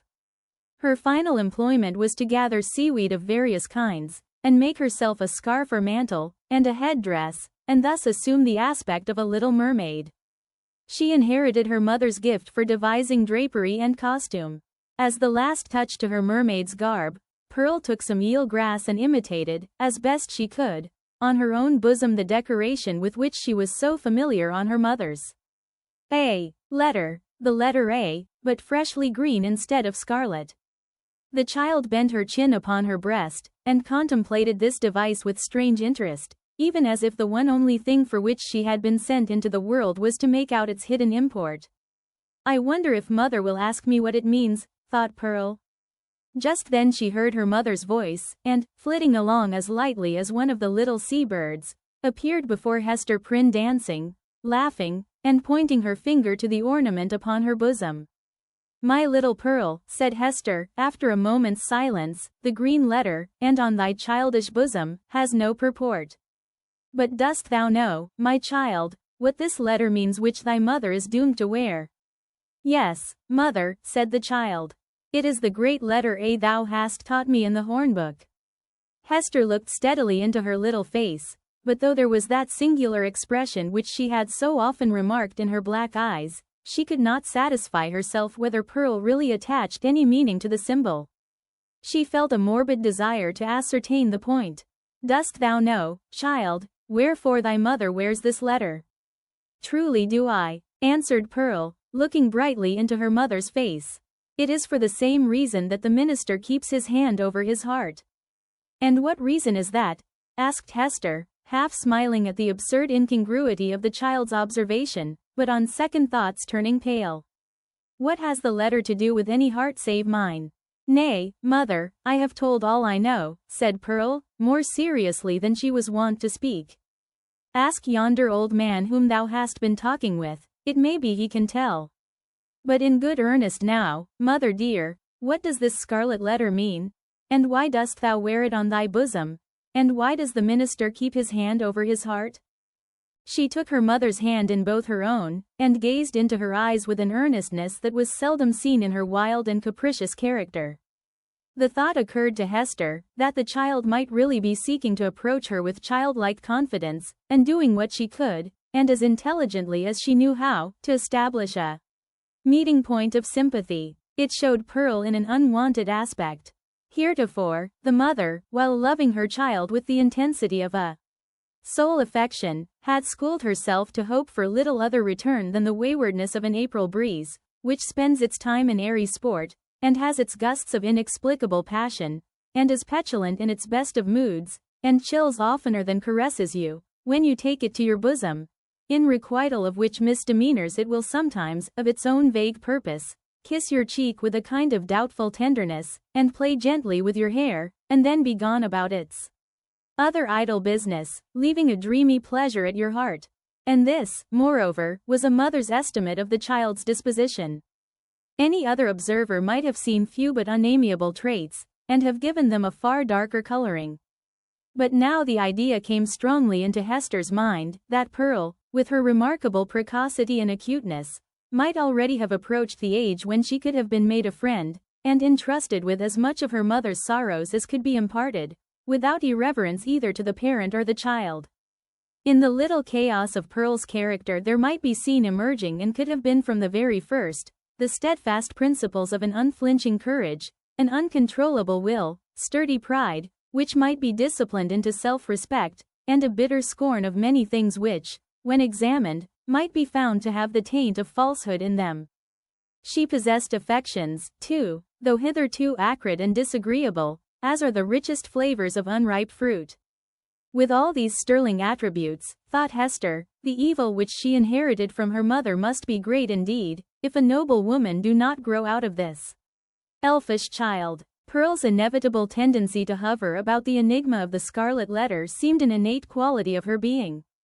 From the earliest epoch of her conscious life, she had entered upon this as her appointed mission. Hester had often fancied that Providence had a design of justice and retribution, in endowing the child with this marked propensity, but never, until now, had she bethought herself to ask, whether, linked with that design, there might not likewise be a purpose of mercy and beneficence. If little Pearl were entertained with faith and trust, as a spirit messenger no less than an earthly child, might it not be her errand to soothe away the sorrow that lay cold in her mother's heart, and converted it into a tomb, and to help her to overcome the passion, once so wild, and even yet neither dead nor asleep, but only imprisoned within the same tomb-like heart? Such were some of the thoughts that now stirred in Hester's mind, with as much vivacity of impression as if they had actually been whispered into her ear. And there was little Pearl, all this while, holding her mother's hand in both her own, and turning her face upward, while she put these searching questions, once and again, and still a third time. "What does the letter mean, mother? And why dost thou wear it? And why does the minister keep his hand over his heart? What shall I say?" thought Hester to herself. "No, if this be the price of the child's sympathy, I cannot pay it." Then she spoke aloud. "Silly Pearl," said she, "what questions are these? There are many things in this world that a child must not ask about. What know I of the minister's heart? And as for the Scarlet Letter, I wear it for the sake of its gold thread."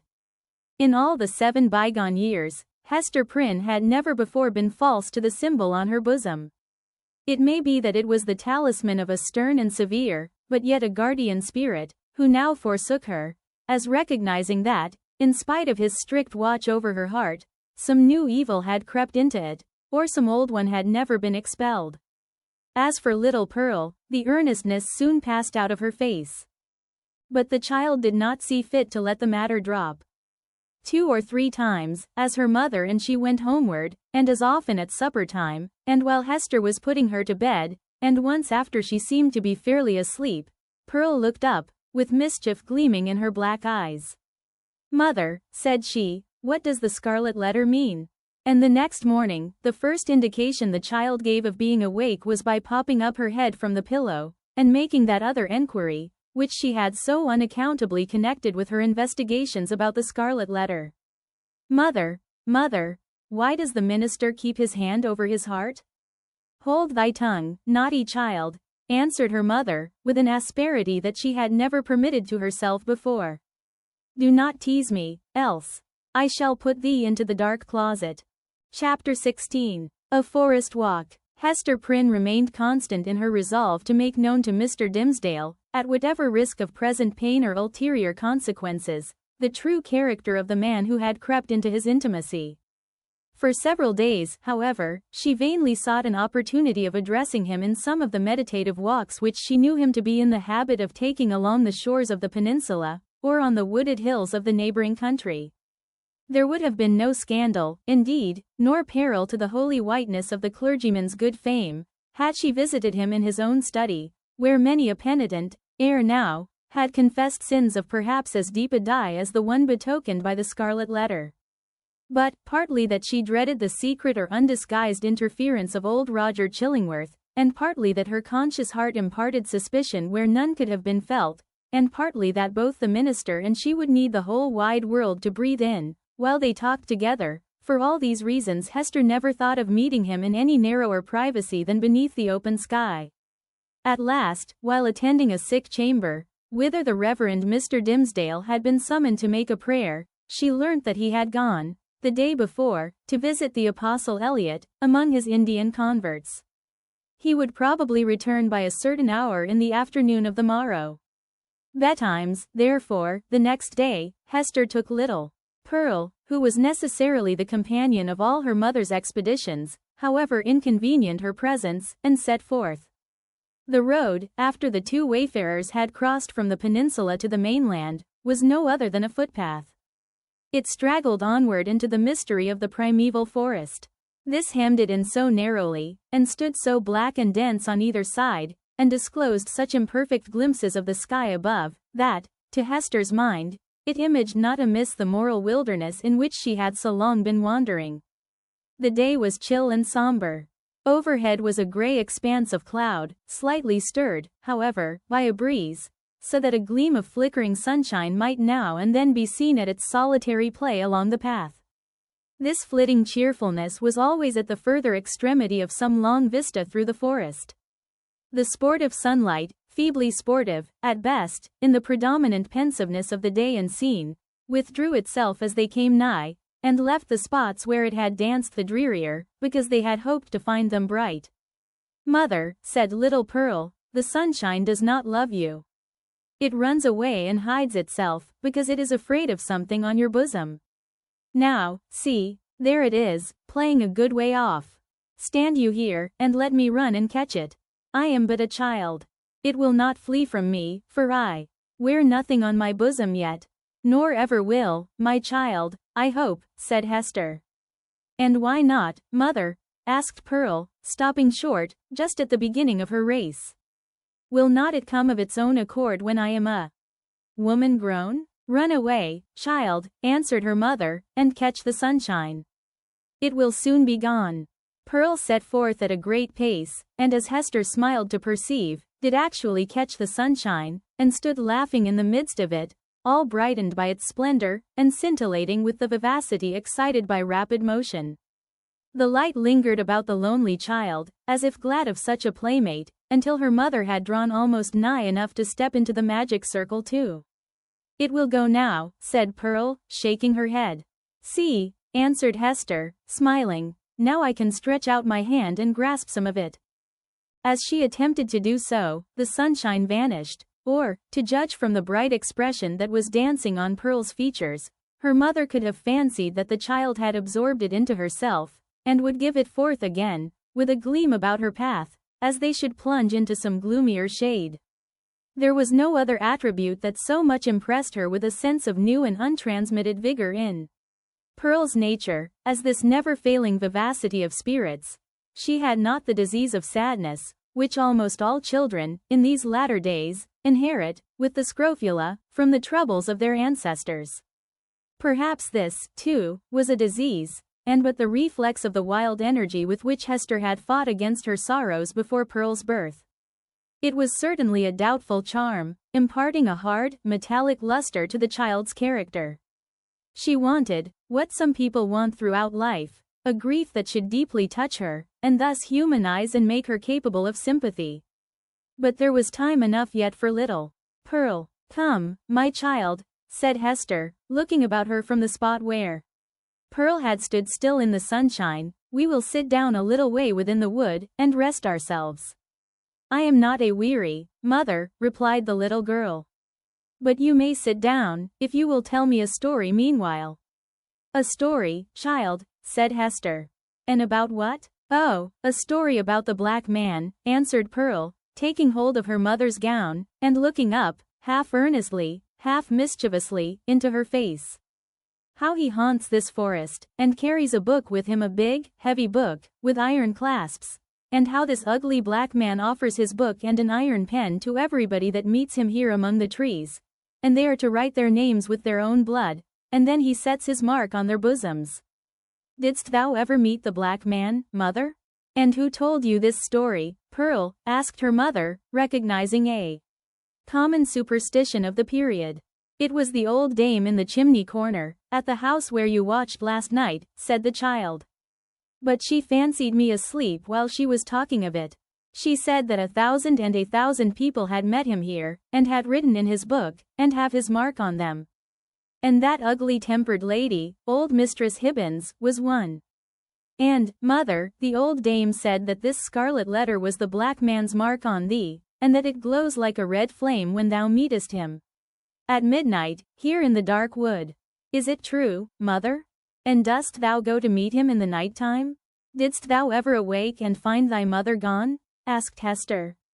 "Not that I remember," said the child. "If thou fearest to leave me in our cottage, thou mightest take me along with thee. I would very gladly go. But, mother, tell me now, is there such a black man? And didst thou ever meet him? And is this his mark? Wilt thou let me be at peace, if I once tell thee?" asked her mother. "Yes, if thou tellest me all," answered Pearl. "Once in my life I met the black man," said her mother. "This scarlet letter is his mark."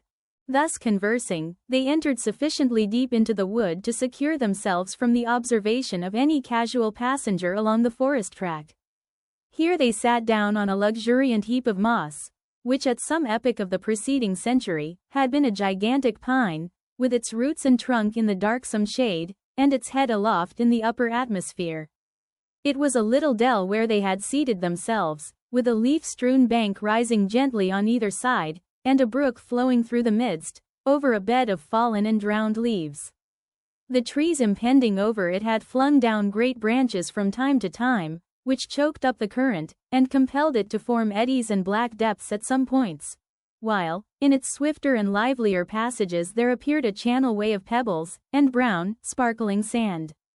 Letting the eyes follow along the course of the stream, they could catch the reflected light from its water, at some short distance within the forest, but soon lost all traces of it amid the bewilderment of tree trunks and underbrush, and here and there a huge rock covered over with gray lichens. All these giant trees and boulders of granite seemed intent on making a mystery of the course of this small brook, fearing, perhaps, that, with its never-ceasing loquacity, it should whisper tales out of the heart of the old forest whence it flowed, or mirror its revelations on the smooth surface of a pool. Continually, indeed, as it stole onward, the streamlet kept up a babble, kind, quiet, soothing, but melancholy, like the voice of a young child that was spending its infancy without playfulness, and knew not how to be merry among sad acquaintance and events of somber hue. "Oh, brook! Oh, foolish and tiresome little brook!" cried Pearl, after listening a while to its talk, "why art thou so sad? Pluck up a spirit, and do not be all the time sighing and murmuring. But the brook, in the course of its little lifetime among the forest trees, had gone through so solemn an experience that it could not help talking about it, and seemed to have nothing else to say. Pearl resembled the brook, inasmuch as the current of her life gushed from a wellspring as mysterious, and had flowed through scenes shadowed as heavily with gloom. But, unlike the little stream, she danced and sparkled, and prattled airily along her course. "What does this sad little brook say, mother?" inquired she. "If thou hadst a sorrow of thine own, the brook might tell thee of it," answered her mother, "even as it is telling me of mine. But now, Pearl, I hear a footstep along the path, and the noise of one putting aside the branches. I would have thee betake thyself to play, and leave me to speak with him that comes yonder." "Is it the black man?" asked Pearl. "Wilt thou go and play, child?" repeated her mother, "but do not stray far into the wood. And take heed that thou come at my first call." "Yes, mother," answered Pearl, "but if it be the black man, wilt thou not let me stay a moment, and look at him, with his big book under his arm?" "Go, silly child," said her mother impatiently. "It is no black man. Thou canst see him now, through the trees. It is the minister." "And so it is," said the child. "And, mother, he has his hand over his heart. Is it because, when the minister wrote his name in the book, the black man set his mark in that place? But why does he not wear it outside his bosom, as thou dost, mother? Go now, child, and thou shalt tease me as thou wilt another time," cried Hester Prynne. "But do not stray far. Keep where thou canst hear the babble of the brook." The child went singing away, following up the current of the brook, and striving to mingle a more lightsome cadence with its melancholy voice. But the little stream would not be comforted, and still kept telling its unintelligible secret of some very mournful mystery that had happened, or making a prophetic lamentation about something that was yet to happen, within the verge of the dismal forest. So Pearl, who had enough of shadow in her own little life, chose to break off all acquaintance with this repining brook. She set herself, therefore, to gathering violets and wood anemones, and some scarlet columbines that she found growing in the crevice of a high rock. When her elf child had departed, Hester Prynne made a step or two towards the track that led through the forest, but still remained under the deep shadow of the trees. She beheld the minister advancing along the path entirely alone, and leaning on a staff which he had cut by the wayside. He looked haggard and feeble, and betrayed a nerveless despondency in his air, which had never so remarkably characterized him in his walks about the settlement, nor in any other situation where he deemed himself liable to notice. Here it was fully visible, in this intense seclusion of the forest, which of itself would have been a heavy trial to the spirits. There was a listlessness in his gait, as if he saw no reason for taking one step further, nor felt any desire to do so, but would have been glad, could he be glad of anything, to fling himself down at the root of the nearest tree, and lie there passive forevermore. The leaves might bestrew him, and the soil gradually accumulate and form a little hillock over his frame, no matter whether there were life in it or no. Death was too definite an object to be wished for or avoided. To Hester's eye, the Reverend Mr. Dimmesdale exhibited no symptom of positive and vivacious suffering, except that, as little Pearl had remarked, he kept his hand over his heart. Chapter 17. The Pastor and His Parishioner. Slowly as the minister walked, he had almost gone by before Hester Prynne could gather voice enough to attract his observation. At length she succeeded. "Arthur Dimmesdale," she said, faintly at first, then louder, but hoarsely, "Arthur Dimmesdale." "Who speaks?" answered the minister. Gathering himself quickly up, he stood more erect, like a man taken by surprise in a mood to which he was reluctant to have witnesses. Throwing his eyes anxiously in the direction of the voice, he indistinctly beheld a form under the trees, clad in garments so somber, and so little relieved from the grey twilight into which the clouded sky and the heavy foliage had darkened the noontide, that he knew not whether it were a woman or a shadow. It may be that his pathway through life was haunted thus by a spectre that had stolen out from among his thoughts. He made a step nigher, and discovered the Scarlet Letter. "Hester Prynne," said he, "is it thou? Art thou in life?" "Even so," she answered. In such life as has been mine these 7 years past. And thou, Arthur Dimmesdale, dost thou yet live? It was no wonder that they thus questioned one another's actual and bodily existence, and even doubted of their own. So strangely did they meet in the dim wood that it was like the first encounter in the world beyond the grave of two spirits who had been intimately connected in their former life, but now stood coldly shuddering in mutual dread, as not yet familiar with their state, nor wonted to the companionship of disembodied beings. Each a ghost, and awe-stricken at the other ghost. They were awe-stricken likewise at themselves, because the crisis flung back to them their consciousness, and revealed to each heart its history and experience, as life never does, except at such breathless epochs. The soul beheld its features in the mirror of the passing moment. It was with fear, and tremulously, and, as it were, by a slow, reluctant necessity, that Arthur Dimmesdale put forth his hand, chill as death, and touched the chill hand of Hester Prynne. The grasp, cold as it was, took away what was dreariest in the interview. They now felt themselves, at least, inhabitants of the same sphere. Without a word more spoken, neither he nor she assuming the guidance, but with an unexpressed consent, they glided back into the shadow of the woods whence Hester had emerged, and sat down on the heap of moss where she and Pearl had before been sitting. When they found voice to speak, it was at first only to utter remarks and inquiries such as any two acquaintances might have made, about the gloomy sky, the threatening storm, and, next, the health of each. Thus they went onward, not boldly, but step by step, into the themes that were brooding deepest in their hearts. So long estranged by fate and circumstances, they needed something slight and casual to run before and throw open the doors of intercourse, so that their real thoughts might be led across the threshold. After a while, the minister fixed his eyes on Hester Prynne's. "Hester," said he, "hast thou found peace?" She smiled drearily, looking down upon her bosom. "Hast thou?" she asked. "None, nothing but despair," he answered. "What else could I look for, being what I am, and leading such a life as mine? Were I an atheist, a man devoid of conscience, a wretch with coarse and brutal instincts, I might have found peace long ere now. Nay, I never should have lost it.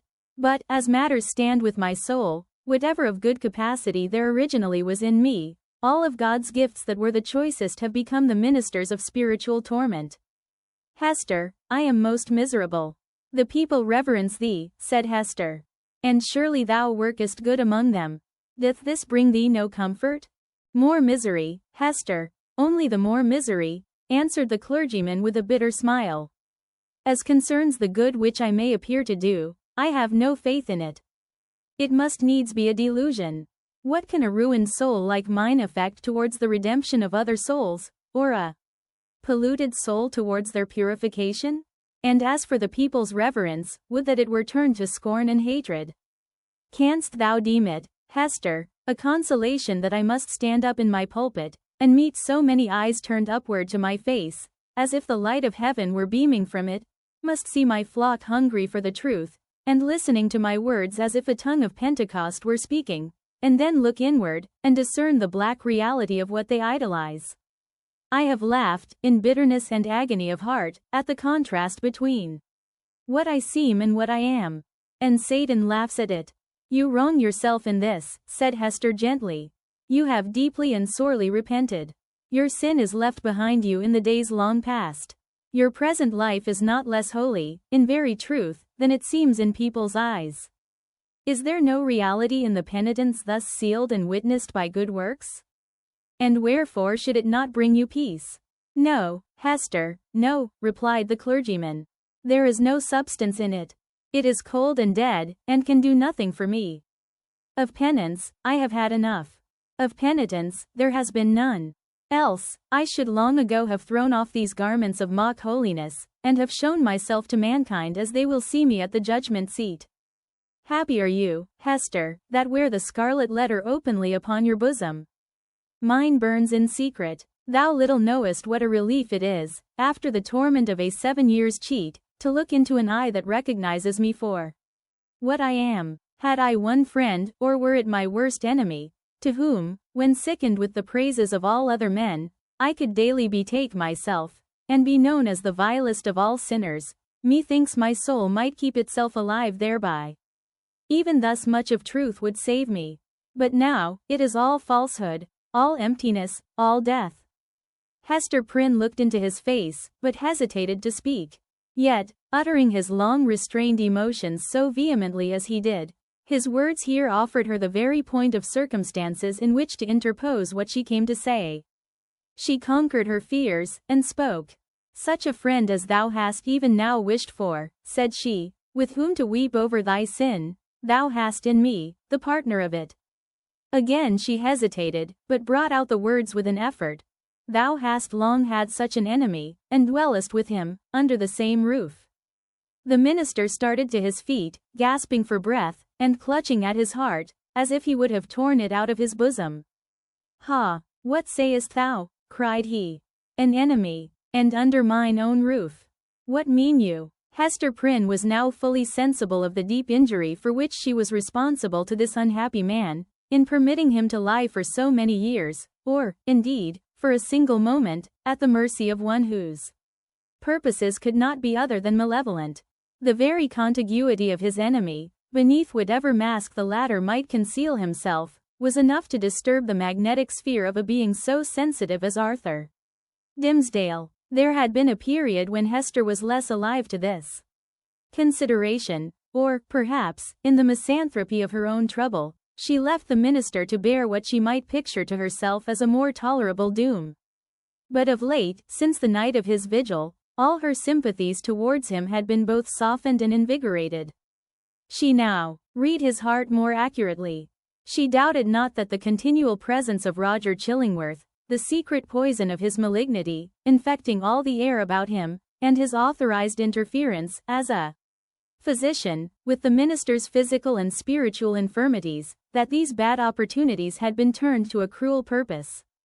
By means of them, the sufferer's conscience had been kept in an irritated state, the tendency of which was, not to cure by wholesome pain, but to disorganize and corrupt his spiritual being. Its result, on earth, could hardly fail to be insanity, and hereafter, that eternal alienation from the good and true, of which madness is perhaps the earthly type. Such was the ruin to which she had brought the man, once, nay, why should we not speak it, still so passionately loved. Hester felt that the sacrifice of the clergyman's good name, and death itself, as she had already told Roger Chillingworth, would have been infinitely preferable to the alternative which she had taken upon herself to choose. And now, rather than have had this grievous wrong to confess, she would gladly have laid down on the forest leaves, and died there, at Arthur Dimmesdale's feet. "Oh, Arthur," cried she, "forgive me. In all things else, I have striven to be true. Truth was the one virtue which I might have held fast, and did hold fast, through all extremity, save when thy good, thy life, thy fame, were put in question. Then I consented to a deception. But a lie is never good, even though death threaten on the other side. Dost thou not see what I would say? That old man, the physician, he whom they call Roger Chillingworth, he was my husband." The minister looked at her for an instant, with all that violence of passion, which, intermixed in more shapes than one with his higher, purer, softer qualities, was, in fact, the portion of him which the devil claimed, and through which he sought to win the rest. Never was there a blacker or a fiercer frown than Hester now encountered. For the brief space that it lasted, it was a dark transfiguration. But his character had been so much enfeebled by suffering, that even its lower energies were incapable of more than a temporary struggle. He sank down on the ground, and buried his face in his hands. "I might have known it," murmured he, "I did know it. Was not the secret told me, in the natural recoil of my heart at the first sight of him, and as often as I have seen him since? Why did I not understand? Oh, Hester Prynne, thou little knowest all the horror of this thing, and the shame, the indelicacy, the horrible ugliness of this exposure of a sick and guilty heart to the very eye that would gloat over it. Woman, thou art accountable for this. I cannot forgive thee." "Thou shalt forgive me," cried Hester, flinging herself on the fallen leaves beside him. "Let God punish. Thou shalt forgive." With sudden and desperate tenderness she threw her arms around him, and pressed his head against her bosom, little caring though his cheek rested on the scarlet letter. He would have released himself, but strove in vain to do so. Hester would not set him free, lest he should look her sternly in the face. All the world had frowned on her, for 7 long years had it frowned upon this lonely woman, and still she bore it all, nor ever once turned away her firm, sad eyes. Heaven, likewise, had frowned upon her, and she had not died. But the frown of this pale, weak, sinful, and sorrow-stricken man was what Hester could not bear, and live. "Wilt thou yet forgive me?" she repeated, over and over again. "Wilt thou not frown? Wilt thou forgive?" "I do forgive you, Hester," replied the minister at length, with a deep utterance, out of an abyss of sadness, but no anger. "I freely forgive you now. May God forgive us both. We are not, Hester, the worst sinners in the world. There is one worse than even the polluted priest. That old man's revenge has been blacker than my sin. He has violated, in cold blood, the sanctity of a human heart. Thou and I, Hester, never did so. Never, never," whispered she.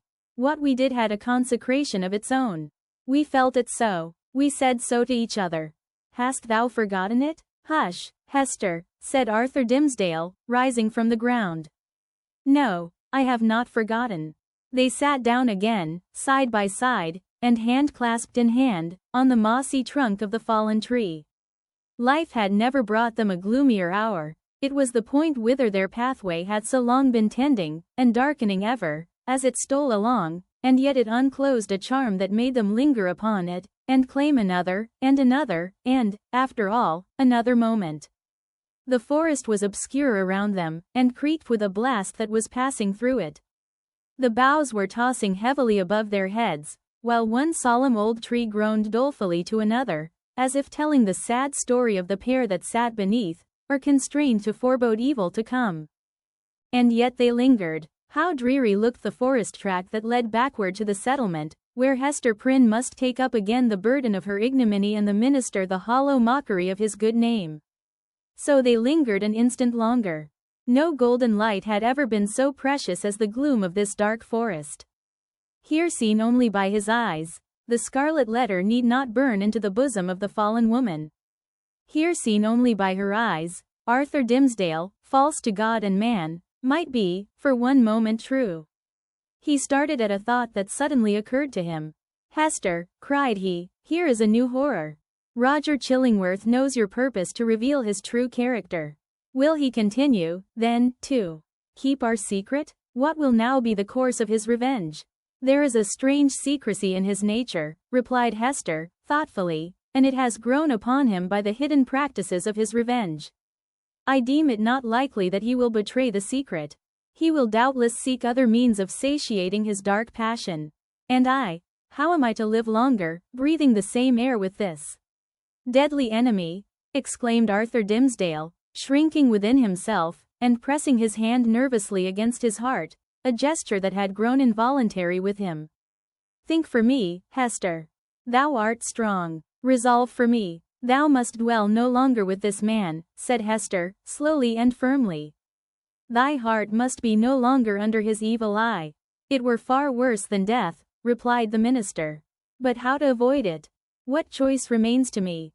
Shall I lie down again on these withered leaves, where I cast myself when thou didst tell me what he was? Must I sink down there, and die at once? Alas, what a ruin has befallen thee," said Hester, with the tears gushing into her eyes. "Wilt thou die for very weakness? There is no other cause." "The judgment of God is on me," answered the conscience-stricken priest. "It is too mighty for me to struggle with." "Heaven would show mercy," rejoined Hester, "hadst thou but the strength to take advantage of it." "Be thou strong for me," answered he. "Advise me what to do." "Is the world, then, so narrow?" exclaimed Hester Prynne, fixing her deep eyes on the minister's, and instinctively exercising a magnetic power over a spirit so shattered and subdued that it could hardly hold itself erect.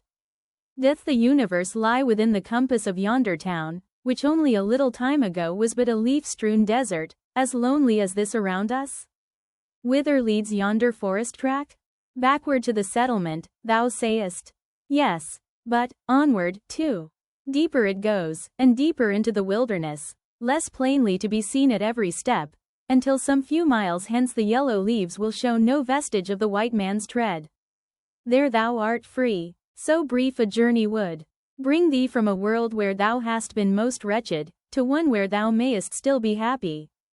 Is there not shade enough in all this boundless forest to hide thy heart from the gaze of Roger Chillingworth? Yes, Hester, but only under the fallen leaves, replied the minister, with a sad smile. Then there is the broad pathway of the sea, continued Hester. It brought thee hither. If thou so choose, it will bear thee back again. In our native land, whether in some remote rural village, or in vast London, or, surely, in Germany, in France, in pleasant Italy, thou wouldst be beyond his power and knowledge. And what hast thou to do with all these iron men, and their opinions? They have kept thy better part in bondage too long already. It cannot be, answered the minister, listening as if he were called upon to realize a dream. I am powerless to go.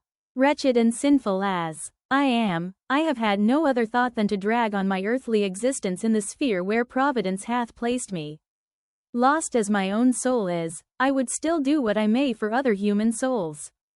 I dare not quit my post, though an unfaithful sentinel, whose sure reward is death and dishonor, when his dreary watch shall come to an end.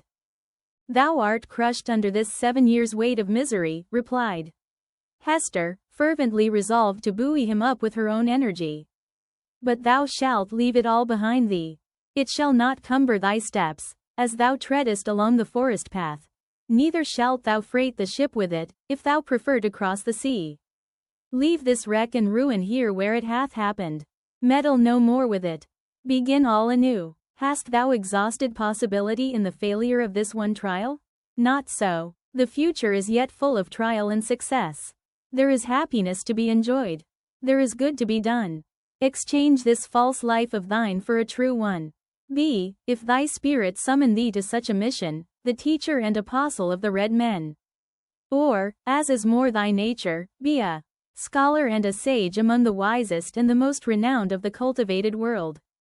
Preach, write, act, do anything, save to lie down and die. Give up this name of Arthur Dimmesdale, and make thyself another, and a high one, such as thou canst wear without fear or shame. Why shouldst thou tarry so much as one other day in the torments that have so gnawed into thy life? That have made thee feeble to will and to do? That will leave thee powerless even to repent? Up, and away. Oh, Hester, cried Arthur Dimmesdale, in whose eyes a fitful light, kindled by her enthusiasm, flashed up and died away. Thou tellest of running a race to a man whose knees are tottering beneath him. I must die here. There is not the strength or courage left me to venture into the wide, strange, difficult world alone. It was the last expression of the despondency of a broken spirit. He lacked energy to grasp the better fortune that seemed within his reach. He repeated the word, alone, Hester. Thou shalt not go alone, answered she, in a deep whisper. Then, all was spoken. Chapter 18. A flood of sunshine. Arthur Dimmesdale gazed into Hester's face with a look in which hope and joy shone out, indeed, but with fear betwixt them, and a kind of horror at her boldness, who had spoken what he vaguely hinted at, but dared not speak. But Hester Prynne, with a mind of native courage and activity, and for so long a period not merely estranged, but outlawed from society, had habituated herself to such latitude of speculation as was altogether foreign to the clergyman. She had wandered, without rule or guidance, in a moral wilderness, as vast, as intricate, and shadowy as the untamed forest, amid the gloom of which they were now holding a colloquy that was to decide their fate. Her intellect and heart had their home, as it were, in desert places, where she roamed as freely as the wild Indian in his woods. For years past she had looked from this estranged point of view at human institutions, and whatever priests or legislators had established, criticizing all with hardly more reverence than the Indian would feel for the clerical band, the judicial robe, the pillory, the gallows, the fireside, or the church. The tendency of her fate and fortunes had been to set her free. The Scarlet Letter was her passport into regions where other women dared not tread. shame, despair, solitude. These had been her teachers, stern and wild ones, and they had made her strong, but taught her much amiss. The minister, on the other hand, had never gone through an experience calculated to lead him beyond the scope of generally received laws, although, in a single instance, he had so fearfully transgressed one of the most sacred of them. But this had been a sin of passion, not of principle, nor even purpose. Since that wretched epoch, he had watched with morbid zeal and minuteness, not his acts, for those it was easy to arrange, but each breath of emotion, and his every thought. At the head of the social system, as the clergyman of that day stood, he was only the more trammeled by its regulations, its principles, and even its prejudices. As a priest, the framework of his order inevitably hemmed him in. As a man who had once sinned, but who kept his conscience all alive and painfully sensitive by the fretting of an unhealed wound, he might have been supposed safer within the line of virtue than if he had never sinned at all. Thus we seem to see that, as regarded Hester Prynne, the whole 7 years of outlaw and ignominy had been little other than a preparation for this very hour. But Arthur Dimmesdale, were such a man once more to fall, what plea could be urged in extenuation of his crime?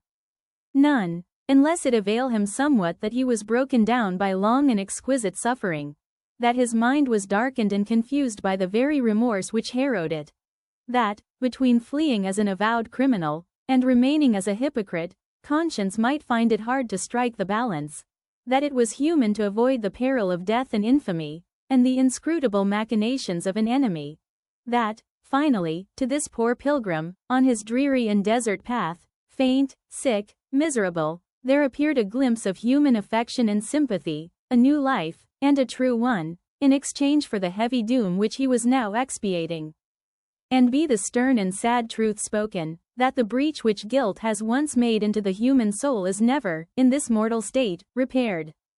It may be watched and guarded, so that the enemy shall not force his way again into the citadel, and might even in his subsequent assaults, select some other avenue, in preference to that where he had formerly succeeded. But there is still the ruined wall, and near it the stealthy tread of the foe that would win over again his unforgotten triumph. The struggle, if there were one, need not be described. Let it suffice that the clergyman resolved to flee, and not alone. If in all these past 7 years, thought he, I could recall one instant of peace or hope, I would yet endure, for the sake of that earnest of heaven's mercy. But now, since I am irrevocably doomed, wherefore should I not snatch the solace allowed to the condemned culprit before his execution? Or, if this be the path to a better life, as Hester would persuade me, I surely give up no fairer prospect by pursuing it. Neither can I any longer live without her companionship, so powerful is she to sustain, so tender to soothe. Oh, thou to whom I dare not lift mine eyes, wilt thou yet pardon me? Thou wilt go, said Hester calmly, as he met her glance. The decision once made, a glow of strange enjoyment threw its flickering brightness over the trouble of his breast. It was the exhilarating effect, upon a prisoner just escaped from the dungeon of his own heart, of breathing the wild, free atmosphere of an unredeemed, unchristianized, lawless region. His spirit rose, as it were, with a bound, and attained a nearer prospect of the sky, than throughout all the misery which had kept him groveling on the earth. Of a deeply religious temperament, there was inevitably a tinge of the devotional in his mood. Do I feel joy again? Cried he, wondering at himself. Methought the germ of it was dead in me. Oh, Hester, thou art my better angel. I seem to have flung myself, sick, sin-stained, and sorrow-blackened, down upon these forest leaves, and to have risen up all made anew, and with new powers to glorify him that hath been merciful. This is already the better life. Why did we not find it sooner? Let us not look back, answered Hester Prynne. The past is gone, wherefore should we linger upon it now? See, with this symbol I undo it all, and make it as if it had never been. So speaking, she undid the clasp that fastened the scarlet letter, and, taking it from her bosom, threw it to a distance among the withered leaves. The mystic token alighted on the hither verge of the stream. With a hand's breadth further flight, it would have fallen into the water, and have given the little brook another woe to carry onward, besides the unintelligible tale which it still kept murmuring about. But there lay the embroidered letter, glittering like a lost jewel, which some ill-fated wanderer might pick up, and thenceforth be haunted by strange phantoms of guilt, sinkings of the heart, and unaccountable misfortune. The stigma gone, Hester heaved a long, deep sigh, in which the burden of shame and anguish departed from her spirit. Oh, exquisite relief! She had not known the weight until she felt the freedom. By another impulse, she took off the formal cap that confined her hair, and down it fell upon her shoulders, dark and rich, with at once a shadow and a light in its abundance, and imparting the charm of softness to her features. There played around her mouth, and beamed out of her eyes, a radiant and tender smile, that seemed gushing from the very heart of womanhood. A crimson flush was glowing on her cheek, that had been long so pale. Her sex, her youth, and the whole richness of her beauty, came back from what men call the irrevocable past, and clustered themselves with her maiden hope, and a happiness before unknown, within the magic circle of this hour. And, as if the gloom of the earth and sky had been but the effluence of these two mortal hearts, it vanished with their sorrow. All at once, as with a sudden smile of heaven, forth burst the sunshine, pouring a very flood into the obscure forest, gladdening each green leaf, transmuting the yellow fallen ones to gold, and gleaming adown the grey trunks of the solemn trees. The objects that had made a shadow hitherto, embodied the brightness now.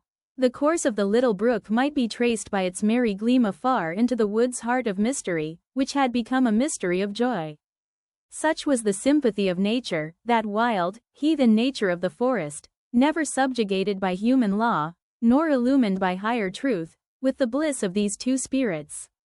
Love, whether newly born, or aroused from a death-like slumber, must always create a sunshine, filling the heart so full of radiance, that it overflows upon the outward world. Had the forest still kept its gloom, it would have been bright in Hester's eyes, and bright in Arthur Dimmesdale's. Hester looked at him with a thrill of another joy. "Thou must know Pearl," said she.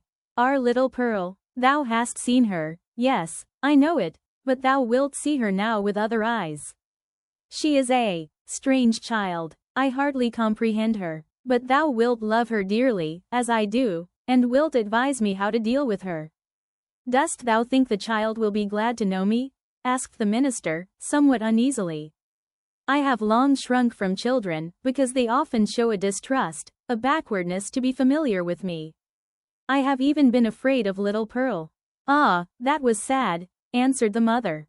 "But she will love thee dearly, and thou her. She is not far off. I will call her. Pearl, Pearl." "I see the child," observed the minister.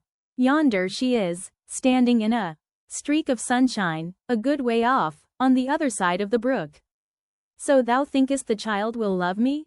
Hester smiled, and again called to Pearl, who was visible at some distance, as the minister had described her, like a bright apparelled vision in a sunbeam, which fell down upon her through an arch of boughs. The ray quivered to and fro, making her figure dim or distinct, now like a real child, now like a child's spirit, as the splendor went and came again. She heard her mother's voice, and approached slowly through the forest.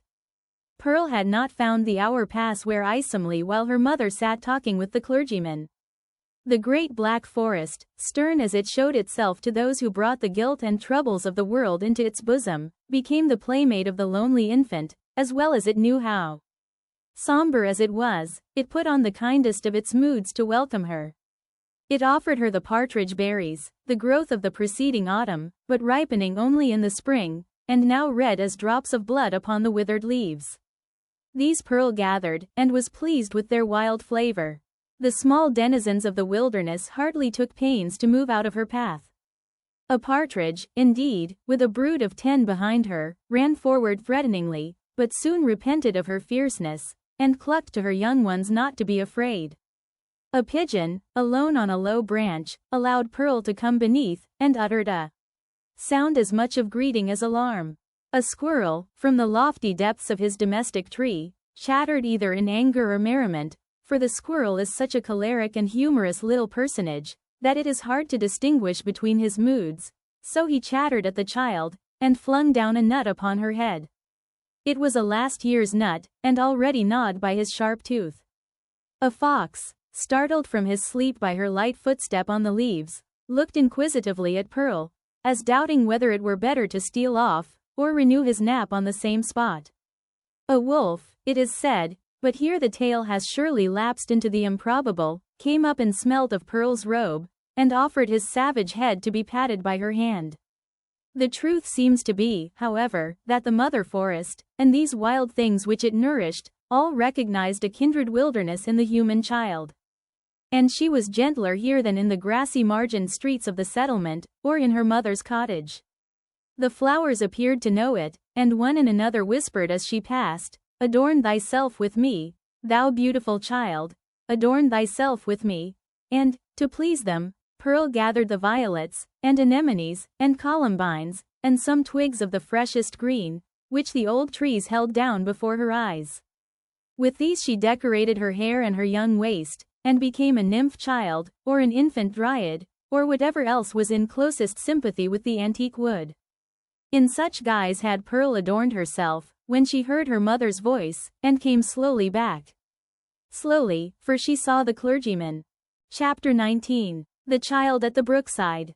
"Thou wilt love her dearly," repeated Hester Prynne, as she and the minister sat watching little Pearl. "Dost thou not think her beautiful? And see with what natural skill she has made those simple flowers adorn her. Had she gathered pearls, and diamonds, and rubies in the wood, they could not have become her better. She is a splendid child. But I know whose brow she has.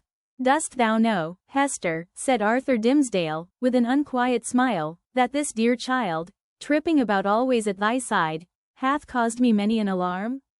Methought, oh, Hester, what a thought is that, and how terrible to dread it, that my own features were partly repeated in her face, and so strikingly that the world might see them.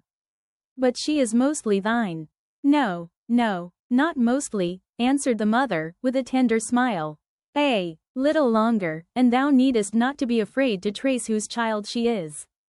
But how strangely beautiful she looks with those wild flowers in her hair. It is as if one of the fairies, whom we left in dear old England, had decked her out to meet us."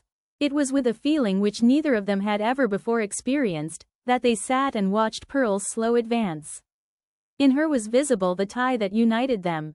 She had been offered to the world, these 7 past years, as the living hieroglyphic, in which was revealed the secret they so darkly sought to hide, all written in this symbol, all plainly manifest, had there been a prophet or magician skilled to read the character of flame. And Pearl was the oneness of their being. Be the foregone evil what it might, how could they doubt that their earthly lives and future destinies were conjoined when they beheld at once the material union, and the spiritual idea, in whom they met, and were to dwell immortally together? Thoughts like these, and perhaps other thoughts, which they did not acknowledge or define, threw an awe about the child as she came onward. "Let her see nothing strange, no passion or eagerness, in thy way of accosting her," whispered Hester. "Our Pearl is a fitful and fantastic little elf sometimes. Especially she is generally intolerant of emotion, when she does not fully comprehend the why and wherefore. But the child hath strong affections. She loves me, and will love thee.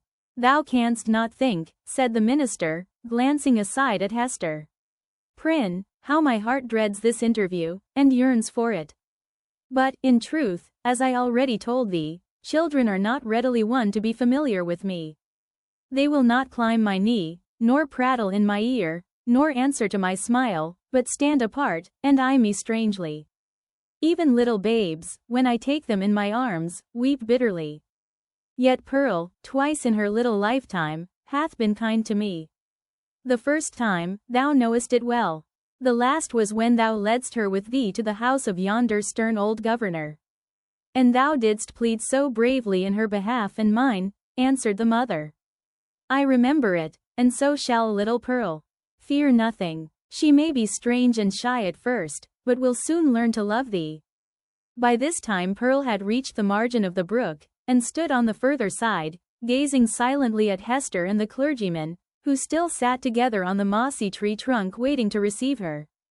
Just where she had paused, the brook chanced to form a pool so smooth and quiet that it reflected a perfect image of her little figure, with all the brilliant picturesqueness of her beauty, in its adornment of flowers and wreathed foliage, but more refined and spiritualized than the reality. This image, so nearly identical with the living pearl, seemed to communicate somewhat of its own shadowy and intangible quality to the child herself. It was strange, the way in which Pearl stood, looking so steadfastly at them through the dim medium of the forest gloom, herself, meanwhile, all glorified with a ray of sunshine, that was attracted thitherward as by a certain sympathy. In the brook beneath stood another child, another and the same, with likewise its ray of golden light. Hester felt herself, in some indistinct and tantalizing manner, estranged from Pearl, as if the child, in her lonely ramble through the forest, had strayed out of the sphere in which she and her mother dwelt together, and was now vainly seeking to return to it. There were both truth and error in the impression. The child and mother were estranged, but through Hester's fault, not Pearl's. Since the latter rambled from her side, another inmate had been admitted within the circle of the mother's feelings, and so modified the aspect of them all, that Pearl, the returning wanderer, could not find her wonted place, and hardly knew where she was. "I have a strange fancy," observed the sensitive minister, "that this brook is the boundary between two worlds, and that thou canst never meet thy Pearl again. Or is she an elfish spirit, who, as the legends of our childhood taught us, is forbidden to cross a running stream? Pray hasten her, for this delay has already imparted a tremor to my nerves." "Come, dearest child," said Hester encouragingly, and stretching out both her arms. "How slow thou art! When hast thou been so sluggish before now? Here is a friend of mine, who must be thy friend also. Thou wilt have twice as much love henceforward as thy mother alone could give thee. Leap across the brook and come to us. Thou canst leap like a young deer." Pearl, without responding in any manner to these honey-sweet expressions, remained on the other side of the brook. Now she fixed her bright wild eyes on her mother, now on the minister, and now included them both in the same glance, as if to detect and explain to herself the relation which they bore to one another. For some unaccountable reason, as Arthur Dimmesdale felt the child's eyes upon himself, his hand, with that gesture so habitual as to have become involuntary, stole over his heart. At length, assuming a singular air of authority, Pearl stretched out her hand, with the small forefinger extended, and pointing evidently towards her mother's breast. And beneath, in the mirror of the brook, there was the flower-girdled and sunny image of little Pearl, pointing her small forefinger too. "Thou strange child, why dost thou not come to me?" exclaimed Hester.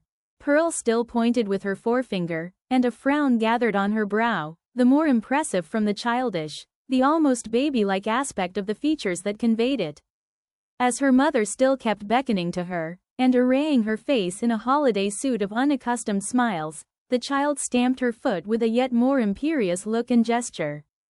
In the brook, again, was the fantastic beauty of the image, with its reflected frown, its pointed finger, and imperious gesture, giving emphasis to the aspect of little Pearl.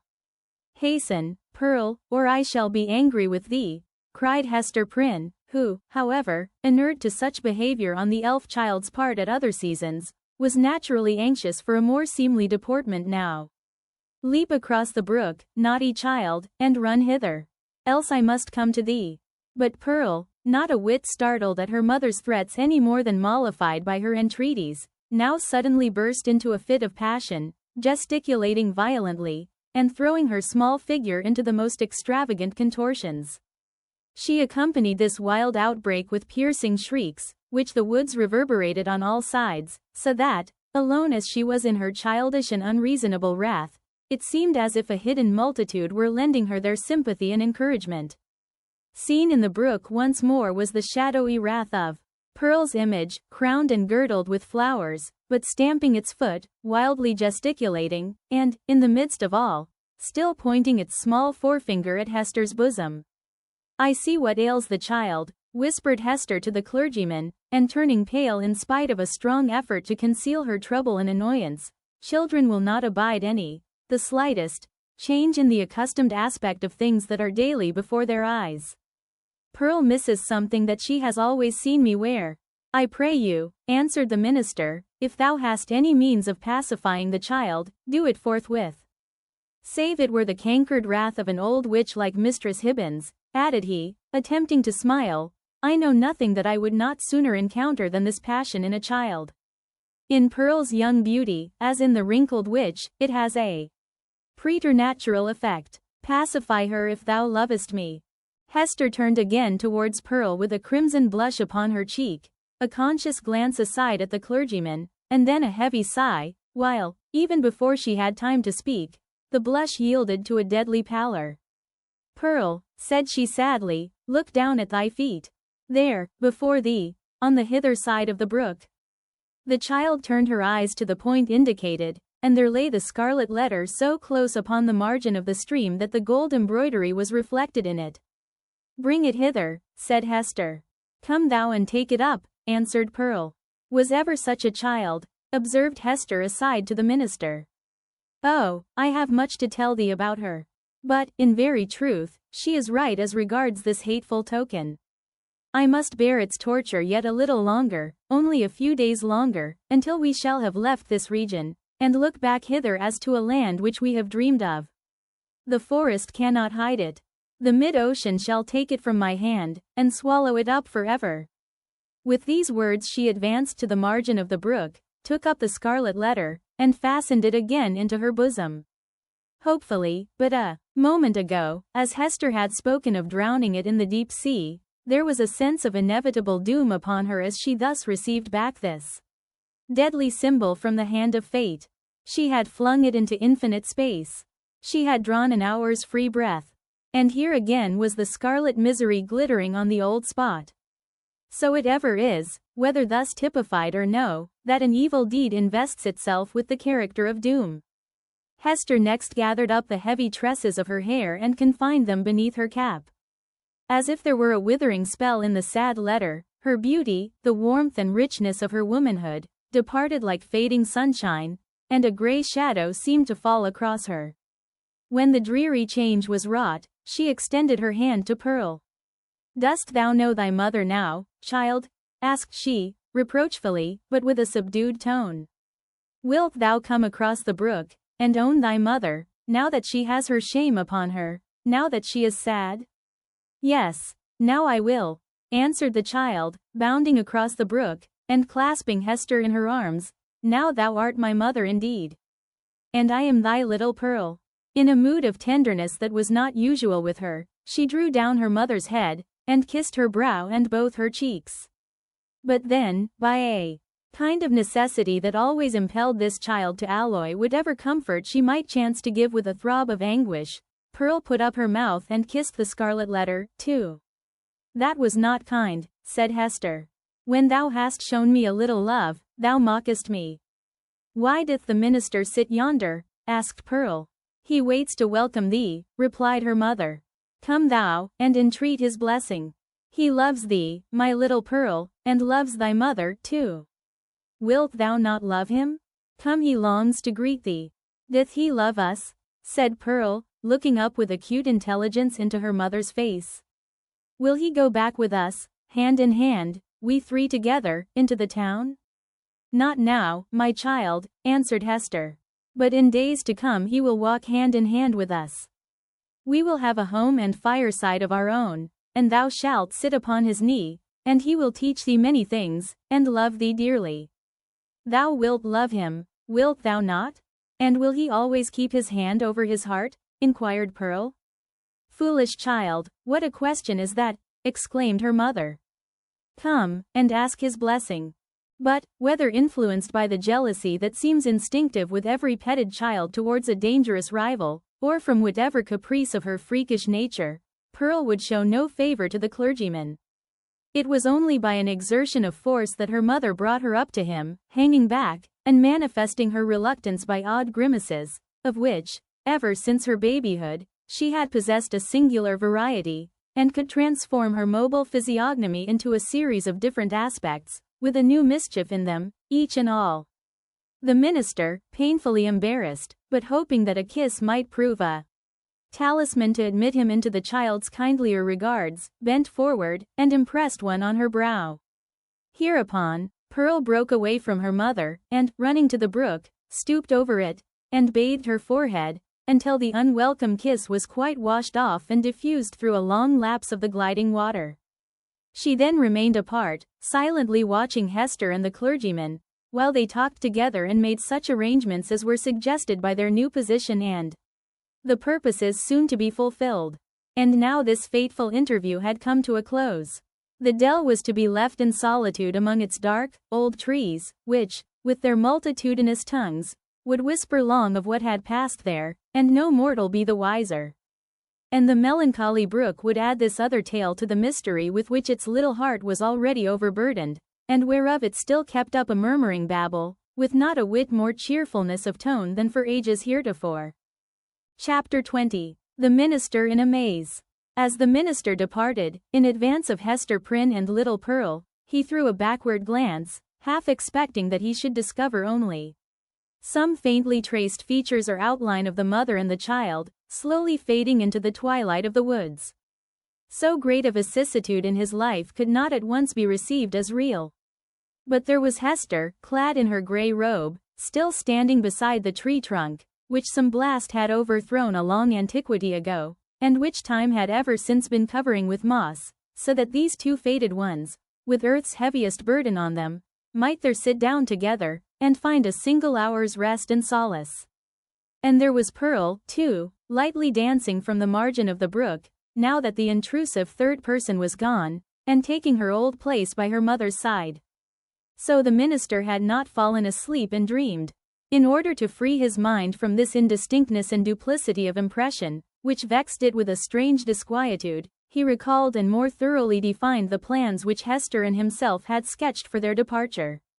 It had been determined between them that the old world, with its crowds and cities, offered them a more eligible shelter and concealment than the wilds of New England or all America, with its alternatives of an Indian wigwam, or the few settlements of Europeans scattered thinly along the seaboard. Not to speak of the clergyman's health, so inadequate to sustain the hardships of a forest life, his native gifts, his culture, and his entire development would secure him a home only in the midst of civilization and refinement. The higher the state, the more delicately adapted to it the man. In furtherance of this choice, it so happened that a ship lay in the harbor, one of those unquestionable cruisers, frequent at that day, which, without being absolutely outlaws of the deep, yet roamed over its surface with a remarkable irresponsibility of character. This vessel had recently arrived from the Spanish Main, and within 3 days' time would sail for Bristol. Hester Prynne, whose vocation, as a self-enlisted Sister of Charity, had brought her acquainted with the captain and crew, could take upon herself to secure the passage of 2 individuals and a child with all the secrecy which circumstances rendered more than desirable. The minister had inquired of Hester, with no little interest, the precise time at which the vessel might be expected to depart. It would probably be on the 4th day from the present. This is most fortunate, he had then said to himself. Now, why the Reverend Mr. Dimmesdale considered it so very fortunate we hesitate to reveal. Nevertheless, to hold nothing back from the reader, it was because, on the 3rd day from the present, he was to preach the election sermon, and, as such an occasion formed an honorable epoch in the life of a New England clergyman, he could not have chanced upon a more suitable mode and time of terminating his professional career. At least, they shall say of me, thought this exemplary man, that I leave no public duty unperformed or ill-performed. Sad, indeed, that an introspection so profound and acute as this poor minister's should be so miserably deceived. We have had, and may still have, worse things to tell of him, but none, we apprehend, so pitiably weak, no evidence, at once so slight and irrefragable, of a subtle disease that had long since begun to eat into the real substance of his character. No man, for any considerable period, can wear one face to himself and another to the multitude, without finally getting bewildered as to which may be the true. The excitement of Mr. Dimmesdale's feelings as he returned from his interview with Hester, lent him unaccustomed physical energy, and hurried him townward at a rapid pace. The pathway among the woods seemed wilder, more uncouth with its rude natural obstacles, and less trodden by the foot of man, than he remembered it on his outward journey. But he leapt across the plashy places, thrust himself through the clinging underbrush, climbed the ascent, plunged into the hollow, and overcame, in short, all the difficulties of the track, with an unweariable activity that astonished him. He could not but recall how feebly, and with what frequent pauses for breath he had toiled over the same ground, only 2 days before. As he drew near the town, he took an impression of change from the series of familiar objects that presented themselves. It seemed not yesterday, not 1, not 2, but many days, or even years ago, since he had quitted them. There, indeed, was each former trace of the street, as he remembered it, and all the peculiarities of the houses, with the due multitude of gable peaks, and a weathercock at every point where his memory suggested one. Not the less, however, came this importunately obtrusive sense of change. The same was true as regarded the acquaintances whom he met, and all the well-known shapes of human life, about the little town. They looked neither older nor younger now. The beards of the aged were no whiter, nor could the creeping babe of yesterday walk on his feet today. It was impossible to describe in what respect they differed from the individuals on whom he had so recently bestowed a parting glance, and yet the minister's deepest sense seemed to inform him of their mutability. A similar impression struck him most remarkably as he passed under the walls of his own church. The edifice had so very strange, and yet so familiar an aspect, that Mr. Dimmesdale's mind vibrated between two ideas, either that he had seen it only in a dream hitherto, or that he was merely dreaming about it now. This phenomenon, in the various shapes which it assumed, indicated no external change, but so sudden and important a change in the spectator of the familiar scene, that the intervening space of a single day had operated on his consciousness like the lapse of years. The minister's own will, and Hester's will, and the fate that grew between them, had wrought this transformation. It was the same town as heretofore, but the same minister returned not from the forest. He might have said to the friends who greeted him, "I am not the man for whom you take me. I left him yonder in the forest, withdrawn into a secret dell, by a mossy tree trunk, and near a melancholy brook. Go, seek your minister, and see if his emaciated figure, his thin cheek, his white, heavy, pain-wrinkled brow, be not flung down there, like a cast-off garment." His friends, no doubt, would still have insisted with him, "Thou art thyself the man," but the error would have been their own, not his. Before Mr. Dimmesdale reached home, his inner man gave him other evidences of a revolution in the sphere of thought and feeling. In truth, nothing short of a total change of dynasty and moral code, in that interior kingdom, was adequate to account for the impulses now communicated to the unfortunate and startled minister. At every step he was incited to do some strange, wild, wicked thing or other, with a sense that it would be at once involuntary and intentional, in spite of himself, yet growing out of a profounder self than that which opposed the impulse. For instance, he met one of his own deacons. The good old man addressed him with the paternal affection and patriarchal privilege which his venerable age, his upright and holy character, and his station in the church, entitled him to use, and, conjoined with this, the deep, almost worshipping respect, which the minister's professional and private claims alike demanded. Never was there a more beautiful example of how the majesty of age and wisdom may comport with the obeisance and respect enjoined upon it, as from a lower social rank, and inferior order of endowment, towards a higher.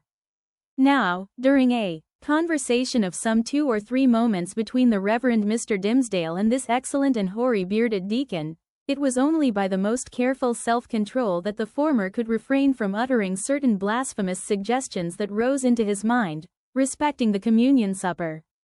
He absolutely trembled and turned pale as ashes, lest his tongue should wag itself in utterance of these horrible matters, and plead his own consent for so doing, without his having fairly given it. And, even with this terror in his heart, he could hardly avoid laughing, to imagine how the sanctified old patriarchal deacon would have been petrified by his minister's impiety. Again, another incident of the same nature.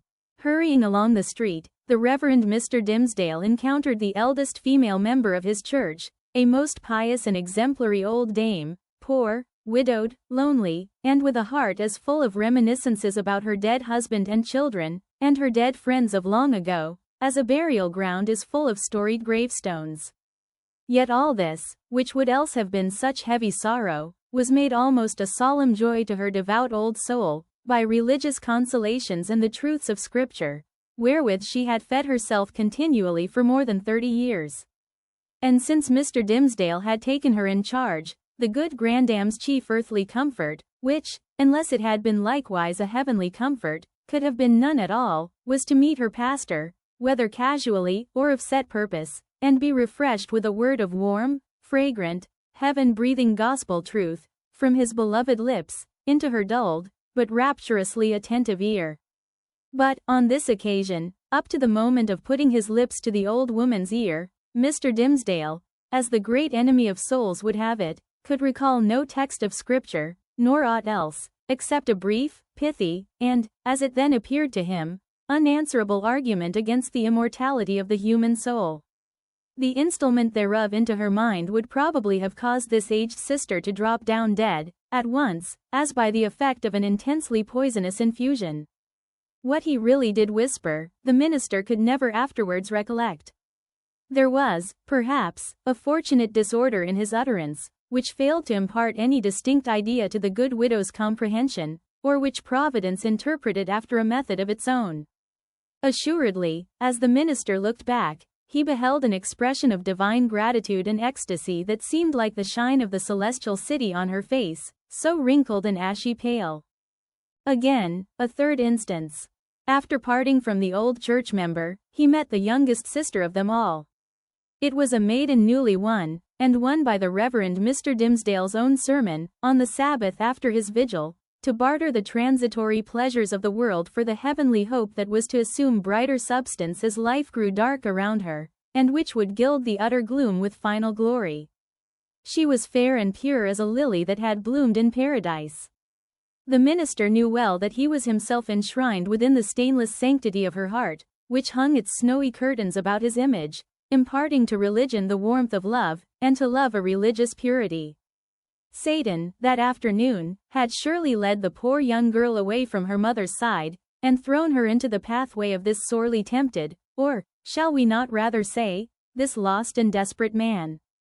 As she drew nigh, the arch-fiend whispered him to condense into small compass, and drop into her tender bosom a germ of evil that would be sure to blossom darkly soon, and bear black fruit betimes. Such was his sense of power over this virgin soul, trusting him as she did, that the minister felt potent to blight all the field of innocence with but one wicked look, and develop all its opposite with but a word. So, with a mightier struggle than he had yet sustained, he held his Geneva cloak before his face, and hurried onward, making no sign of recognition, and leaving the young sister to digest his rudeness as she might. She ransacked her conscience, which was full of harmless little matters, like her pocket or her work-bag, and took herself to task, poor thing, for 1,000 imaginary faults, and went about her household duties with swollen eyelids the next morning. Before the minister had time to celebrate his victory over this last temptation, he was conscious of another impulse, more ludicrous, and almost as horrible. It was, we blush to tell it, it was to stop short in the road, and teach some very wicked words to a knot of little Puritan children who were playing there, and had but just begun to talk. Denying himself this freak, as unworthy of his cloth, he met a drunken seaman, one of the ship's crew from the Spanish Main.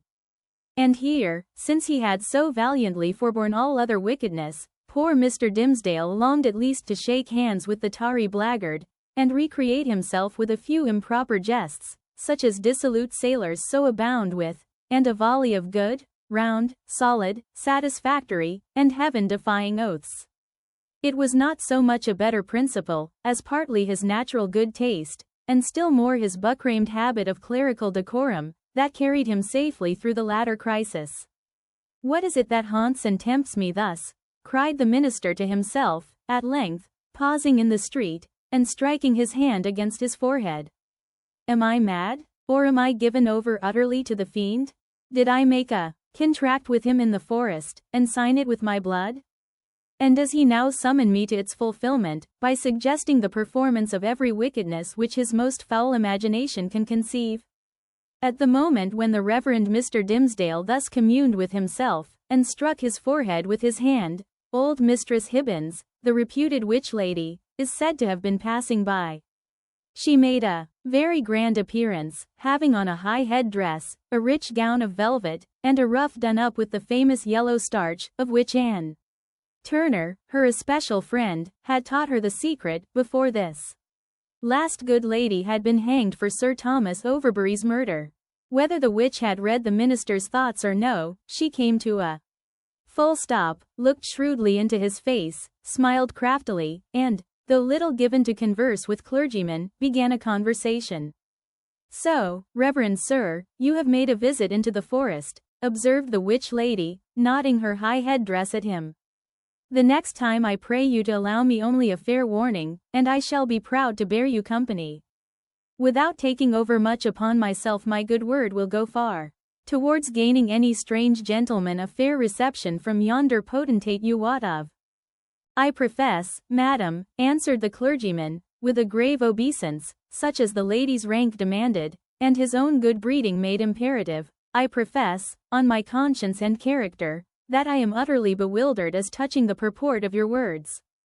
I went not into the forest to seek a potentate, neither do I, at any future time, design a visit thither, with a view to gaining the favor of such personage.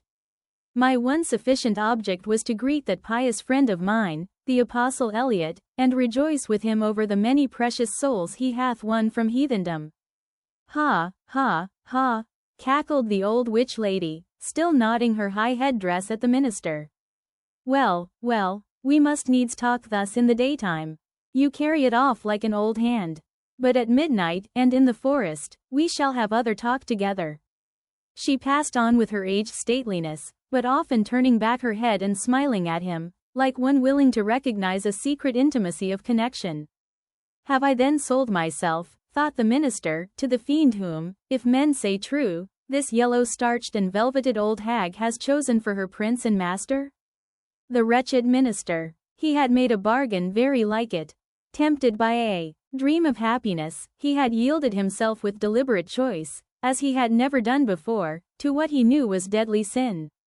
And the infectious poison of that sin had been thus rapidly diffused throughout his moral system. It had stupefied all blessed impulses, and awakened into vivid life the whole brotherhood of bad ones.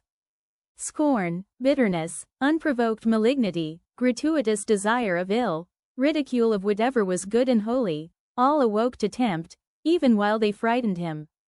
And his encounter with old Mistress Hibbins, if it were a real incident, did but show its sympathy and fellowship with wicked mortals, and the world of perverted spirits. He had by this time reached his dwelling on the edge of the burial ground, and, hastening up the stairs, took refuge in his study. The minister was glad to have reached this shelter, without first betraying himself to the world by any of those strange and wicked eccentricities to which he had been continually impelled while passing through the streets. He entered the accustomed room, and looked around him on its books, its windows, its fireplace, and the tapestried comfort of the walls, with the same perception of strangeness that had haunted him throughout his walk from the forest dell into the town and thitherward. Here he had studied and written, here gone through fast and vigil, and come forth half alive, here striven to pray, here borne 100,000 agonies. There was the Bible, in its rich old Hebrew, with Moses and the prophets speaking to him, and God's voice through all. There on the table, with the inky pen beside it, was an unfinished sermon, with a sentence broken in the midst, where his thoughts had ceased to gush out upon the page 2 days before. He knew that it was himself, the thin and white-cheeked minister, who had done and suffered these things, and written thus far into the election sermon. But he seemed to stand apart, and eye this former self with scornful pitying, but half-envious curiosity. That self was gone. Another man had returned out of the forest, a wiser one, with a knowledge of hidden mysteries which the simplicity of the former never could have reached. A bitter kind of knowledge that, while occupied with these reflections, a knock came at the door of the study, and the minister said, "Come in," not wholly devoid of an idea that he might behold an evil spirit. And so he did. It was old Roger Chillingworth that entered. The minister stood white and speechless, with one hand on the Hebrew scriptures, and the other spread upon his breast. "Welcome home, Reverend Sir," said the physician. "And how found you that godly man, the Apostle Eliot? But methinks, dear sir, you look pale, as if the travel through the wilderness had been too sore for you. Will not my aid be requisite to put you in heart and strength to preach your election sermon?" "Nay, I think not so," rejoined the Reverend Mr. Dimsdale. "My journey, and the sight of the holy apostle yonder, and the free air which I have breathed have done me good, after so long confinement in my study. I think to need no more of your drugs, my kind physician, good though they be, and administered by a friendly hand." All this time Roger Chillingworth was looking at the minister with the grave and intent regard of a physician towards his patient. But, in spite of this outward show, the latter was almost convinced of the old man's knowledge, or, at least, his confident suspicion, with respect to his own interview with Hester Prynne. The physician knew then that in the minister's regard he was no longer a trusted friend, but his bitterest enemy. So much being known, it would appear natural that a part of it should be expressed. It is singular, however, how long a time often passes before words embody things, and with what security two persons, who choose to avoid a certain subject, may approach its very verge, and retire without disturbing it. Thus the minister felt no apprehension that Roger Chillingworth would touch, in express words, upon the real position which they sustained towards one another. Yet did the physician, in his dark way, creep frightfully near the secret. "Were it not better," said he, "that you use my poor skill tonight? Verily, dear sir, we must take pains to make you strong and vigorous for this occasion of the election discourse. The people look for great things from you, apprehending that another year may come about and find their pastor gone." "Yes, to another world," replied the minister with pious resignation. "Heaven grant it be a better one, for, in good sooth, I hardly think to tarry with my flock through the flitting seasons of another year. But touching your medicine, kind sir, in my present frame of body I need it not." "I joy to hear it," answered the physician. "It may be that my remedies, so long administered in vain, begin now to take due effect. Happy man were I, and well deserving of New England's gratitude, could I achieve this cure." "I thank you from my heart, most watchful friend," said the Reverend Mr. Dimsdale with a solemn smile. "I thank you, and can but requite your good deeds with my prayers." "A good man's prayers are golden recompense," rejoined old Roger Chillingworth, as he took his leave. "Yea, they are the current gold coin of the New Jerusalem, with the king's own mint mark on them." Left alone, the minister summoned a servant of the house, and requested food, which, being set before him, he ate with ravenous appetite. Then flinging the already written pages of the election sermon into the fire, he forthwith began another, which he wrote with such an impulsive flow of thought and emotion, that he fancied himself inspired, and only wondered that heaven should see fit to transmit the grand and solemn music of its oracles through so foul an organ-pipe as he. However, leaving that mystery to solve itself, or go unsolved forever, he drove his task onward with earnest haste and ecstasy. Thus the night fled away, as if it were a winged steed, and he careering on it. Morning came, and peeped, blushing, through the curtains, and at last sunrise threw a golden beam into the study, and laid it right across the minister's bedazzled eyes. There he was, with the pen still between his fingers, and a vast, immeasurable tract of written space behind him. Chapter 21. The New England Holiday. Betimes in the morning of the day on which the new governor was to receive his office at the hands of the people, Hester Prynne and little Pearl came into the marketplace. It was already thronged with the craftsmen and other plebeian inhabitants of the town, in considerable numbers, among whom, likewise, were many rough figures, whose attire of deerskins marked them as belonging to some of the forest settlements, which surrounded the little metropolis of the colony. On this public holiday, as on all other occasions for 7 years past, Hester was clad in a garment of coarse grey cloth. Not more by its hue than by some indescribable peculiarity in its fashion, it had the effect of making her fade personally out of sight and outline, while again the Scarlet Letter brought her back from this twilight indistinctness, and revealed her under the moral aspect of its own illumination. Her face, so long familiar to the townspeople, showed the marble quietude which they were accustomed to behold there. It was like a mask, or rather like the frozen calmness of a dead woman's features, owing this dreary resemblance to the fact that Hester was actually dead, in respect to any claim of sympathy, and had departed out of the world with which she still seemed to mingle. It might be, on this one day, that there was an expression unseen before, nor, indeed, vivid enough to be detected now, unless some preternaturally gifted observer should have first read the heart, and have afterwards sought a corresponding development in the countenance and mien.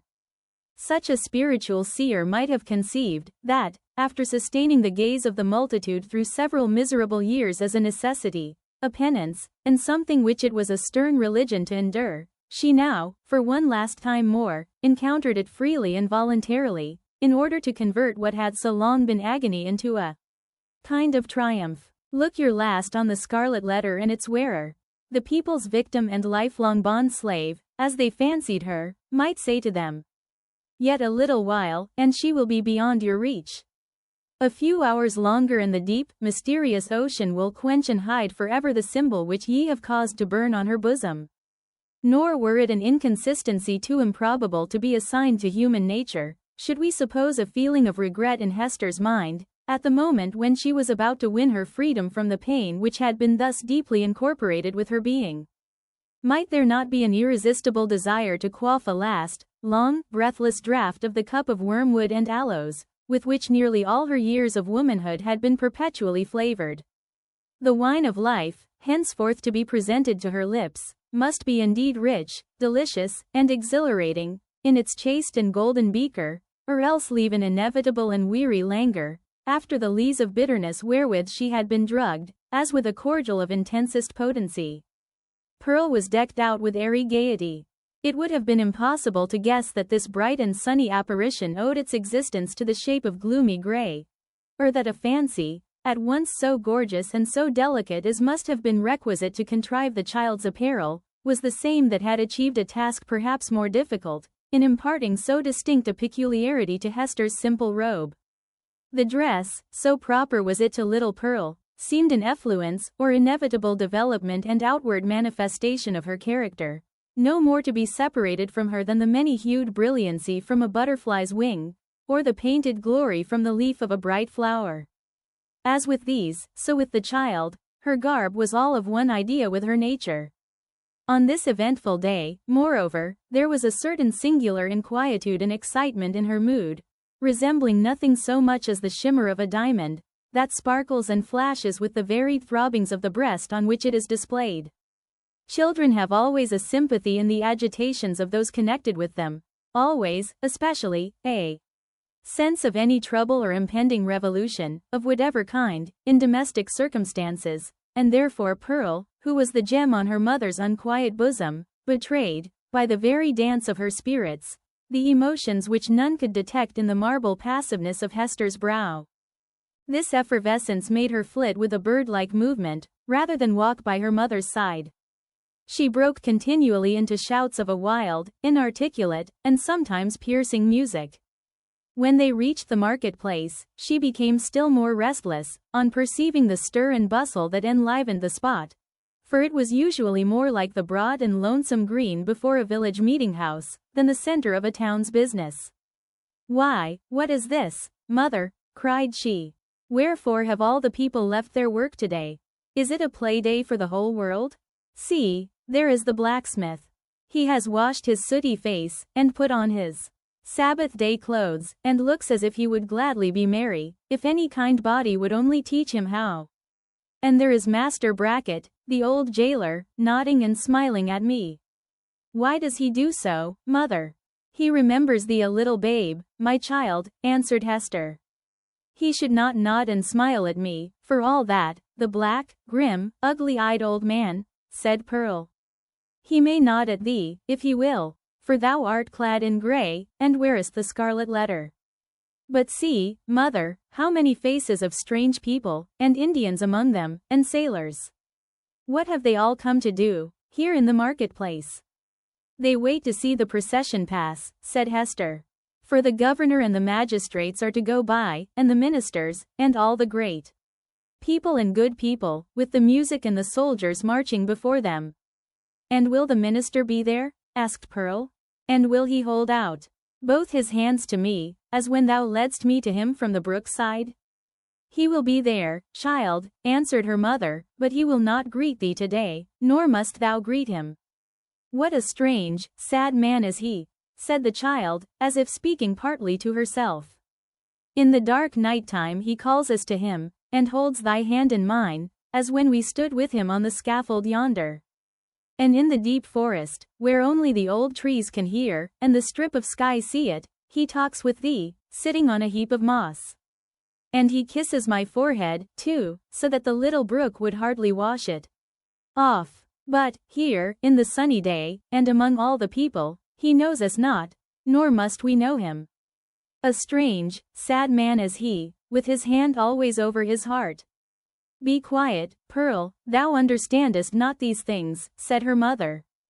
Think not now of the minister, but look about thee, and see how cheery is everybody's face today. The children have come from their schools, and the grown people from their workshops and their fields, on purpose to be happy, for, today, a new man is beginning to rule over them, and so, as has been the custom of mankind ever since a nation was first gathered, they make merry and rejoice, as if a good and golden year were at length to pass over the poor old world. It was as Hester said, in regard to the unwonted jollity that brightened the faces of the people. Into this festal season of the year, as it already was, and continued to be during the greater part of 2 centuries, the Puritans compressed whatever mirth and public joy they deemed allowable to human infirmity, thereby so far dispelling the customary cloud, that, for the space of a single holiday, they appeared scarcely more grave than most other communities at a period of general affliction. But we perhaps exaggerate the gray or sable tinge, which undoubtedly characterized the mood and manners of the age. The persons now in the marketplace of Boston had not been born to an inheritance of puritanic gloom. They were native Englishmen, whose fathers had lived in the sunny richness of the Elizabethan epoch, a time when the life of England, viewed as one great mass, would appear to have been as stately, magnificent, and joyous as the world has ever witnessed. Had they followed their hereditary taste, the New England settlers would have illustrated all events of public importance by bonfires, banquets, pageantries, and processions. Nor would it have been impracticable, in the observance of majestic ceremonies, to combine mirthful recreation with solemnity, and give, as it were, a grotesque and brilliant embroidery to the great robe of state, which a nation, at such festivals, puts on. There was some shadow of an attempt of this kind in the mode of celebrating the day on which the political year of the colony commenced. The dim reflection of a remembered splendor, a colorless and manifold diluted repetition of what they had beheld in proud old London, we will not say at a royal coronation, but at a Lord Mayor's show, might be traced in the customs which our forefathers instituted, with reference to the annual installation of magistrates. The fathers and founders of the Commonwealth, the statesman, the priest, and the soldier, seemed it a duty then to assume the outward state and majesty, which, in accordance with antique style, was looked upon as the proper garb of public and social eminence. All came forth to move in procession before the people's eye, and thus impart a needed dignity to the simple framework of a government so newly constructed. Then, too, the people were countenanced, if not encouraged, in relaxing the severe and close application to their various modes of rugged industry, which at all other times, seemed of the same piece and material with their religion. Here, it is true, were none of the appliances which popular merriment would so readily have found in the England of Elizabeth's time, or that of James, no rude shows of a theatrical kind. No minstrel, with his harp and legendary ballad, nor gleeman with an ape dancing to his music, no juggler, with his tricks of mimic witchcraft, no merry Andrew, to stir up the multitude with jests, perhaps 100 years old, but still effective, by their appeals to the very broadest sources of mirthful sympathy. All such professors of the several branches of jocularity would have been sternly repressed, not only by the rigid discipline of law, but by the general sentiment which give law its vitality. Not the less, however, the great, honest face of the people smiled, grimly, perhaps, but widely too. Nor were sports wanting, such as the colonists had witnessed, and shared in, long ago, at the country fairs and on the village greens of England, and which it was thought well to keep alive on this new soil, for the sake of the courage and manliness that were essential in them. Wrestling matches, in the different fashions of Cornwall and Devonshire, were seen here and there about the marketplace. In one corner, there was a friendly bout at quarterstaff, and, what attracted most interest of all, on the platform of the pillory, already so noted in our pages, two masters of defense were commencing an exhibition with the buckler and broadsword. But, much to the disappointment of the crowd, this latter business was broken off by the interposition of the town beadle, who had no idea of permitting the majesty of the law to be violated by such an abuse of one of its consecrated places. It may not be too much to affirm, on the whole, the people being then in the first stages of joyless deportment, and the offspring of sires who had known how to be merry, in their day, that they would compare favorably, in point of holiday-keeping, with their descendants, even at so long an interval as ourselves. Their immediate posterity, the generation next to the early emigrants, wore the blackest shade of Puritanism, and so darkened the national visage with it, that all the subsequent years have not sufficed to clear it up. We have yet to learn again the forgotten art of gaiety. The picture of human life in the marketplace, though its general tint was the sad gray, brown, or black of the English emigrants, was yet enlivened by some diversity of hue.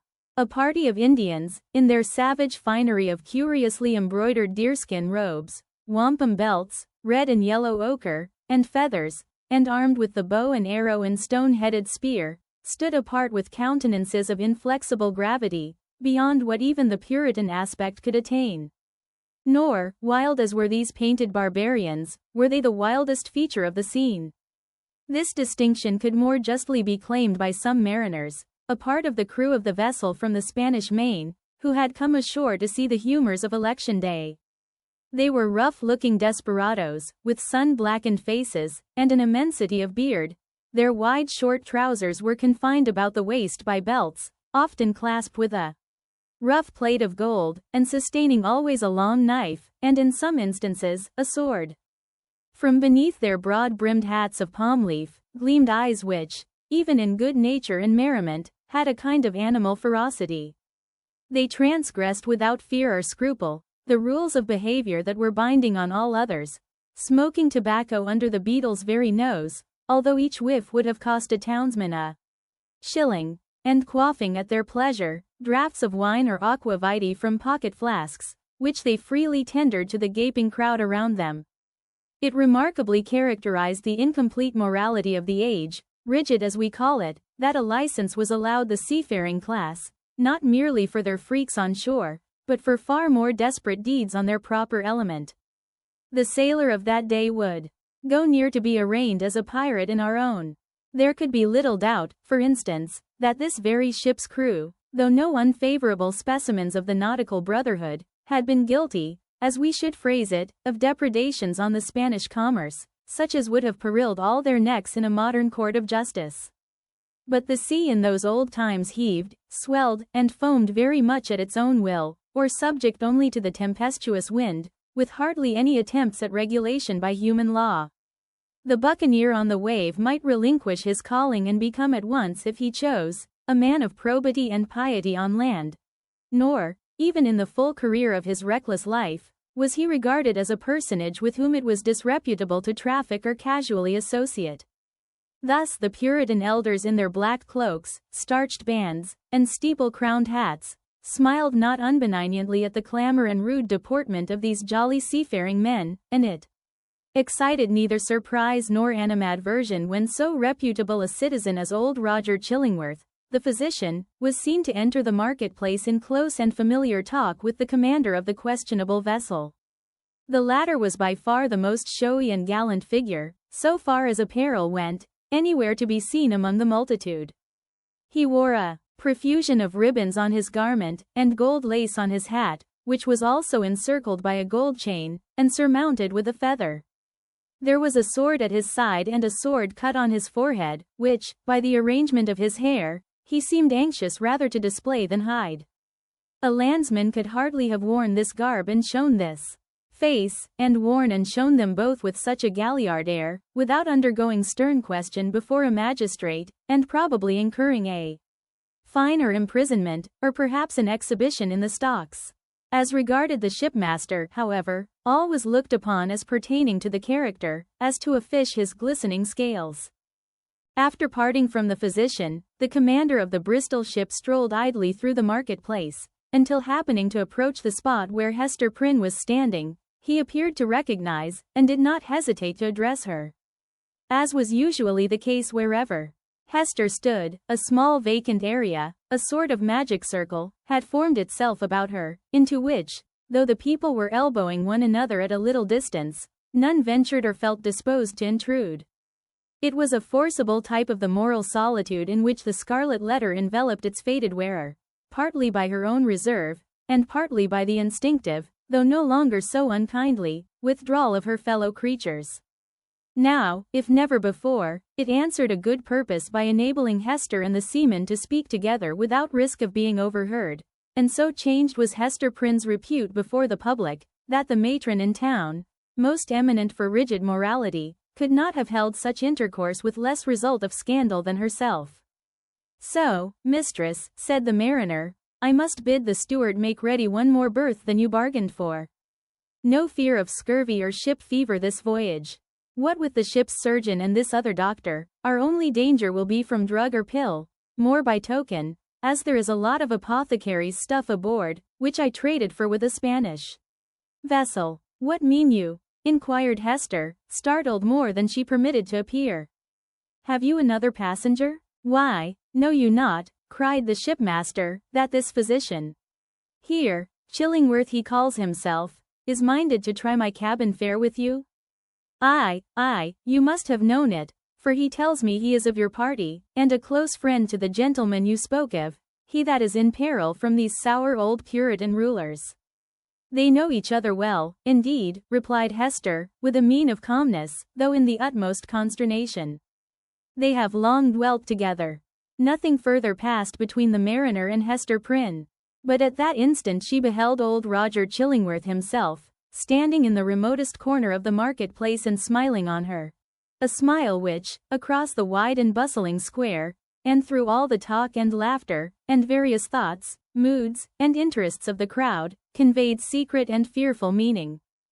Chapter 22. The Procession. Before Hester Prynne could call together her thoughts, and consider what was practicable to be done in this new and startling aspect of affairs, the sound of military music was heard approaching along a contiguous street. It denoted the advance of the procession of magistrates and citizens on its way towards the meeting-house, where, in compliance with a custom thus early established, and ever since observed, the Reverend Mr. Dimsdale was to deliver an election sermon. Soon the head of the procession showed itself, with a slow and stately march, turning a corner, and making its way across the market-place. First came the music. It comprised a variety of instruments, perhaps imperfectly adapted to one another, and played with no great skill, but yet attaining the great object for which the harmony of drum and clarion addresses itself to the multitude, that of imparting a higher and more heroic air to the scene of life that passes before the eye. Little Pearl at first clapped her hands, but then lost for an instant the restless agitation that had kept her in a continual effervescence throughout the morning. She gazed silently, and seemed to be borne upward like a floating sea-bird on the long heaves and swells of sound. But she was brought back to her former mood by the shimmer of the sunshine on the weapons and bright armor of the military company, which followed after the music, and formed the honorary escort of the procession. This body of soldiery, which still sustains a corporate existence, and marches down from past ages with an ancient and honorable fame, was composed of no mercenary materials. Its ranks were filled with gentlemen who felt the stirrings of martial impulse, and sought to establish a kind of college of arms, where, as in an association of Knights Templars, they might learn the science, and, so far as peaceful exercise would teach them, the practices of war. The high estimation then placed upon the military character might be seen in the lofty port of each individual member of the company. Some of them, indeed, by their services in the Low Countries and on other fields of European warfare, had fairly won their title to assume the name and pomp of soldiership. The entire array, moreover, clad in burnished steel, and with plumage nodding over their bright morions, had a brilliancy of effect which no modern display can aspire to equal. And yet the men of civil eminence, who came immediately behind the military escort, were better worth a thoughtful observer's eye. Even in outward demeanor they showed a stamp of majesty that made the warrior's haughty stride look vulgar, if not absurd. It was an age when what we call talent had far less consideration than now, but the massive materials which produce stability and dignity of character a great deal more. The people possessed by hereditary right the quality of reverence, which, in their descendants, if it survive at all, exists in smaller proportion, and with a vastly diminished force in the selection and estimate of public men. The change may be for good or ill, and is partly, perhaps, for both.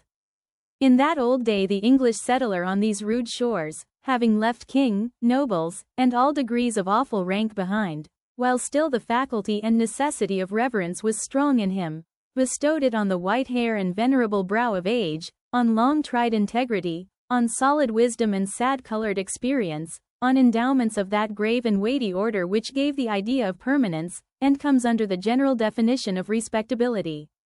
These primitive statesmen, therefore, Bradstreet, Endicott, Dudley, Bellingham, and their compeers, who were elevated to power by the early choice of the people, seem to have been not often brilliant, but distinguished by a ponderous sobriety, rather than activity of intellect.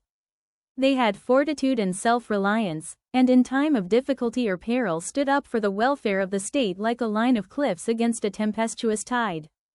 The traits of character here indicated were well represented in the square cast of countenance and large physical development of the new colonial magistrates.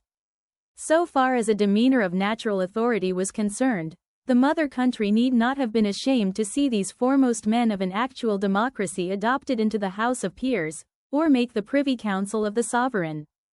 Next in order to the magistrates came the young and eminently distinguished divine, from whose lips the religious discourse of the anniversary was expected. His was the profession at that era in which intellectual ability displayed itself far more than in political life, for, leaving a higher motive out of the question, it offered inducements powerful enough in the almost worshipping respect of the community, to win the most aspiring ambition into its service.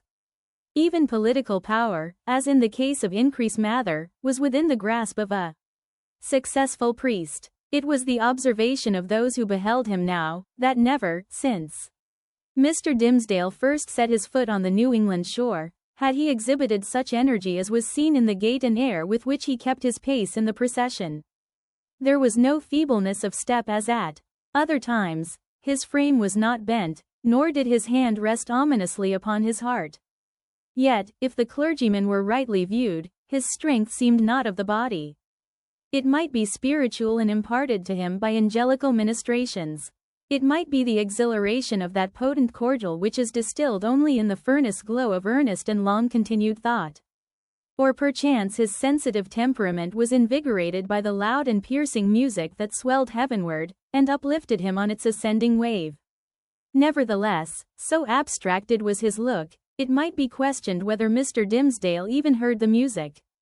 There was his body, moving onward, and with an unaccustomed force. But where was his mind?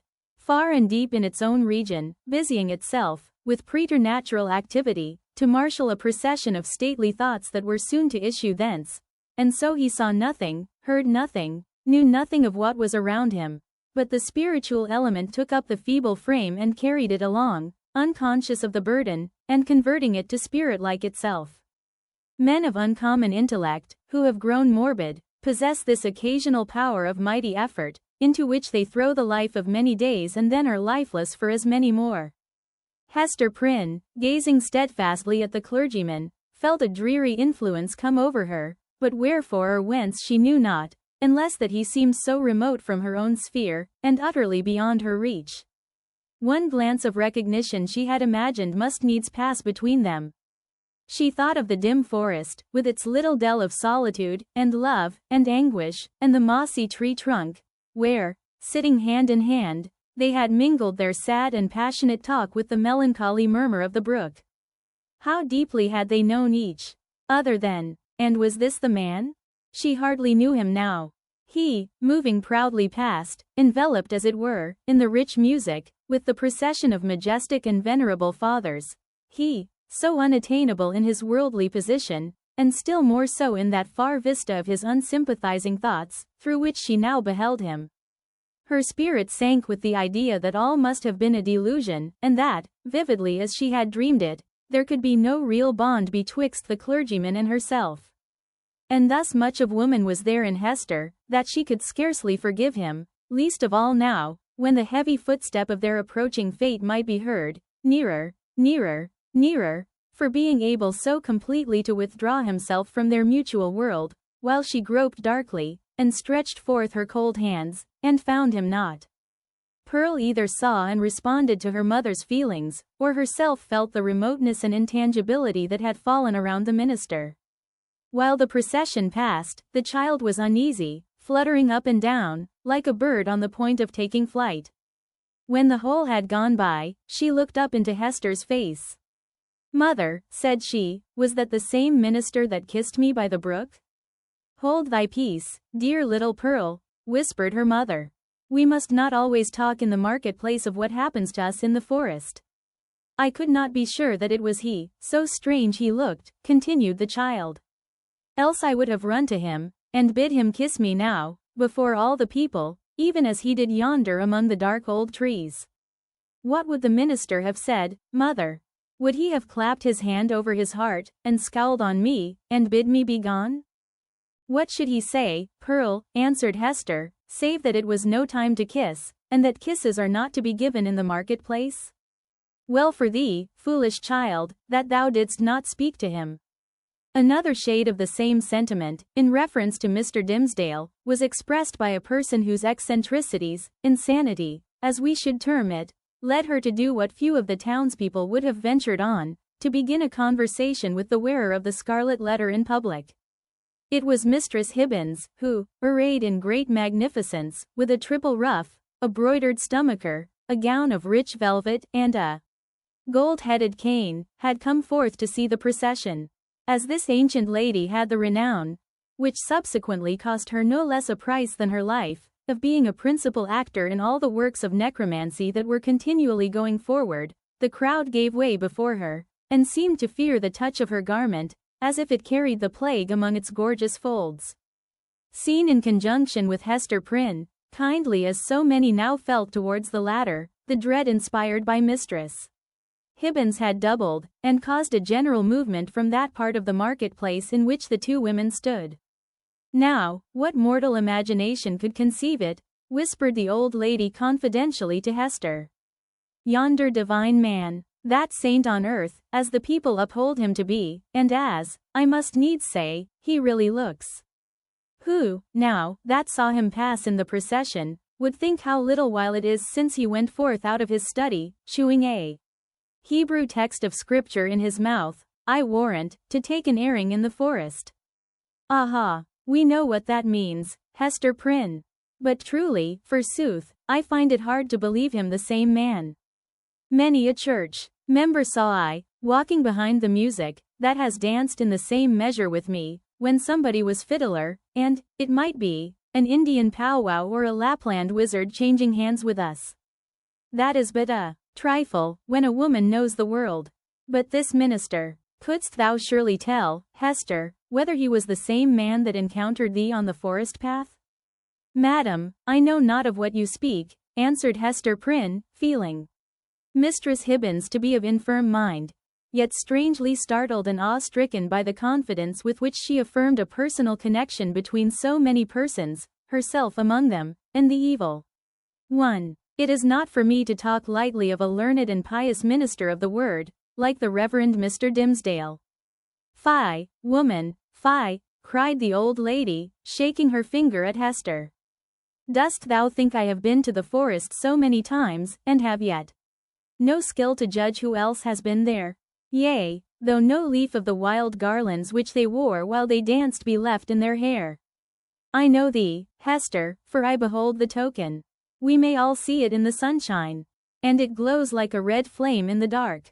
Thou wearest it openly, so there need be no question about that. But this minister, let me tell thee in thine ear, when the black man sees one of his own servants, signed and sealed, so shy of owning to the bond as is the Reverend Mr. Dimsdale, he hath a way of ordering matters so that the mark shall be disclosed, in open daylight, to the eyes of all the world. What is that the minister seeks to hide, with his hand always over his heart? Ha, Hester Prynne? What is it, good Mistress Hibbins? Eagerly asked little Pearl. Hast thou seen it? No matter, darling, responded Mistress Hibbins, making Pearl a profound reverence. Thou thyself wilt see it, one time or another. They say, child, thou art of the lineage of the Prince of Air. Wilt thou ride with me some fine night to see thy father? Then thou shalt know wherefore the minister keeps his hand over his heart. Laughing so shrilly that all the marketplace could hear her, the weird old gentlewoman took her departure. By this time the preliminary prayer had been offered in the meeting-house, and the accents of the Reverend Mr. Dimsdale were heard commencing his discourse. An irresistible feeling kept Hester near the spot. As the sacred edifice was too much thronged to admit another auditor, she took up her position close beside the scaffold of the pillory. It was in sufficient proximity to bring the whole sermon to her ears, in the shape of an indistinct but varied murmur and flow of the minister's very peculiar voice. This vocal organ was in itself a rich endowment, insomuch that a listener, comprehending nothing of the language in which the preacher spoke, might still have been swayed to and fro by the mere tone and cadence. Like all other music, it breathed passion and pathos, and emotions high or tender, in a tongue native to the human heart, wherever educated. Muffled as the sound was by its passage through the church walls, Hester Prynne listened with such intenseness, and sympathized so intimately, that the sermon had throughout a meaning for her, entirely apart from its indistinguishable words. These, perhaps, if more distinctly heard, might have been only a grosser medium, and have clogged the spiritual sense. Now she caught the low undertone, as of the wind sinking down to repose itself, then ascended with it, as it rose through progressive gradations of sweetness and power, until its volume seemed to envelop her with an atmosphere of awe and solemn grandeur. And yet, majestic as the voice sometimes became, there was forever in it an essential character of plaintiveness. A loud or low expression of anguish, the whisper, or the shriek, as it might be conceived, of suffering humanity, that touched a sensibility in every bosom. At times this deep strain of pathos was all that could be heard, and scarcely heard sighing amid a desolate silence. But even when the minister's voice grew high and commanding, when it gushed irrepressibly upward, when it assumed its utmost breadth and power, so overfilling the church as to burst its way through the solid walls, and diffuse itself in the open air, still, if the auditor listened intently, and for the purpose, he could detect the same cry of pain. What was it? The complaint of a human heart, sorrow-laden, perchance guilty, telling its secret, whether of guilt or sorrow, to the great heart of mankind, beseeching its sympathy or forgiveness, at every moment, in each accent, and never in vain. It was this profound and continual undertone that gave the clergyman his most appropriate power. During all this time, Hester stood, statue-like, at the foot of the scaffold. If the minister's voice had not kept her there, there would, nevertheless, have been an inevitable magnetism in that spot, whence she dated the first hour of her life of ignominy. There was a sense within her, too ill-defined to be made a thought, but weighing heavily on her mind, that her whole orb of life, both before and after, was connected with this spot, as with the one point that gave it unity. Little Pearl, meanwhile, had quitted her mother's side, and was playing at her own will about the marketplace. She made the somber crowd cheerful by her erratic and glistening ray, even as a bird of bright plumage illuminates a whole tree of dusky foliage by darting to and fro, half seen and half concealed amid the twilight of the clustering leaves. She had an undulating, but oftentimes a sharp and irregular movement. It indicated the restless vivacity of her spirit, which today was doubly indefatigable in its tiptoe dance, because it was played upon and vibrated with her mother's disquietude. Whenever Pearl saw anything to excite her ever-active and wandering curiosity, she flew thitherward, and, as we might say, seized upon that man or thing as her own property, so far as she desired it, but without yielding the minutest degree of control over her motions in requital. The Puritans looked on, and, if they smiled, were none the less inclined to pronounce the child a demon offspring, from the indescribable charm of beauty and eccentricity that shone through her little figure, and sparkled with its activity. She ran and looked the wild Indian in the face, and he grew conscious of a nature wilder than his own. Thence, with native audacity, but still with a reserve as characteristic, she flew into the midst of a group of mariners, the swarthy-cheeked wild men of the ocean, as the Indians were of the land, and they gazed wonderingly and admiringly at Pearl, as if a flake of the sea foam had taken the shape of a little maid, and were gifted with a soul of the sea fire, that flashes beneath the prow in the night-time. One of these seafaring men, the shipmaster, indeed, who had spoken to Hester Prynne, was so smitten with Pearl's aspect, that he attempted to lay hands upon her, with purpose to snatch a kiss. Finding it as impossible to touch her as to catch a humming-bird in the air, he took from his hat the gold chain that was twisted about it, and threw it to the child. Pearl immediately twined it around her neck and waist with such happy skill, that, once seen there, it became a part of her, and it was difficult to imagine her without it. "Thy mother is yonder woman with the scarlet letter," said the seaman. "Wilt thou carry her a message from me?" "If the message pleases me, I will," answered Pearl. "Then tell her," rejoined he, "that I spake again with the black-visaged, hump-shouldered old doctor, and he engages to bring his friend, the gentleman she wots of, aboard with him. So let thy mother take no thought, save for herself and thee. Wilt thou tell her this, thou witch baby?" "Mistress Hibbins says my father is the prince of the air," cried Pearl, with a naughty smile. "If thou callest me that ill name, I shall tell him of thee, and he will chase thy ship with a tempest." Pursuing a zigzag course across the marketplace, the child returned to her mother, and communicated what the mariner had said. Hester's strong, calm, steadfastly enduring spirit almost sank, at last, on beholding this dark and grim countenance of an inevitable doom, which, at the moment when a passage seemed to open for the minister and herself out of their labyrinth of misery, showed itself with an unrelenting smile, right in the midst of their path. With her mind harassed by the terrible perplexity in which the shipmaster's intelligence involved her, she was also subjected to another trial. There were many people present from the country round about, who had often heard of the Scarlet Letter, and to whom it had been made terrific by 100 false or exaggerated rumors, but who had never beheld it with their own bodily eyes.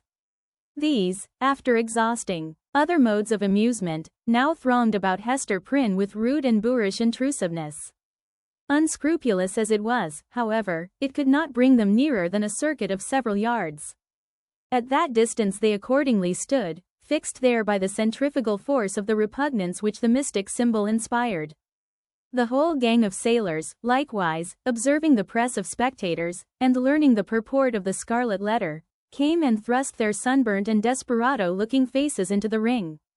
Even the Indians were affected by a sort of cold shadow of the white man's curiosity and, gliding through the crowd, fastened their snake-like black eyes on Hester's bosom, conceiving, perhaps, that the wearer of this brilliantly embroidered badge must needs be a personage of high dignity among her people. Lastly, the inhabitants of the town, their own interest in this worn-out subject languidly reviving itself, by sympathy with what they saw others feel, lounged idly to the same quarter, and tormented Hester Prynne, perhaps more than all the rest, with their cool, well-acquainted gaze at her familiar shame. Hester saw and recognized the selfsame faces of that group of matrons, who had awaited her forthcoming from the prison door 7 years ago, all save one, the youngest and only compassionate among them, whose burial robe she had since made. At the final hour, when she was so soon to fling aside the burning letter, it had strangely become the center of more remark and excitement, and was thus made to sear her breast more painfully than at any time since the first day she put it on.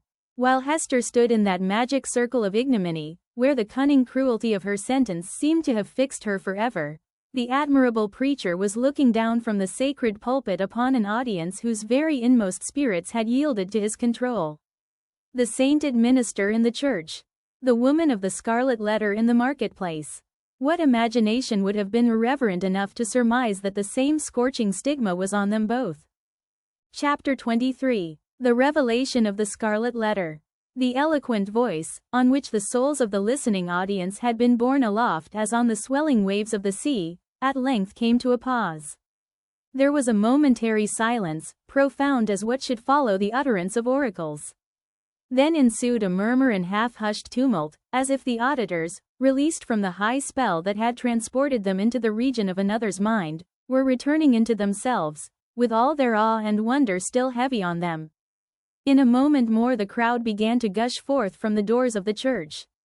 Now that there was an end, they needed more breath, more fit to support the gross and earthly life into which they relapsed, than that atmosphere which the preacher had converted into words of flame, and had burdened with the rich fragrance of his thought. In the open air their rapture broke into speech. The street and the marketplace absolutely babbled, from side to side, with applauses of the minister. His hearers could not rest until they had told one another of what each knew better than he could tell or hear. According to their united testimony, never had man spoken in so wise, so high, and so holy a spirit, as he that spake this day, nor had inspiration ever breathed through mortal lips more evidently than it did through his. Its influence could be seen, as it were, descending upon him, and possessing him, and continually lifting him out of the written discourse that lay before him, and filling him with ideas that must have been as marvelous to himself as to his audience. His subject, it appeared, had been the relation between the deity and the communities of mankind, with a special reference to the New England which they were here planting in the wilderness. And, as he drew towards the close, a spirit as of prophecy had come upon him, constraining him to its purpose as mightily as the old prophets of Israel were constrained, only with this difference, that, whereas the Jewish seers had denounced judgments and ruin on their country, it was his mission to foretell a high and glorious destiny for the newly gathered people of the Lord. But, throughout it all, and through the whole discourse, there had been a certain deep, sad undertone of pathos, which could not be interpreted otherwise than as the natural regret of one soon to pass away. Yes, their minister whom they so loved, and who so loved them all, that he could not depart heavenward without a sigh, had the foreboding of untimely death upon him, and would soon leave them in their tears. This idea of his transitory stay on earth gave the last emphasis to the effect which the preacher had produced. It was as if an angel, in his passage to the skies, had shaken his bright wings over the people for an instant, at once a shadow and a splendor, and had shed down a shower of golden truths upon them. Thus, there had come to the Reverend Mr. Dimsdale, as to most men, in their various spheres, though seldom recognized until they see it far behind them, an epoch of life more brilliant and full of triumph than any previous one, or than any which could hereafter be. He stood, at this moment, on the very proudest eminence of superiority, to which the gifts or intellect, rich lore, prevailing eloquence, and a reputation of widest sanctity, could exalt a clergyman in New England's earliest days, when the professional character was of itself a lofty pedestal. Such was the position which the minister occupied, as he bowed his head forward on the cushions of the pulpit at the close of his election sermon. Meanwhile Hester Prynne was standing beside the scaffold of the pillory, with the Scarlet Letter still burning on her breast. Now was heard again the clamor of the music, and the measured tramp of the military escort issuing from the church door. The procession was to be marshaled thence to the town hall, where a solemn banquet would complete the ceremonies of the day. Once more, therefore, the train of venerable and majestic fathers were seen moving through a broad pathway of the people, who drew back reverently, on either side, as the governor and magistrates, the old and wise men, the holy ministers, and all that were eminent and renowned, advanced into the midst of them. When they were fairly in the marketplace, their presence was greeted by a shout. This, though doubtless it might acquire additional force and volume from the childlike loyalty which the age awarded to its rulers, was felt to be an irrepressible outburst of enthusiasm kindled in the auditors by that high strain of eloquence which was yet reverberating in their ears. Each felt the impulse in himself, and in the same breath, caught it from his neighbor. Within the church, it had hardly been kept down. Beneath the sky it pealed upward to the zenith. There were human beings enough, and enough of highly wrought and symphonious feeling to produce that more impressive sound than the organ tones of the blast, or the thunder, or the roar of the sea. Even that mighty swell of many voices, blended into one great voice by the universal impulse which makes likewise one vast heart out of the many. Never, from the soil of New England had gone up such a shout. Never, on New England soil had stood the man so honored by his mortal brethren as the preacher. How fared it with him, then? Were there not the brilliant particles of a halo in the air about his head? So etherealized by spirit as he was, and so apotheosized by worshipping admirers, did his footsteps, in the procession, really tread upon the dust of earth? As the ranks of military men and civil fathers moved onward, all eyes were turned towards the point where the minister was seen to approach among them. The shout died into a murmur, as one portion of the crowd after another obtained a glimpse of him. How feeble and pale he looked, amid all his triumph. The energy, or say, rather, the inspiration which had held him up, until he should have delivered the sacred message that had brought its own strength along with it from heaven, was withdrawn, now that it had so faithfully performed its office. The glow, which they had just before beheld burning on his cheek, was extinguished, like a flame that sinks down hopelessly among the late decaying embers. It seemed hardly the face of a man alive, with such a death-like hue. It was hardly a man with life in him, that tottered on his path so nervously, yet tottered, and did not fall. One of his clerical brethren, it was the venerable John Wilson, observing the state in which Mr. Dimmesdale was left by the retiring wave of intellect and sensibility, stepped forward hastily to offer his support. The minister tremulously, but decidedly, repelled the old man's arm. He still walked onward, if that movement could be so described, which rather resembled the wavering effort of an infant, with its mother's arms in view, outstretched to tempt him forward. And now, almost imperceptible as were the latter steps of his progress, he had come opposite the well-remembered and weather-darkened scaffold, where, long since, with all that dreary lapse of time between, Hester Prynne had encountered the world's ignominious stare. There stood Hester, holding little Pearl by the hand. And there was the scarlet letter on her breast.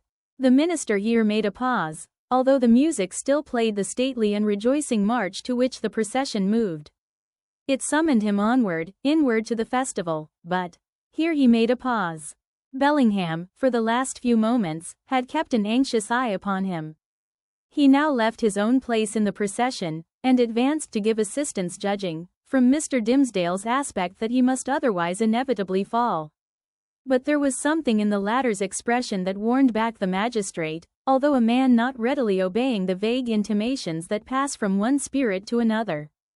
The crowd, meanwhile, looked on with awe and wonder. This earthly faintness was, in their view, only another phase of the minister's celestial strength, nor would it have seemed a miracle too high to be wrought for one so holy, had he ascended before their eyes, waxing dimmer and brighter, and fading at last into the light of heaven. He turned towards the scaffold, and stretched forth his arms. "Hester," said he, "come hither. Come, my little Pearl." It was a ghastly look with which he regarded them, but there was something at once tender and strangely triumphant in it. The child, with the bird-like motion, which was one of her characteristics, flew to him, and clasped her arms about his knees. Hester Prynne, slowly, as if impelled by inevitable fate, and against her strongest will, likewise drew near, but paused before she reached him.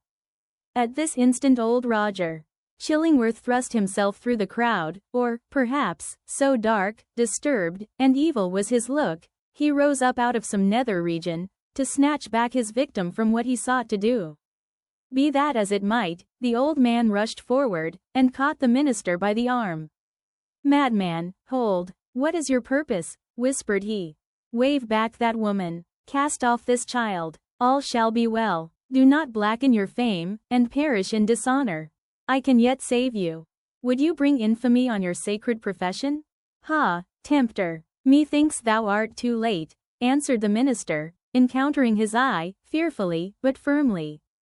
Thy power is not what it was. With God's help, I shall escape thee now. He again extended his hand to the woman of the Scarlet Letter. Hester Prynne, cried he, with a piercing earnestness, in the name of Him, so terrible and so merciful, who gives me grace, at this last moment, to do what, for my own heavy sin and miserable agony, I withheld myself from doing 7 years ago, come hither now, and twine thy strength about me. Thy strength, Hester, but let it be guided by the will which God hath granted me. This wretched and wronged old man is opposing it with all his might, with all his own might, and the fiend's. Come, Hester, come. Support me up yonder scaffold. The crowd was in a tumult. The men of rank and dignity, who stood more immediately around the clergyman, were so taken by surprise, and so perplexed as to the purport of what they saw, unable to receive the explanation which most readily presented itself, or to imagine any other, that they remained silent and inactive spectators of the judgment which Providence seemed about to work.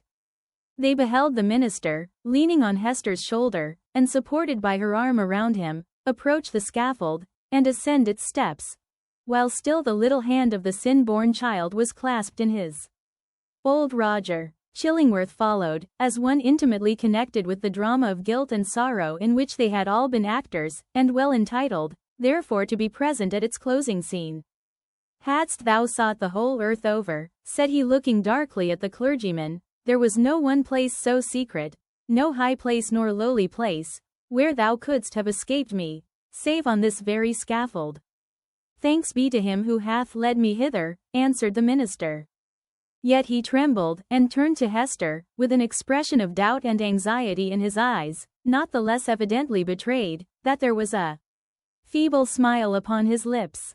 Is not this better, murmured he, than what we dreamed of in the forest? I know not, she hurriedly replied. Better? Yea, so we may both die, and little Pearl die with us. For thee and Pearl, be it as God shall order, said the minister, and God is merciful. Let me now do the will which he hath made plain before my sight. For, Hester, I am a dying man. So let me make haste to take my shame upon me. Partly supported by Hester Prynne, and holding one hand of little Pearl's, the Reverend Mr. Dimsdale turned to the dignified and venerable rulers, to the holy ministers, who were his brethren, to the people, whose great heart was thoroughly appalled yet overflowing with tearful sympathy, as knowing that some deep life matter, which, if full of sin, was full of anguish and repentance likewise, was now to be laid open to them. The sun, but little past its meridian, shone down upon the clergyman, and gave a distinctness to his figure, as he stood out from all the earth, to put in his plea of guilty at the bar of eternal justice. People of New England, cried he, with a voice that rose over them, high, solemn, and majestic, yet had always a tremor through it, and sometimes a shriek, struggling up out of a fathomless depth of remorse and woe, ye, that have loved me, ye, that have deemed me holy, behold me here, the one sinner of the world. At last, I stand upon the spot where, 7 years since, I should have stood, here, with this woman, whose arm, more than the little strength wherewith I have crept hitherward, sustains me at this dreadful moment, from grovelling down upon my face. Lo, the scarlet letter which Hester wears. Ye have all shuddered at it. Wherever her walk hath been, wherever, so miserably burdened, she may have hoped to find repose, it hath cast a lurid gleam of awe and horrible repugnance round about her. But there stood one in the midst of you, at whose brand of sin and infamy ye have not shuddered. It seemed, at this point, as if the minister must leave the remainder of his secret undisclosed. But he fought back the bodily weakness, and, still more, the faintness of heart, that was striving for the mastery with him. He threw off all assistance, and stepped passionately forward a pace before the woman and the children. It was on him, he continued, with a kind of fierceness, so determined was he to speak out the whole. God's eye beheld it, the angels were forever pointing at it. The devil knew it well, and fretted it continually with the touch of his burning finger.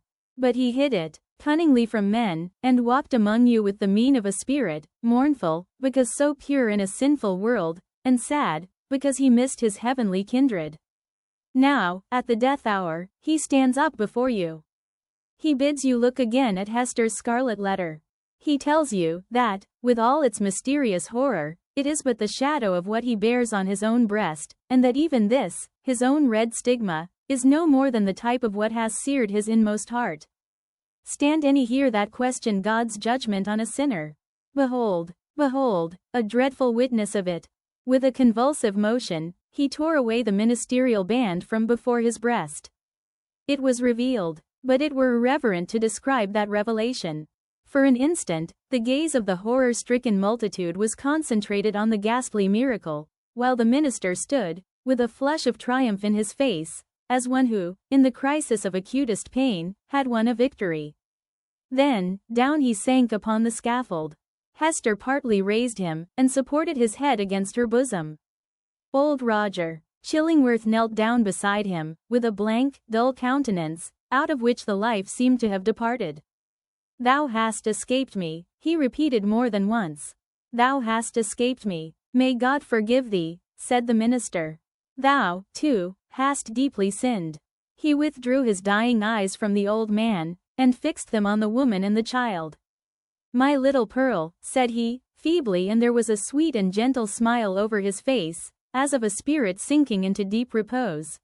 Nay, now that the burden was removed, it seemed almost as if he would be sportive with the child. "Dear little Pearl, wilt thou kiss me now?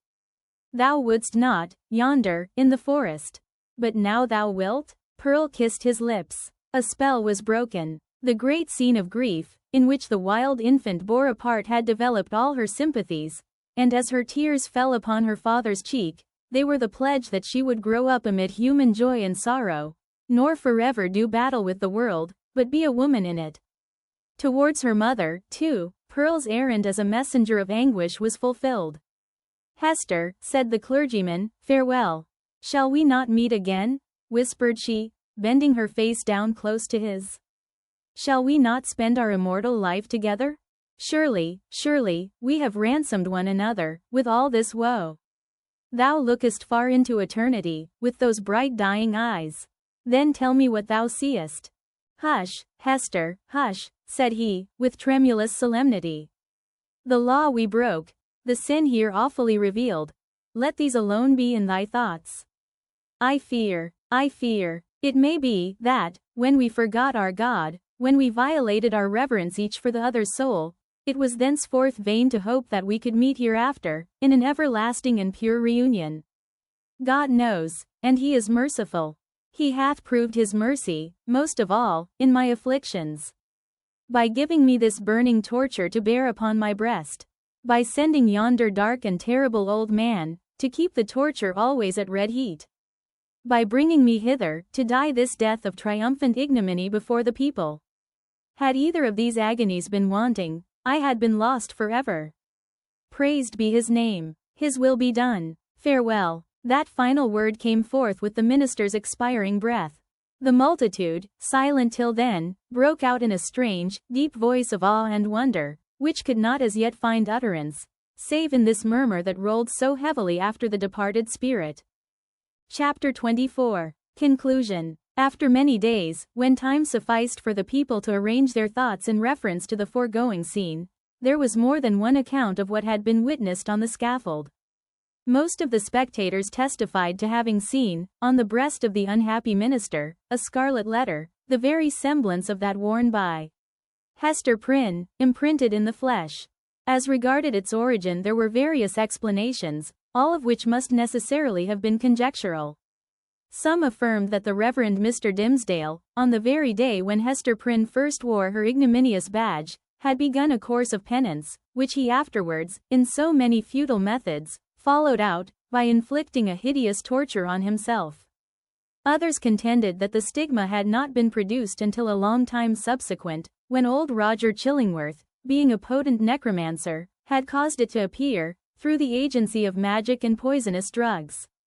Others, again, and those best able to appreciate the minister's peculiar sensibility, and the wonderful operation of his spirit upon the body, whispered their belief that the awful symbol was the effect of the ever-active tooth of remorse, gnawing from the inmost heart outwardly, and at last manifesting heaven's dreadful judgment by the visible presence of the letter.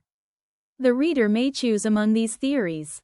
We have thrown all the light we could acquire upon the portent, and would gladly, now that it has done its office, erase its deep print out of our own brain, where long meditation has fixed it in very undesirable distinctness.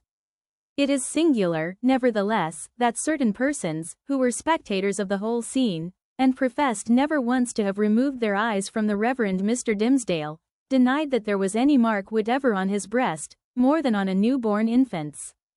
Neither, by their report, had his dying words acknowledged, nor even remotely implied, the slightest, connection on his part, with the guilt for which Hester Prynne had so long worn the Scarlet Letter. According to these highly respectable witnesses, the minister, conscious that he was dying, conscious, also, that the reverence of the multitude placed him already among saints and angels, had desired, by yielding up his breath in the arms of that fallen woman, to express to the world how utterly nugatory is the choicest of man's own righteousness.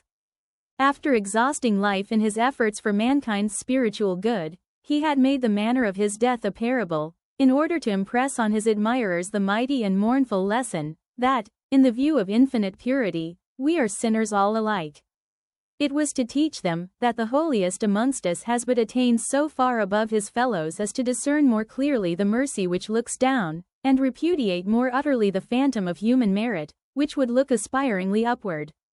Without disputing a truth so momentous, we must be allowed to consider this version of Mr. Dimmesdale's story as only an instance of that stubborn fidelity with which a man's friends, and especially a clergyman's, will sometimes uphold his character, when proofs, clear as the midday sunshine on the Scarlet Letter, establish him a false and sin-stained creature of the dust. The authority which we have chiefly followed, a manuscript of old date, drawn up from the verbal testimony of individuals, some of whom had known Hester Prynne, while others had heard the tale from contemporary witnesses, fully confirms the view taken in the foregoing pages. Among many morals which press upon us from the poor minister's miserable experience, we put only this into a sentence: be true. Be true. Be true. Show freely to the world, if not your worst, yet some trait whereby the worst may be inferred. Nothing was more remarkable than the change which took place, almost immediately after Mr. Dimmesdale's death, in the appearance and demeanor of the old man known as Roger Chillingworth. All his strength and energy, all his vital and intellectual force, seemed at once to desert him, insomuch that he positively withered up, shriveled away and almost vanished from mortal sight, like an uprooted weed that lies wilting in the sun. This unhappy man had made the very principle of his life to consist in the pursuit and systematic exercise of revenge, and when, by its completest triumph consummation, that evil principle was left with no further material to support it, when, in short, there was no more devil's work on earth for him to do, it only remained for the unhumanized mortal to betake himself whither his master would find him tasks enough, and pay him his wages duly. But, to all these shadowy beings, so long our near acquaintances, as well Roger Chillingworth as his companions, we would fain be merciful. It is a curious subject of observation and inquiry, whether hatred and love be not the same thing. At bottom, each, in its utmost development, supposes a high degree of intimacy and heart knowledge. Each renders one individual dependent for the food of his affections and spiritual fief upon another. Each leaves the passionate lover, or the no less passionate hater, forlorn and desolate by the withdrawal of his subject. Philosophically considered, therefore, the two passions seem essentially the same, except that one happens to be seen in a celestial radiance, and the other in a dusky and lurid glow. In the spiritual world, the old physician and the minister, mutual victims as they have been, may, unawares, have found their earthly stock of hatred and antipathy transmuted into golden love. Leaving this discussion apart, we have a matter of business to communicate to the reader. At old Roger Chillingworth's decease, which took place within the year, and by his last will and testament, of which Governor Bellingham and the Reverend Mr. Wilson were executors, he bequeathed a very considerable amount of property, both here and in England, to little Pearl, the daughter of Hester Prynne. So Pearl, the elf child, the demon offspring, as some people up to that epoch persisted in considering her, became the richest heiress of her day in the New World. Not improbably this circumstance wrought a very material change in the public estimation, and had the mother and child remained here, little Pearl at a marriageable period of life might have mingled her wild blood with the lineage of the devoutest Puritan among them all. But, in no long time after the physician's death, the wearer of the Scarlet Letter disappeared, and Pearl along with her. For many years, though a vague report would now and then find its way across the sea, like a shapeless piece of driftwood tossed ashore with the initials of a name upon it, yet no tidings of them unquestionably authentic were received. The story of the Scarlet Letter grew into a legend.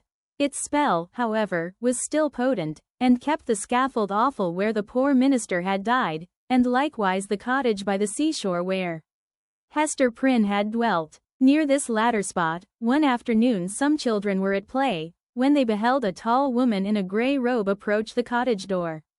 In all those years it had never once been opened, but either she unlocked it or the decaying wood and iron yielded to her hand, or she glided shadow-like through these impediments, and, at all events, went in. On the threshold she paused, turned partly round, for perchance the idea of entering alone and all so changed, the home of so intense a former life, was more dreary and desolate than even she could bear. But her hesitation was only for an instant, though long enough to display a Scarlet Letter on her breast. And Hester Prynne had returned, and taken up her long-forsaken shame. But where was little Pearl? If still alive she must now have been in the flush and bloom of early womanhood. None knew, nor ever learned with the fullness of perfect certainty, whether the elf child had gone thus untimely to a maiden grave, or whether her wild, rich nature had been softened and subdued and made capable of a woman's gentle happiness. But through the remainder of Hester's life there were indications that the recluse of the Scarlet Letter was the object of love and interest with some inhabitant of another land. Letters came, with armorial seals upon them, though of bearings unknown to English heraldry. In the cottage there were articles of comfort and luxury such as Hester never cared to use, but which only wealth could have purchased and affection have imagined for her. There were trifles too, little ornaments, beautiful tokens of a continual remembrance, that must have been wrought by delicate fingers at the impulse of a fond heart. And once, Hester was seen embroidering a baby garment with such a lavish richness of golden fancy as would have raised a public tumult had any infant thus apparelled been shown to our sober-hued community. In fine, the gossips of that day believed, and Mr. Surveyor Pugh, who made investigations a century later, believed, and one of his recent successors in office, moreover, faithfully believes, that Pearl was not only alive, but married, and happy, and mindful of her mother, and that she would most joyfully have entertained that sad and lonely mother at her fireside. But there was a more real life for Hester Prynne, here, in New England, than in that unknown region where Pearl had found a home. Here had been her sin, here, her sorrow, and here was yet to be her penitence. She had returned, therefore, and resumed, of her own free will, for not the sternest magistrate of that iron period would have imposed it, resumed the symbol of which we have related so dark a tale. Never afterwards did it quit her bosom. But, in the lapse of the toilsome, thoughtful, and self-devoted years that made up Hester's life, the Scarlet Letter ceased to be a stigma which attracted the world's scorn and bitterness, and became a type of something to be sorrowed over, and looked upon with awe, yet with reverence too. And, as Hester Prynne had no selfish ends, nor lived in any measure for her own profit and enjoyment, people brought all their sorrows and perplexities, and besought her counsel, as one who had herself gone through a mighty trouble. Women, more especially, in the continually recurring trials of wounded, wasted, wronged, misplaced, or erring in sinful passion, or with the dreary burden of a heart unyielded, because unvalued and unsought, came to Hester's cottage, demanding why they were so wretched, and what the remedy. Hester comforted and counseled them, as best she might. She assured them, too, of her firm belief that, at some brighter period, when the world should have grown ripe for it, in heaven's own time, a new truth would be revealed, in order to establish the whole relation between man and woman on a surer ground of mutual happiness. Earlier in life, Hester had vainly imagined that she herself might be the destined prophetess, but had long since recognized the impossibility that any mission of divine and mysterious truth should be confided to a woman stained with sin, bowed down with shame, or even burdened with a lifelong sorrow. The angel and apostle of the coming revelation must be a woman, indeed, but lofty, pure, and beautiful, and wise. Moreover, not through dusky grief, but the ethereal medium of joy, and showing how sacred love should make us happy, by the truest test of a life successful to such an end. So said Hester Prynne, and glanced her sad eyes downward at the Scarlet Letter. And, after many, many years, a new grave was delved, near an old and sunken one, in that burial ground beside which King's Chapel has since been built.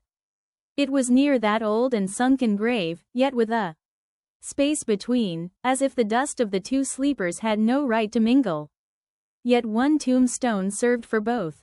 All around, there were monuments carved with armorial bearings, and on this simple slab of slate, as the curious investigator may still discern, and perplex himself with the purport, there appeared the semblance of an engraved escutcheon. It bore a device, a herald's wording of which may serve for a motto and brief description of our now concluded legend. So somber is it, and relieved only by one ever-glowing point of light gloomier than the shadow. On a field, sable, the letter A, gules.